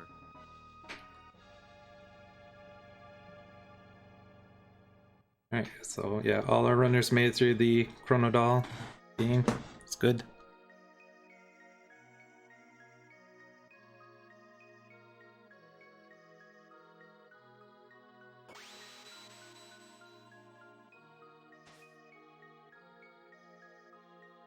And once this fight starts, again, Hobbs, you just want to do haste with Marl to Magus, and then you want Frog and Marl to die. If Marl gets attacked first, you want to revive her with Frog, and then kind of, you can either play it risky and hope that she doesn't get attacked, or heal her and kind of go from there. But I would imagine in a race setting it's going to lean towards the safe strats. yeah. If you don't get this haste in, you can also wipe. It's not a guaranteed, but it can be scary. Yeah, so he can walk away. Because again, with Berserk, you can't stop the menu, and you're just locked in.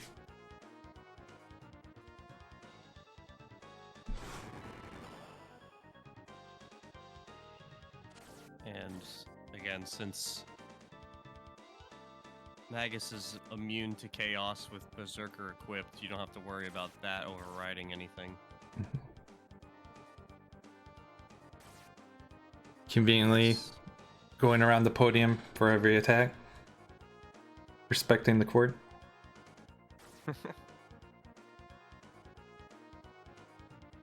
Yeah, to your point earlier about the crits with the Rust Tyranno, that here you can gain a good amount of time by getting lucky with the crits or unlucky with them and kind of losing some time. Yeah, one so far, but it was very early, so that's always, you know, it's always nice when you start the fight out with like a crit. There's another one, nice. Yeah, nice. 2 crits, right? That's, I feel like, again, like 2 crits is where you want to be. Like, that's about what you would want from a fight. If you get more than that, that's awesome. If you get less, you kind of feel cheated. I would say that's fair.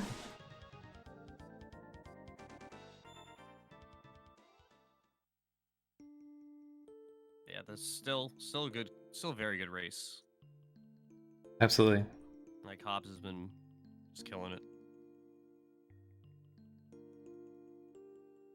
Yeah, Hobbs has done really well to kind of give a short synopsis, and then Corporate had an unfortunate run-in with the Guardian at the beginning, and then pretty much would say it's been equal footing between them all. Those are little tidbits that stand out. Yeah, I think Corporate had the one water in the Magus fight, and that kind of made their Magus fight a little slower. Oh yeah, yep, you're right. But other than that, I don't really think there's been any other really nasty RNG points for anybody else. It's been a very, very race-friendly game today.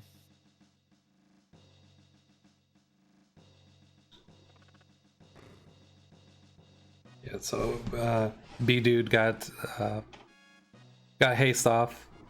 He's got his Magus in a slightly different spot. It's not a big deal. I'm actually kind of curious to see how this pathing looks. Oh, turn around.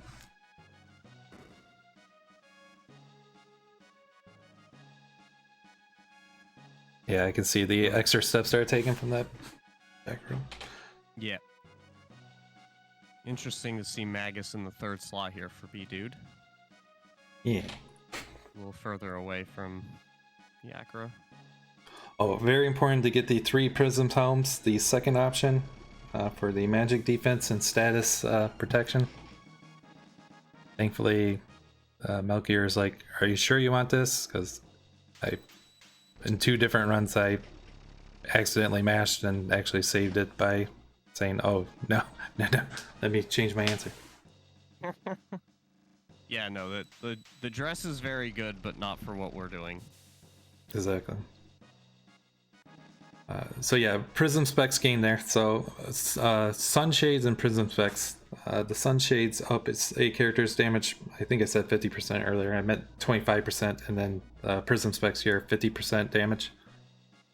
Yep. Huge. Pretty significant boosts for this game in terms of those kind of power-ups. You don't really see that at all otherwise. Yeah, so for the next wee bit, that'll be used on Magus for like Ice 2 and the Death Peak.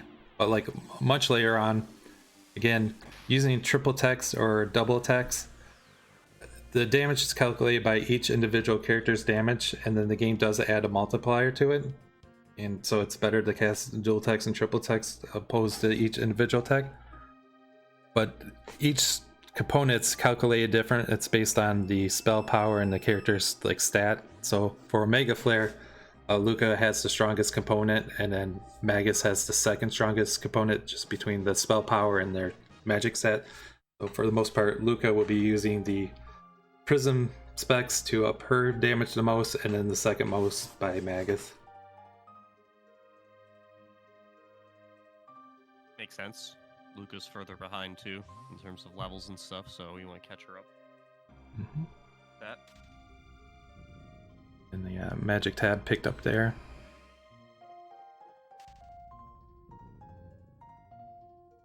Yep, and just another mashy mash part for Hobbs here as we send out the bots to aid us on our trip, our tour of the Peak of Death.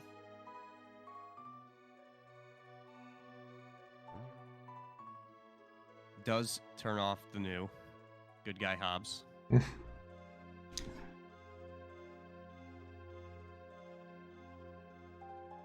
course, I can't forget the Wonder Shot.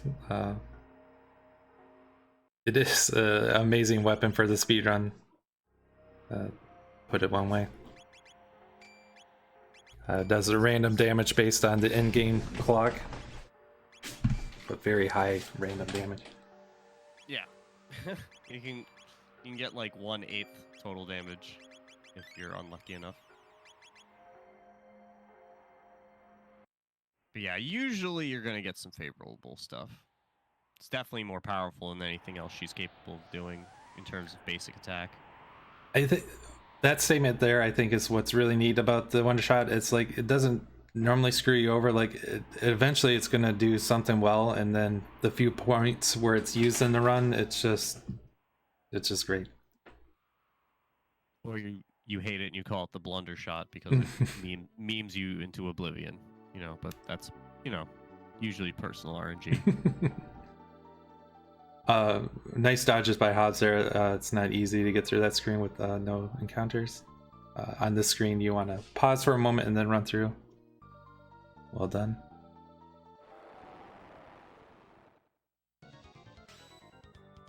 Well, one of 3 Lavos spawn fights on Death Peak. Gotta attack the head part. We're actually going to be running away from one of these.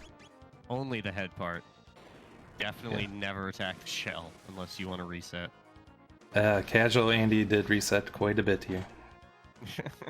He could not pick up on don't attack the shell.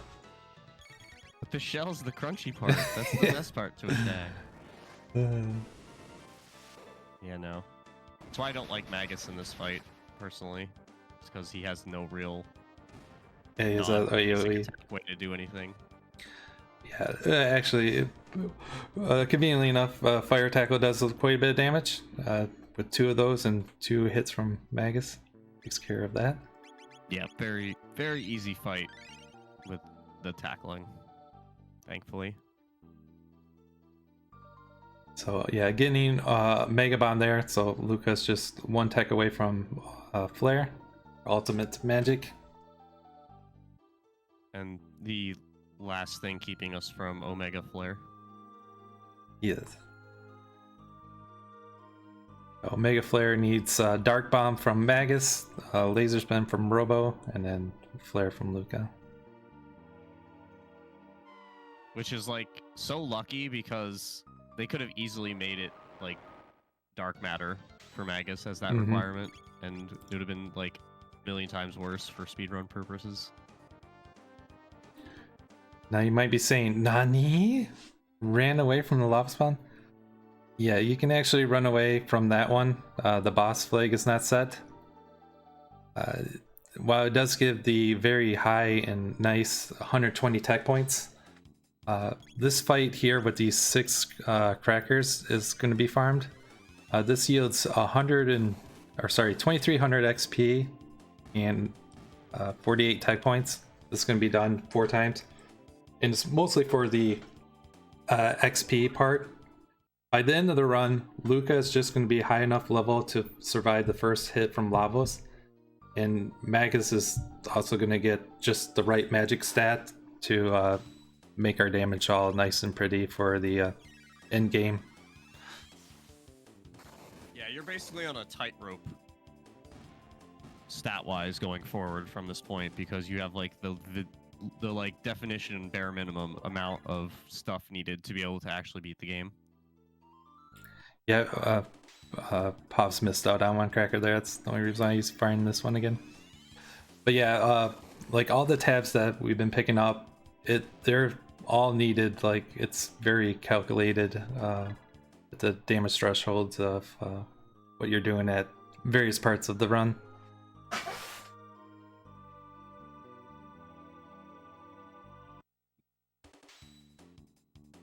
Yeah, and then B-Dude and Dine getting some of the random encounters here. Again, they're not easy to skip. They're misleading and tougher. Yeah, no, it's very, yeah, like you said, very misleading. The triggers are not where you think they would be, for sure.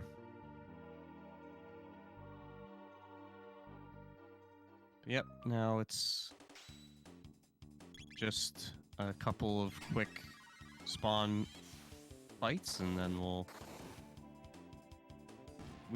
Hobbs will basically be high-fiving B-Dude and Dine as he leaves and they enter the grind, I would imagine. It's gonna line up something close to that. Oh, just a little faster than that. Pops out of there. Yeah, with that 48 tech points per fight there, it just works out perfectly that Magus learns Magic Wall. It's not so much about learning the Magic Wall, it's just after learning that, you know that you did your 4th fight and you can move on if you're spacing out, which often I am. And once again, just 2 fire tackles and then 2 hits from Magus, or 1 hit or 1 crit will take care of this level spawn.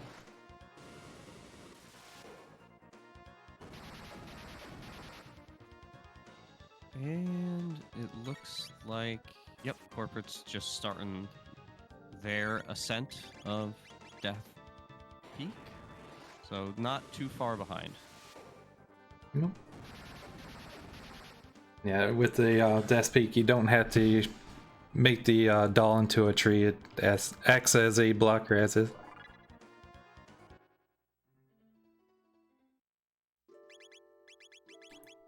And we get Team No Hug. Yeah, these 3 characters are used just to avoid a little bit of dialogue. Yeah, it's not a big time save, but it is. It's an amount that's worth doing it for.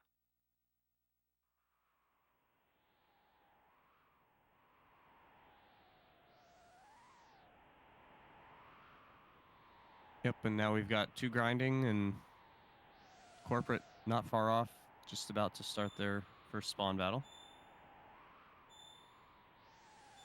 Yeah, the setup's quite easy with the 6 crackers. It's just kind of waiting for a few to go down and then going to the right, kind of tucking in, and then you actually want to walk. The hitboxes are kind of wonky if you're running when you go to trigger the fight. But once you get the feel for it, it's easy to replicate. Yeah, the Lavos eggs have just a weird encounter hitbox. It's very strange for their shape. And yes, that's what they are. They are actually Lavos babies. Sad. Sad? Whoa, we got a Lavos supporter. Yikes. Little cuddly Lavos eggs. Yeah, now you get it. Get your plushies. Love it. The old switcheroo with the Chrono doll. Stupid time. Sucker. Maybe someone would go for the hug. Maybe. But you just get so used to doing the menus that for the sake of the speedrun that I know when I did this for Questing for Glory, Hope and Healing 2, like I was like, oh man, it's gonna throw me off doing the terrible thing. I made it. Somehow. Somehow. And just about. Yep, corporate makes it through. No problem. And grind time for corporate. Just as B-Dude is wrapping up Lavos Spawn 3. Yeah, B-Dude's just far enough ahead now that he's one Lavos Spawn fight further than Dino's. So seems to be gaining a little bit of ground, but not from like any obvious mistakes or anything like that.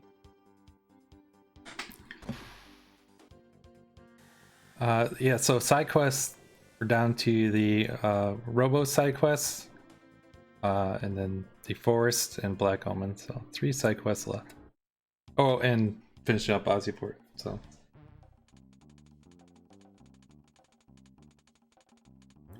we're nearing the end. Oh, we still got plenty of time. This works out nicely. This little gauntlet here, again, with kind of the point you made before with the menuing, is that once the menuing, it's Magus is always going to have the first turn here, so it's just mashing right into Ice 2, and you get a lot of XP and tech points here. This is another great spot to grind. Yep, this is usually the casual grind area of choice for the end game.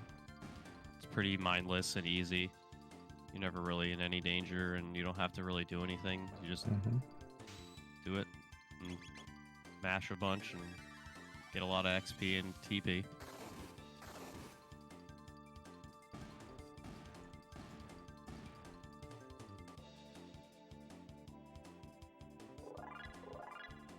I always like Frog's little dance there when he is mad that the egg broke.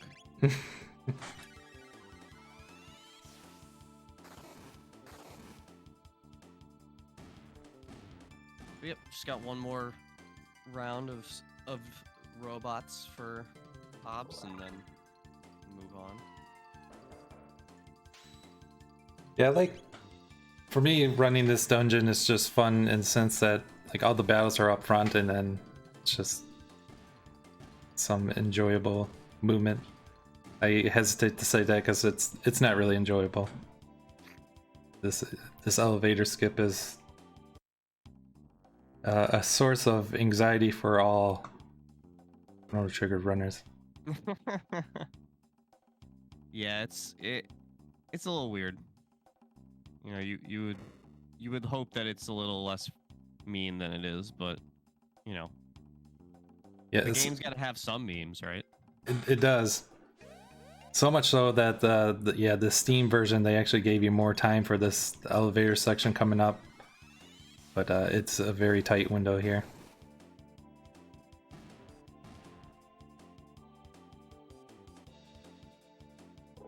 Yeah, there's nothing more fun than a long speed run that has like a brick wall reset point, like 80% of the way into the run, or however deep we are. That actually was a good guess. I would say you're right in there. Yeah, 2 more random fights here, clearing out some more encounters. But yeah, the intended way is to trigger this elevator to go the other direction, but you can make it through with the going the wrong direction. But if you bump the walls or just you're slightly off with your movement, you're just not going to make it in time. Yeah, it's easily the cleanest movement that you need to have out of any point in the run. Like, there's maybe a couple of encounter skips that are a little more mean, but I can't imagine that they're as hard to hold. Like, it's just such a long distance that you have to basically have perfect movement for. Yeah, getting that first stall. There's actually a speed tab there, but kind of a slight optimization. We'll be seeing that area again in a moment here. Did go a little bit far on the right there, but you got it. Nice. Just in time. You can usually go without these, but a little bit of just marathon safety, grabbing those extra ethers there. Don't blame them one bit. And the dolls being a jerk there. Now we get everyone's favorite gameplay mechanic. You know, leading something around. Yeah.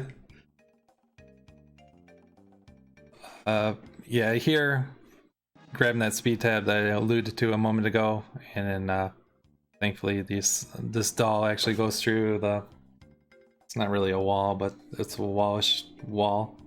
A wallish wall. Yes. My favorite kind of wall. Yeah, and it was more better. There we go. There's the 2 keys. Developer intended gameplay. I don't know what y'all are talking about. In this nice glitchless run. Yep. 100% glitchless. That's what the 100% means. 100% glitchless.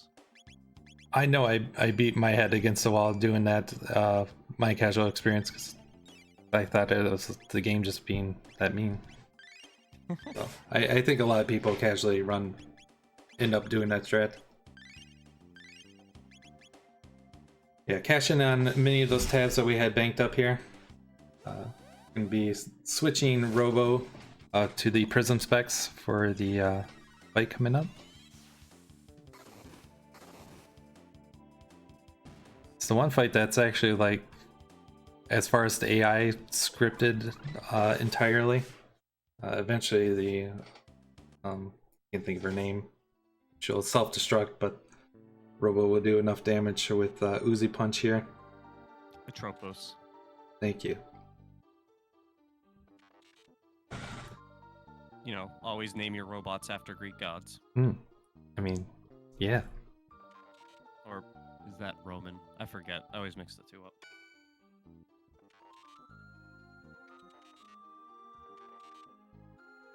Either way. Yeah, I was trying there, but I was drawing a blank. We digress. Yeah, so it's like 6 or 7 Ozzy punches here.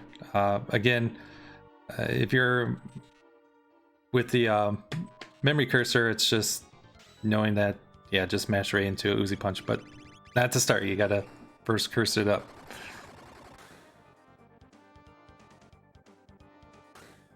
BD also taking the safeties. Seems to be pretty much the intended idea. Yeah, I don't blame him one bit. I would be taking Nezbel. Another thing that our runners are going to be doing is that after Mother Brain, you get a weapon for Robo, the Crisis Arm. And the last digit of Robo's HP dictates the power of it. At a 9, it's at its strongest, and at 0, it's at its weakest. And you want to set up Robo so that he's at either 7, 8, or 9 for the boss coming up after this dungeon. Yeah, it's a very awesome weapon to use, but definitely requires you to pay attention. There's nothing better than having Robo at zero value for his first decimal, and then being like, Uzi punch. Oh. Mm. Sad. My MP. Yeah, so a 7 for Hobbs there. Actually, kind of forget how the PC it works out again slightly different with the RNG, but I think Hobbs is all set up for that. Nice little boost there in stats for Robo, in 3 speed permanently. Yep, that ribbon is amazing. Also the magic defense boost as well. And it's not an accessory, it's just a permanent stat boost. It's so great. Because Robo desperately needs that speed. Yes, he does. Like, I'm glad that Tropos wasn't that much faster than Robo in the fight. It is quite amazing that Robo was at 6 speed, like he finally got off of that he was able to kind of keep up with the party with the run. Yeah, he's a chonker. Indeed. So yeah, 2 fights before Mother Brain here. Just simple Ice 2.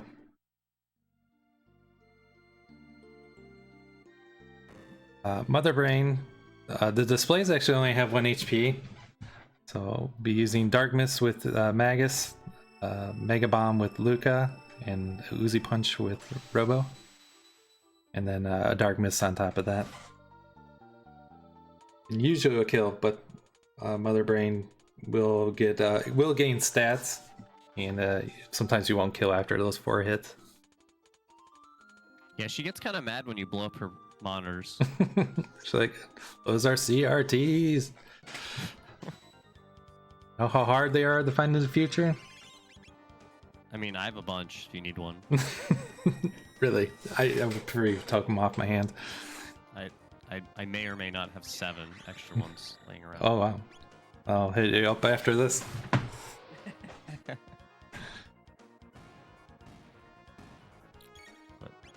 I live in a region where a lot of people still have those TVs for some reason, so it's easy money.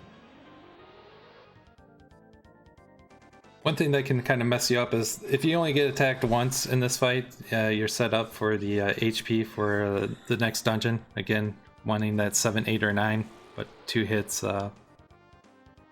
won't play as nice. But yeah, Hobbs right where he wants to be. Kind of explain that in more detail in the moment here.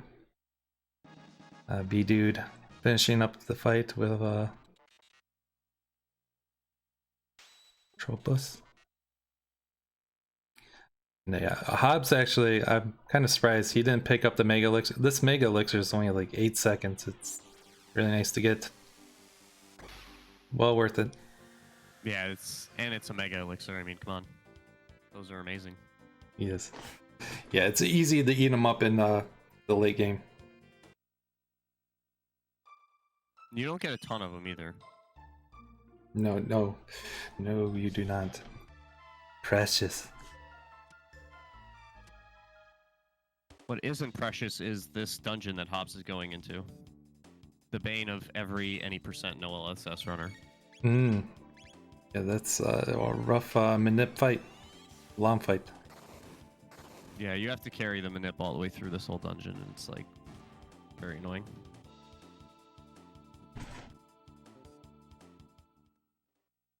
Meanwhile, Corporate's just about to fight Tropos. And as B-Dude and Dino are getting ready to fight Mother Brain. Yeah, so between like the factory, and I actually have to admit that I didn't see how everyone else did on the elevator. Kind of based on the times, looks like everyone might have actually gotten it in one cycle. No one struggled, which is good. No, yeah, definitely. But that can easily start to cost you a minute or two, depending on how that goes. So between that and then this Retinite fight, so I've been saying 7, 8, or 9. At 7, 8, or 9, you can kill the top part and the bottom part in 2 hits of the Uzi punch. If you're at 5 or lower, it takes 3 hits. So a couple of time swings that can kind of happen between this split and the previous. Now you gotta be careful in this fight, because every time he surfaces, you lose 30 HP for your party members, so you gotta be a little careful that you don't start the fight with too little HP. Wait, is that really a thing? Yes. I did not know that. Yeah, it's like super important for the speedrun, because if you start the fight and you have too low HP, you're gonna die immediately. Wow, For the purposes of the glitchless, it's a little less imperative because you're not as like linear in your route for what you're doing. Glad that never bit me. Yeah, it's just another wrinkle that adds to the fun of the Sunken Desert. So yeah, with a 7-digit, Robo's doing 2,600 damage, and if it was at a 9, he'd be doing 3,400 damage. So essentially 400 damage for every like 1 digit for this current stat.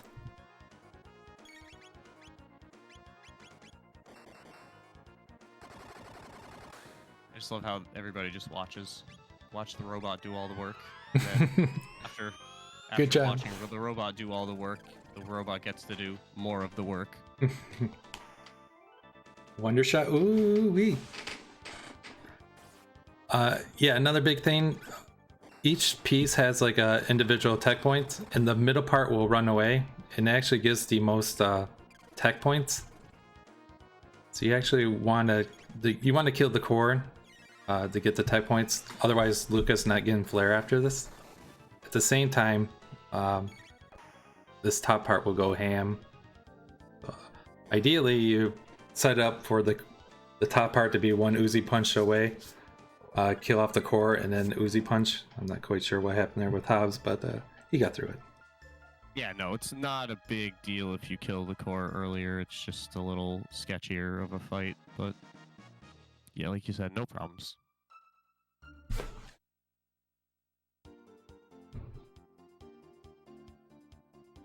That leaves just the Ozzy. Finish up the Ozzy fort again. Didn't have a good way to deal with the 3. Yeah, we didn't have all the good gear we have now, and all the techs and everything. So it's just better than to like sit there and grind it out earlier when you could just blow through it later, since there's nothing really that they're blocking except for the fact that it's not finished.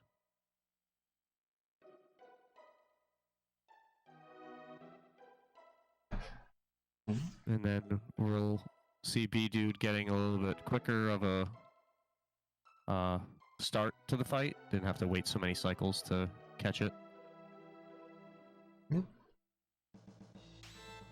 You see, everybody's at a much higher HP because of it. Ah. So yeah, Ozzy has 6k health in this fight. Slash and Flea are at 4k. 1 Omega Flare and then 1 Mega Bomb. Ouch. Yeah, on B-Dude's screen, you can see that his Robo's at a 5-digit, so he won't be doing as much with the Uzi punches. You'll just have to ether up once to Robo. Be able to make through a few extra punches. Same thing for Dine, also at 5.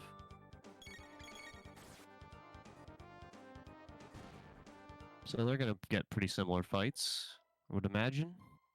Yeah, I mean, when I was first learning this run, I thought on the random encounters I can just hope for them to chip me away and kind of put me in the ideal HP, but it's just not worth it. It's just too much RNG. It's just better to come in this fight and take your 5-digit and do the extra punches. Yeah, exactly. You know, if you're lucky enough to have it set up, great, but most of the time it's not going to be worth trying to set it up properly. Exactly. Another great Wonder Shot. Meanwhile, Dine's Wonder Shot was not wonderful. Still a decent, but only 500 is not really what you're looking for out of that. Correct.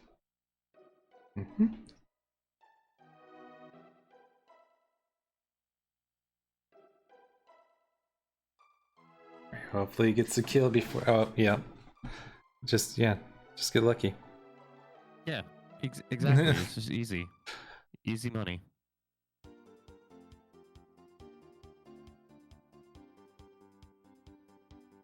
Yeah, that's like probably the last really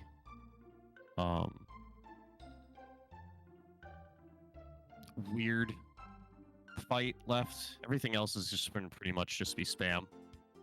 There's not really a lot of complicated battles left. It's mostly just Omega Flare. Yeah, not until Lavos. Yeah, I would say that's fair. Yeah, of course. Obviously. But yeah, for the next little bit here, pretty straightforward. Yeah, this is basically what we've been building up to over the last hours, just to be able to spam Omega Flare over and over again. Robo here, yeah, opting to first do the Ozzy fort immediately after the Sunken Desert, and then doing the Robo fight. You could have done a little bit different, but it would have resulted in needing to time warp in extra time.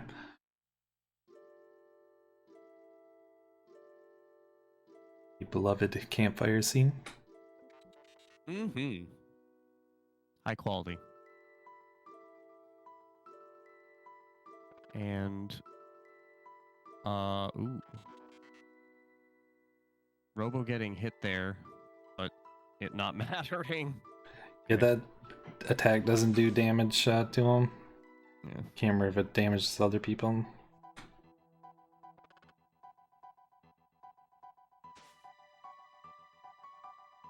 But also at 5 HP, so I guess Hobbs got the lucky digit with that. Yep. Hobbs getting all the top RNGs. Rude. But still not super far ahead. Although the runners are running out of time to catch up, because we're getting into the real endgame here for Hobbs. There you go. There's the core. Again, that core, if it runs away, you're missing out to 60 tech points here, and you're not getting flare at this point.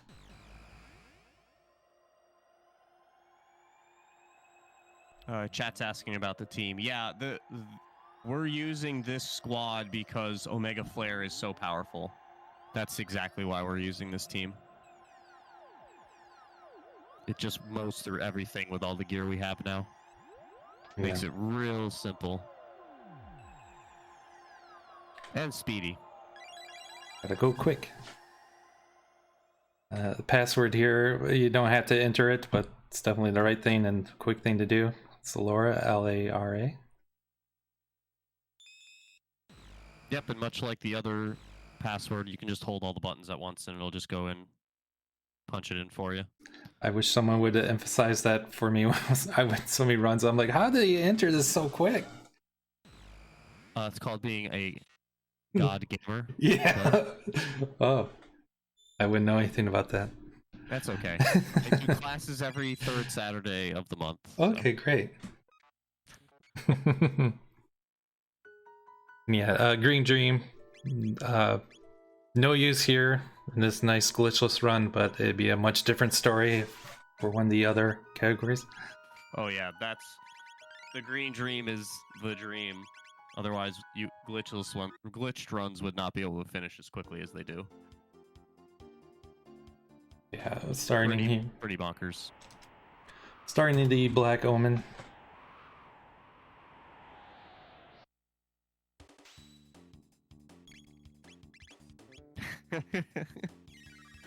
I'm glad Wells is paying attention to the calendars. Thank you. But yeah, the beginning of Black Omen is pretty straightforward. We just want to take care of these guards, and then we'll go in and have our first mutant fight. The mutants are kind of annoying, but relatively straightforward. There's not really a lot going on that's going to slip anybody up. Yeah, that's one of the fights that just Omega Flare deals with nicely, especially I forget it's the second one or third one where Omega Flare kills the bottom part and leaves the top part, but killing the bottom part ends up ending the fight anyway. Yeah, that's the second one, I believe. Sure. Chat's asking about why green dream's important. So there is a glitch that is done in the glitched versions of the speedrun where using the green dream we can take advantage of the ATB in the game and basically trick the game into allowing us to use items on enemies, which is normally not allowed. The game is not coded to allow you to throw any items at enemies. You can only use items on yourself. But for whatever reason, if there's nobody else alive and if a character is revived a green dream, it gets wonky and allows you to do that. And we take advantage of an overflow glitch where if we throw an elixir on a enemy with 32,000 HP or more, I think is the number we need to reach, it will overflow and just kill the enemy. So we use this on Lavos Inner and Lavos Core. Otherwise, we would definitely not be able to beat those fights, as Inner wipes us right off the bat with its laser doom beams. And this third phase core fight would wipe you with like half the attacks it does. Yeah, I believe I often think it's 32k, but I think it's somewhere in the 20ks. I only say that because I know Yakra that's done on and some other stuff. But yeah, essentially the overflow is what happens and get the kill. Yeah, I forget it. Yeah, you're probably right on the number. I don't know. 32 is the number that sticks to my head, but I think it's actually just Yakra's HP. And that's the lowest one of the bosses that you do it on. Yeah, I think the actual math is lower, for sure. A little bit of tech going on here with Ayla. You want to steal a few items, one being the gold earring. The gold earring increases max HP by 50%, so later on that'll be used to guarantee a 9-digit with a robo for max damage with the Uzi punch. And then also stealing some speed tabs here.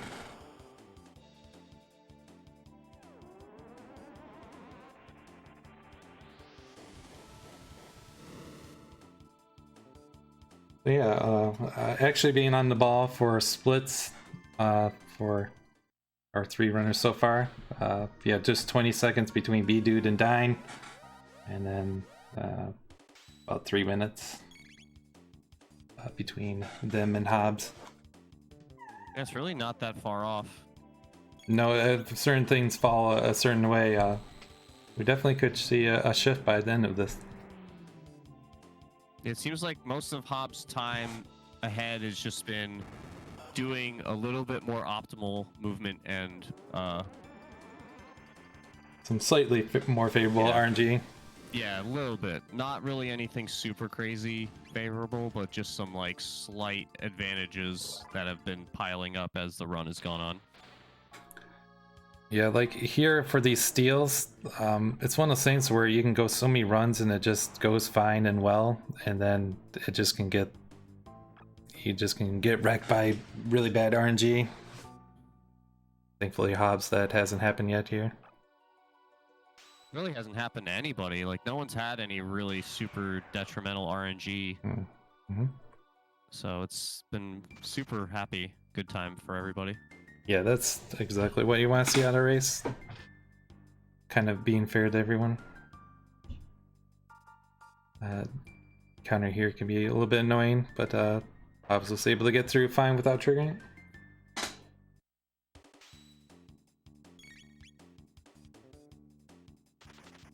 We can run from a lot of these encounters in the Black Omen, and we don't really need to do anything for most of them, so it's pretty much just a lot of escaping and,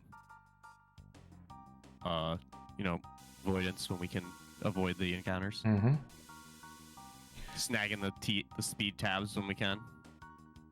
Yeah, so we're on the first elevator section. There's 2 elevator sections here. You can get between 0 and 3 fights. Oh. Well, That's technically a glitch, I think. But we won't. I always say that with a menu when you're not supposed to. The bigger one would be doing that between the Lavos phases. I'm just throwing out there for the memes.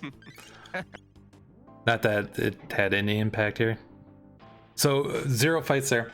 So between the 2 elevator sections, you want at least 1 fight, and that guarantees the levels with Magus and Luca. Again, Luca being the correct amount of HP for later on, and Magus for a magic stack. So you do have to take 1 extra fight to kind of piggy off of your comment about the XP here, that yeah, you can run away from everything, but our runners are going to want to purposely do it. And you can do one of 2 things. You could, not this fight, but the next one that Hobbs is about to run into. You can either take the fight and kill it just to kind of be safe for later on, or you can kind of risk it, see what the second elevator gives you, and then kind of fight a different fight that's just slightly less ideal. But I kind of lean towards more of a kind of a risk in it here, and just running away here and just seeing what the second elevator does for you. also, thank you, Rivers, for the sub. That's a very long sub streak. Impressive.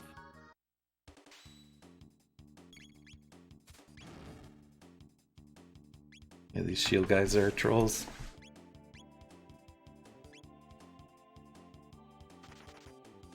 They're not that bad.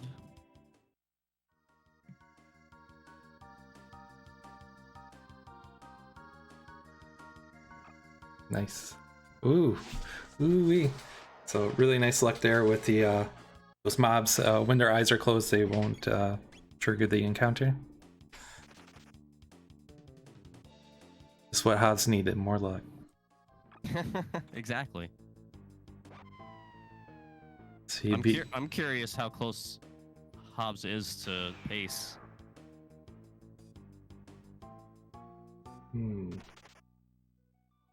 So, I mean, he really hasn't had anything that's been like super negative, so he might be close to PB base. I'm just not familiar with his. Yeah, he's definitely a few minutes off, but he's certainly on. They're all having a really nice run. Absolutely. But yeah.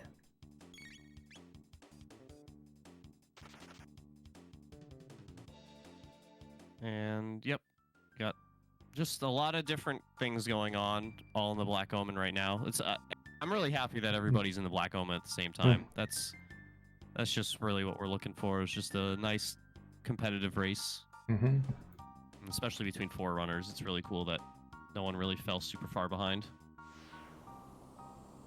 Yeah, I saw that B-Dude was having one of the elevator fights there.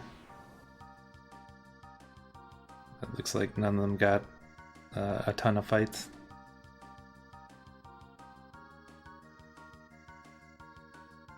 Also, B-Dude and Dine didn't have steals fail on the panels, and that's very nice. This will be the last steal for corporate, and he got it. Nice. Man, everybody's getting such favorable RNG. I love it. There's the gold earring to Robo again. Guarantee that his Uzi Punch will do max damage with the 9. Or having the 9. Or it's easier to get the 9 digit. There we go. Words are tough. Right. Talking is things. Yeah. There's second of 3 mutants here.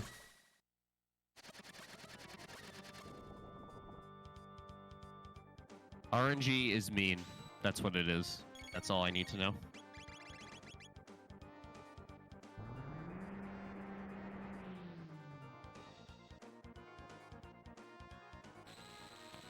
The Incognito's memeing Dime as well. You love to see it. B-Dude getting really good luck there with the eyeballs. Yeah, those are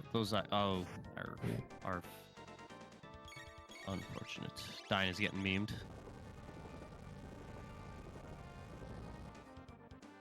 It's kind of runner's choice. You can kind of make them trigger through their if they're going to trigger the encounter or not by kind of rubbing the eyeball, or you can just kind of trigger it right away and just get it over with and do the runaway. Kind of a toss up there. I just love going for the faster ceiling strat, even if it's not always faster. Yeah, it looks like most our runners are opting to do that. On B-Dude's screen, you'll see that he's kind of walking back and forth. That's just a little buffer strat to just kind of wait for this guy down here to kind of move out of the way so he doesn't trigger the encounter. Moobot, stop lying to chat. Yeah, Hobbs getting a fight on the elevator, so you won't have to take that extra encounter that I was talking about earlier.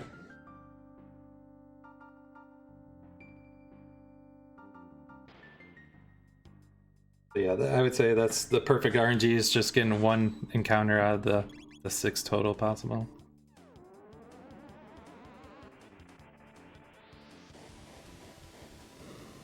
Meanwhile, yeah, picking up speed tabs, mega elixirs, and then the almighty haste helm that you alluded to earlier today, Marty. The super awesome great helm. Yeah, so Magus will end up at max speed 16 between the Gloom helm, which gives +1 speed, and all the speed tabs we fed him.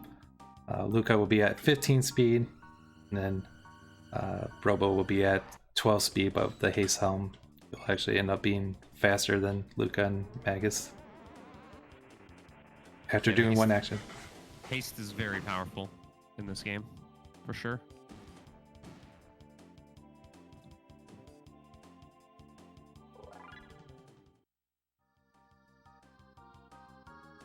And again, like, B-Dude and Dine are just like so close to being synced.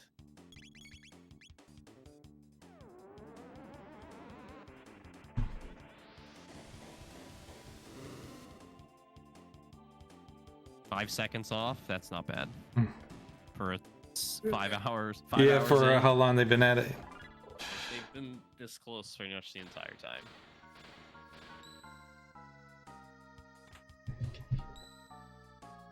Got a rivalry brewing. We'll have to do this every month. Yeah, I'm in. Sold. Nice.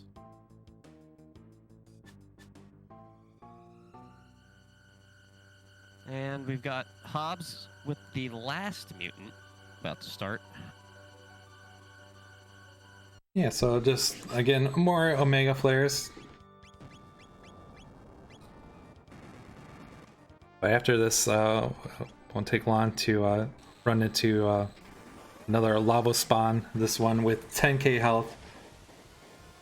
And again, it's AoE attacks are not gonna fly with it. So we'll see something besides Omega Flare shortly here. No. But the lasers and the spinning, and the dancing.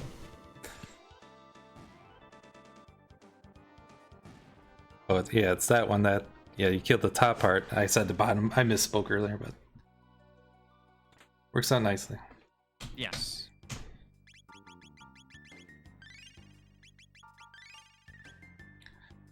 So this is where we want Robo, the lava spawn.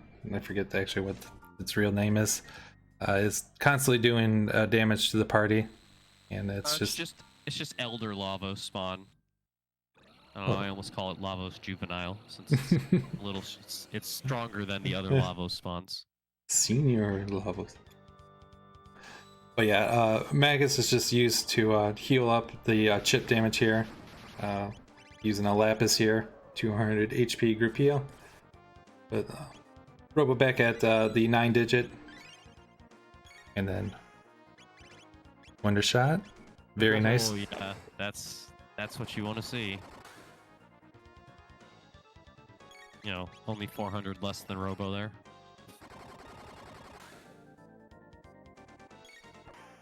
Yeah, this is... Yeah, there you go. There's the blunder. First the wonder, then the blunder. I guess I did spoke earlier. Yeah, you start to cry if you start to see a few blunder shots here. Yeah. But that worked out really good. No real damage done there. Like, pretty much you just don't want Robo to get hit there and then throw off your value and have to worry about healing him or whatever. So, as long as Robo's not getting attacked, it's like, who cares? This final panel fight, you can actually run away if you're at the proper levels.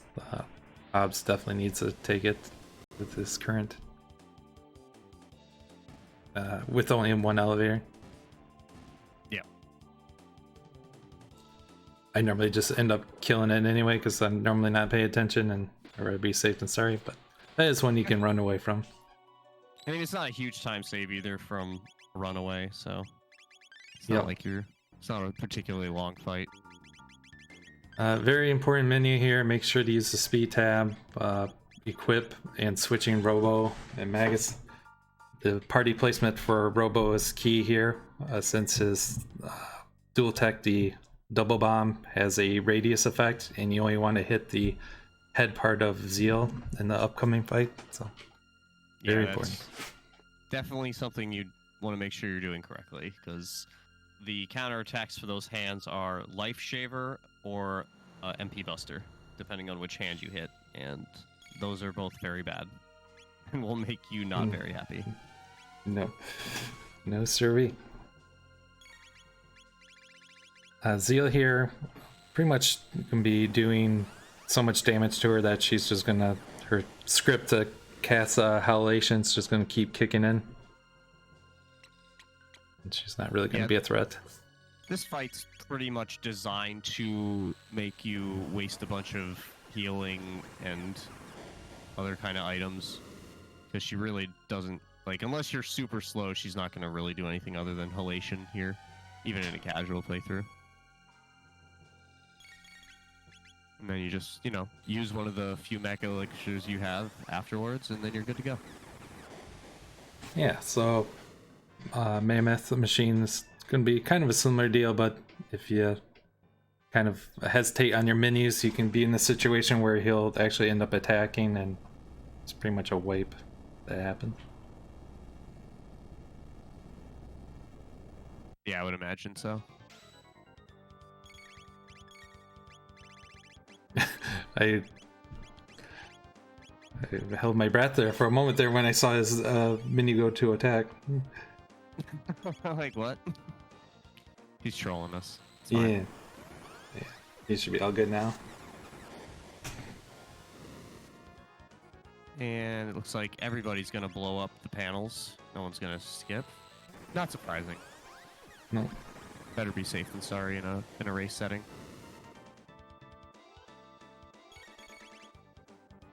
Yeah, it's level 46 for Magus and level 40 for Lucan. Yeah, just again showing how far ahead Magus starts in comparison to the rest of the party. He's still 6 levels higher than everybody else, even though he joined the party way later than either of the other 2 characters we have currently in the party.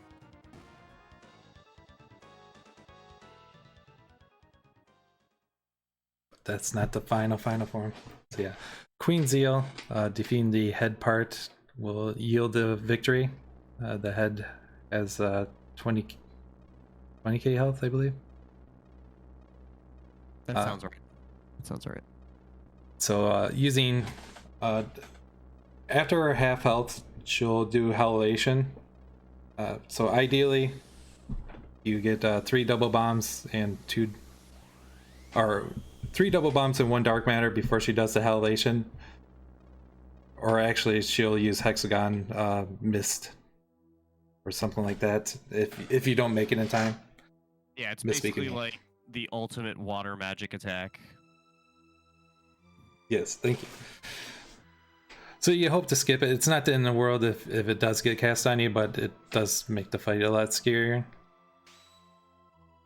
Yeah, it's especially for like the Robo party member who's not a big fan of magical damage, even with that extra 10 that he got from the ribbon.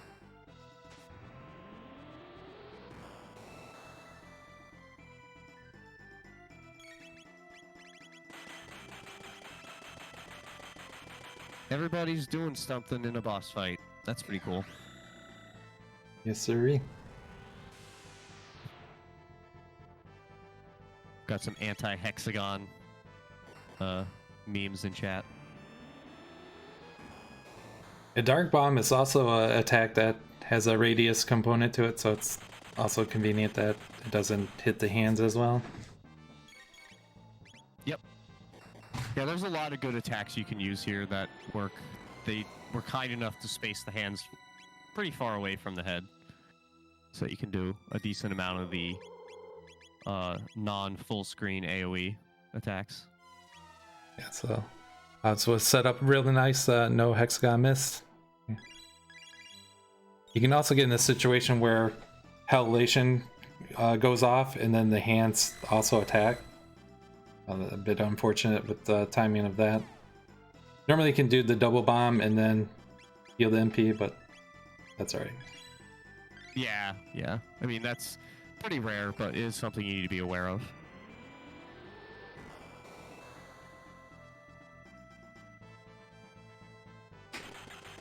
And pretty much gonna wrap up here with this last one, I believe. Yep. While Dine and B-Dude are just about to start. The classic high five, I finish, you start. Race meme. Yeah, good fight for Hobbs.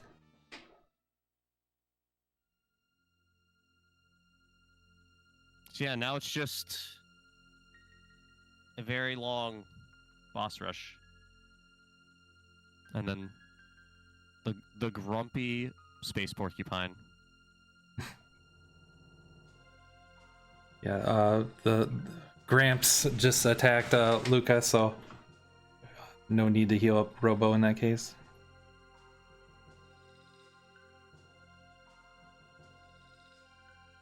Thankfully, double V bomb is not affected by Robo's crisis arm, so you don't have to worry about your health in this fight.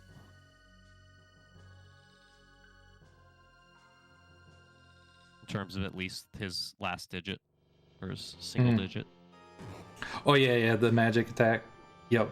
So that's out of the equation now. They'll come into play one more time, and that's for second phase Lavos. Yeah, no effect on Omega Flare.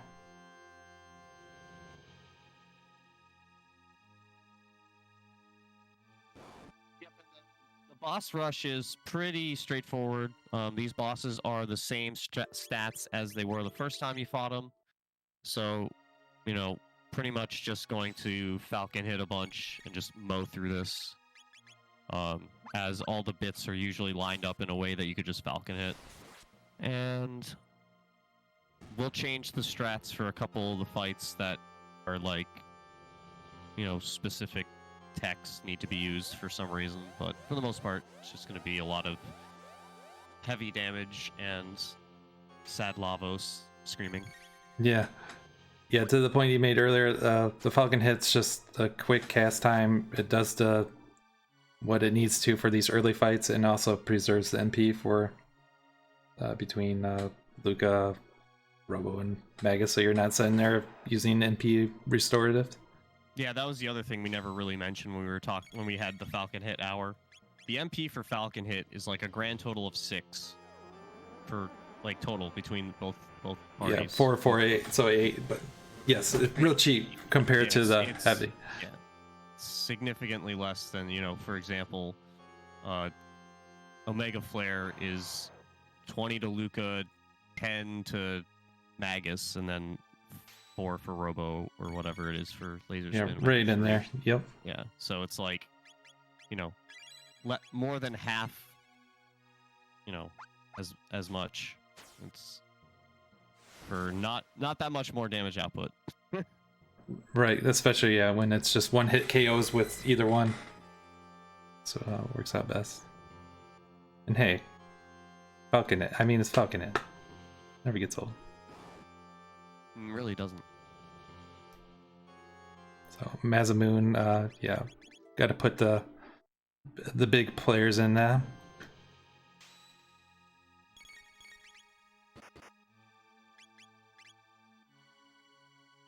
Yep.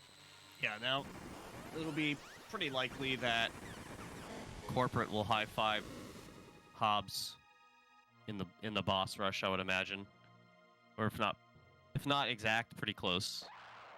Feel that Hobbs will probably be wrapping up right when he's starting.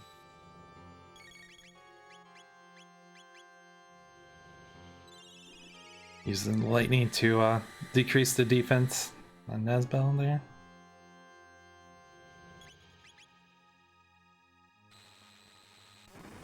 And then goodbye. And since their HP values are all just comically low, it's just a trivial matter taking these guys out. Magus is one of the trolls in this gauntlet if he uses lightning or ice too. If he uses fire, you just use flare twice, and then shadow, you just kill him with a mega flare. Okay. You got the flare, but with the lightning and ice, it just doesn't work out nicely. You're either sitting there trying to do a piddly lightning 2 or ice 2, or just attacking Lavos / Magus, hoping for a different pattern. It just We'll call him Lagus. Lagus. I love it. Yeah, but no problems there. Easily into the second phase, where you can just spam whatever. But since, again, Luca blows through 20 MP every time you Omega Flare, we have to ether her up a little there before we can keep going.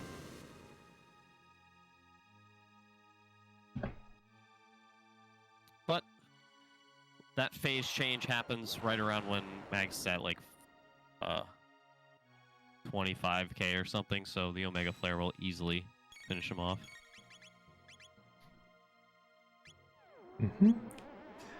And yeah, again, Black Tyranno, after taking care of Zala, it'll just be a matter of waiting for the defense to go down and some Omega Flare. So yeah, the rest of the gauntlet is straightforward, very consistent from run to run.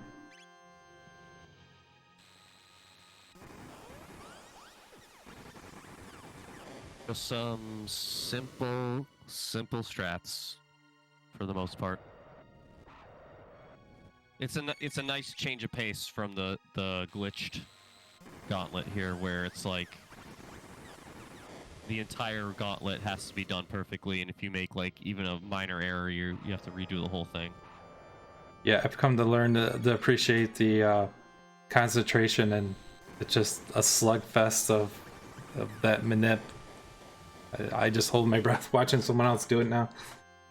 I hold my breath when I do it. It's unfortunate. Try not to pass out when I run. That's why I can't handle it. Literally. Well, you can always just do Lavos Shell Skip. And then you don't have to worry about it. Or just glitchless. There we go. Or you could do New Game Plus, and then just there we go. Not even have to do the boss rush. I like it. I'd like it too. It's a very fun run, and it's quick.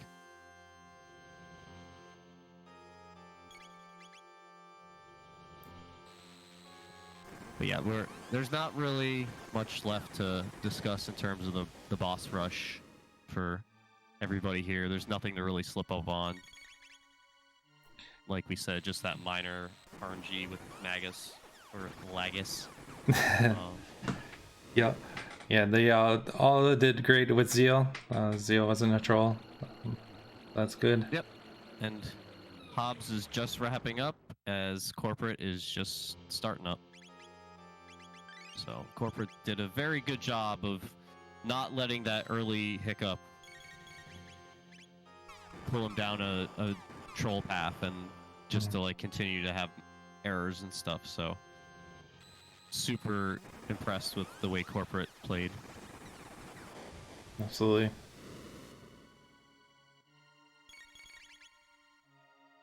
And then we just got a lot of shadowy blasting going on right now.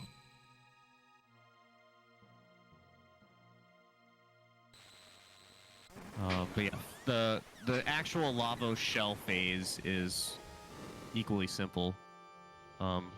Thanks to the gear we have equipped, Lavos isn't doing any of the status effects that would be very bad for the party. So we just spam a couple of Omega Flares since it only has 10k. And then we move on. Yeah, for Lavos, Lavos does have a status ailment that can kind of override status equipment, prevention equipment. But for the most part, yeah. For those other fights, our characters have been protected. And what I was kind of getting at was that, yeah, Lavos can be kind of a troll. If Lavos gets an attack early on, you're pretty much not gonna end phase one pretty. A character can be confused or something of that nature. Yep, absolutely. The chaos is definitely a thing you want to avoid. The other ones aren't as bad that are possible in the shell phase. So ATB is up on Luca and Magus, so that's definitely ideal. That way you can just get your time in, throw the revive on Robo and have the Mega Elixir go in. Poor Robo. Always getting dunked on. Yeah, it's not fair. He's just a cuddly robot. Well, I'll be doing the Omega Flare.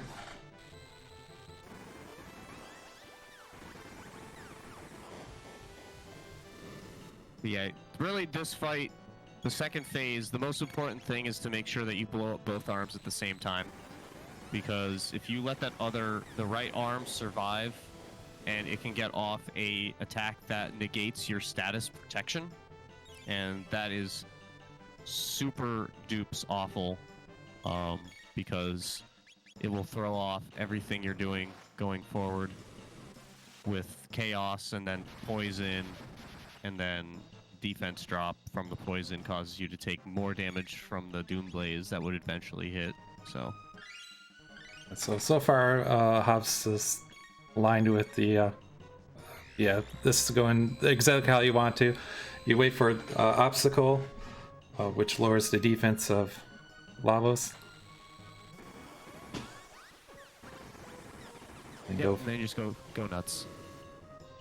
We'll be going for 3 Omega Flares, and then waiting for a little bit, and then tossing the Mega Elixir, and then finishing off Lavos.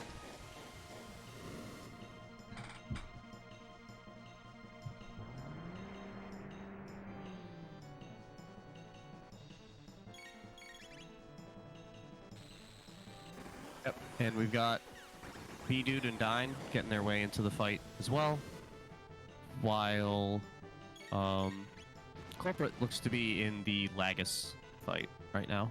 Unfortunately getting a Ice 2. Hate to see it. So yeah, Hobbs is going to get out of the Lavos phase 1. If Lavos' next attack is Shadow Flare or something like that, it's going to kill Robo. It does mean stuff. But easily getting through. Yeah, on B2 screen, not nice to Luca, doubling up there. Oh, But that little clench there. She should be alright. Yeah, you hate to see when the scythes bully one character. Definitely want that to be spread out. And then for Hobbs, we got the last phase, which is the nice little troll, where you would think that it's the center bit being the actual main bit, but that's not true. It's the right bit. So we want to take out the left bit first because it's the weakest, and you can take it out in one hit, and then that will allow the Lavos bit that is the main bit to lower defense, and then you can just thump with Omega Flare from there. Yeah, magic won't work on the left bit. So the ideal strat here is to use barrier on Magus. That's to protect from Heaven's Cry if the main body decides to be mean. And Which it always is, forever. A Uzi Punch and a decent Wonder Shot will take care of that left bit. Or just do that. Nice. That actually worked out nicely because Robo... Oh, yeah, he would have done El Junko with that one. Yeah. The right bit attacked perfectly. Cathedral level memory. Oh, but now he's at 9, so that's great, but it's irrelevant since we're going to be Omega Flaring anyways. Yeah, so again, the magic stats, like this is how well it's routed out. Like the Omega Flare is just doing over 5k damage. Well, the main body has 10k health, so 2 Omega Flares is going to take care of that. And then the right one has 30k health, so 6 Omega Flares will defeat that. And this is the ideal pattern, is getting this evil star here. Yeah, I was going to say, thankfully we're in the 600 zone, so we get the evil star. You really want to avoid the two ends of the spectrum.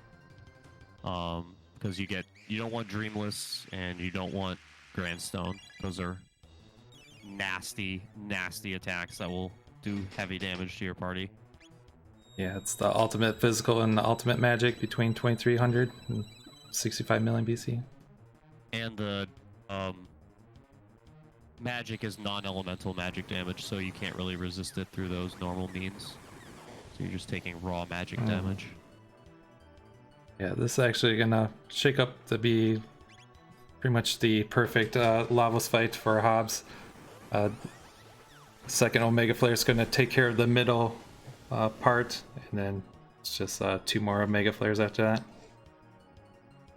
Yeah, and the counter attack for the bits alone is just a normal X strike, so it's not really a big deal. Robo's gonna be able to handle that pretty easily. And Protective Seal won't matter since there's no middle bit to do any status affecting, so it's a-okay. Yeah, just a lot of Robo dance parties going on. Various parts.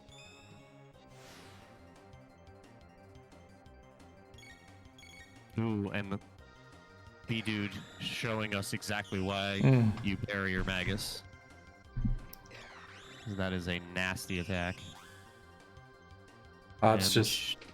Yeah, I was gonna say, Hobbs should be wrapping up with this one. Yeah, he just played it safe with waiting for the defense, the trigger to come on and off. Which is not a bad move for safety. So GG's to Hobbs. Yeah, it's a solid run. That's an amazing run. Absolutely.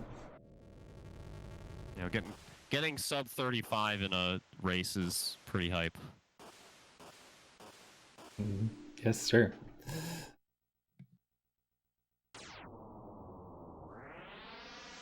But yeah, that was well done and very fun to watch. So B-Dude, that's been kind of interesting. Yeah, I think he's just gonna opt to do Omega Flare here twice to just take care of the middle bit, so you don't have to worry about the Grand Stone, and then kind of deal with the fight then. Dying, getting the quite nasty pattern there. Yeah, I guess the bad RNG was just waiting for us at the end.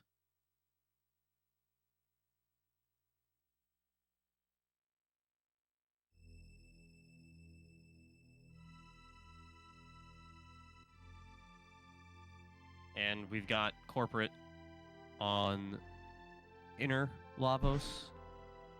Just finishing up the arms. Not really too big of a deal. Staying right on cue. Gonna get that attack off. Plenty of time before the status effect attack. Yep. And it looks like Dine and B Dude are in the final steps. Everything looking to be A-okay. And there it is, the GG's for B Dude. Just under 2 minutes off. Very, very well done.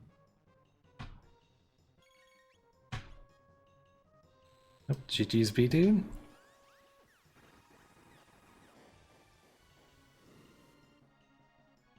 And I think this is the last one for Dine as well. Oh, no, I miscounted. Sag. I'm going to retire now. That's all right. You're doing great.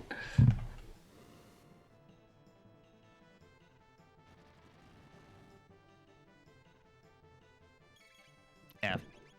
Nice. Yeah, as long as a bit is down, or I should say a part of Lavos, the defense once in a while will trigger back on, but just will instantly shut back off.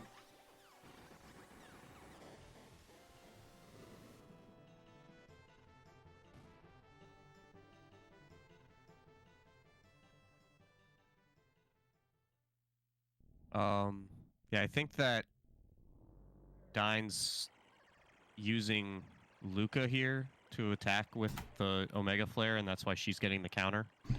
Yeah, whoever triggers it. Yep, you're exactly so I right. think you're doing it. I think you prefer to do it from Robo's menu there, since he's a little tankier, and you wouldn't have to be healing as much. Yeah, Either way, GG's.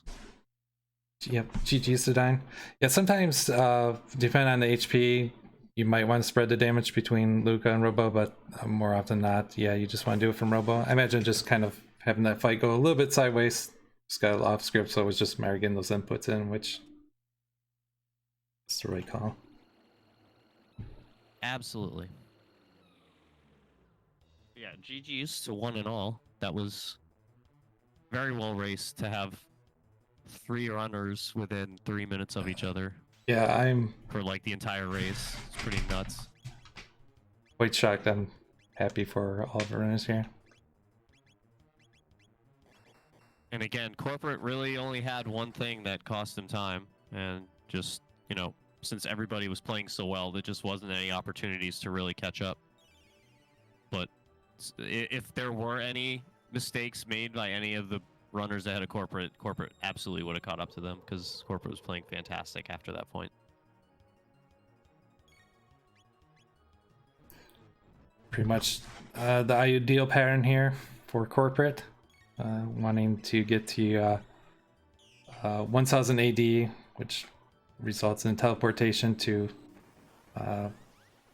600 AD, and that's the Evil Star.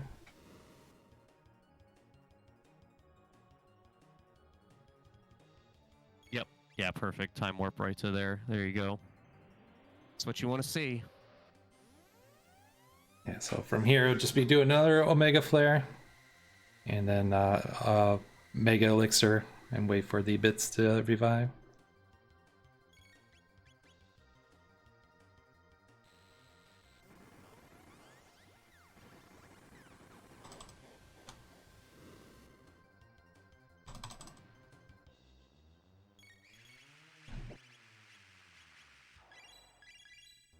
So once the left middle part and the left bit get revived, it's gonna be 4 Omega Flares here. Yeah, unfortunately, since we have to keep giving Luca ethers, we can't do it as quickly as we wanted to, but we'll get it done.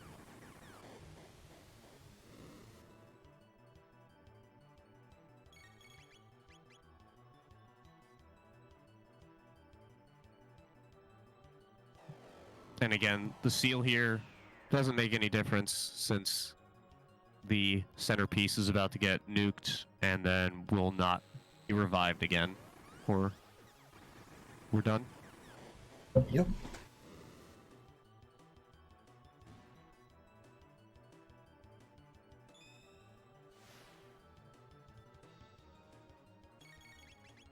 2 more flares. Again, yeah, whoever does that input, same thing with the Falcon hit earlier in the run with Dalton. They receive the counterattack.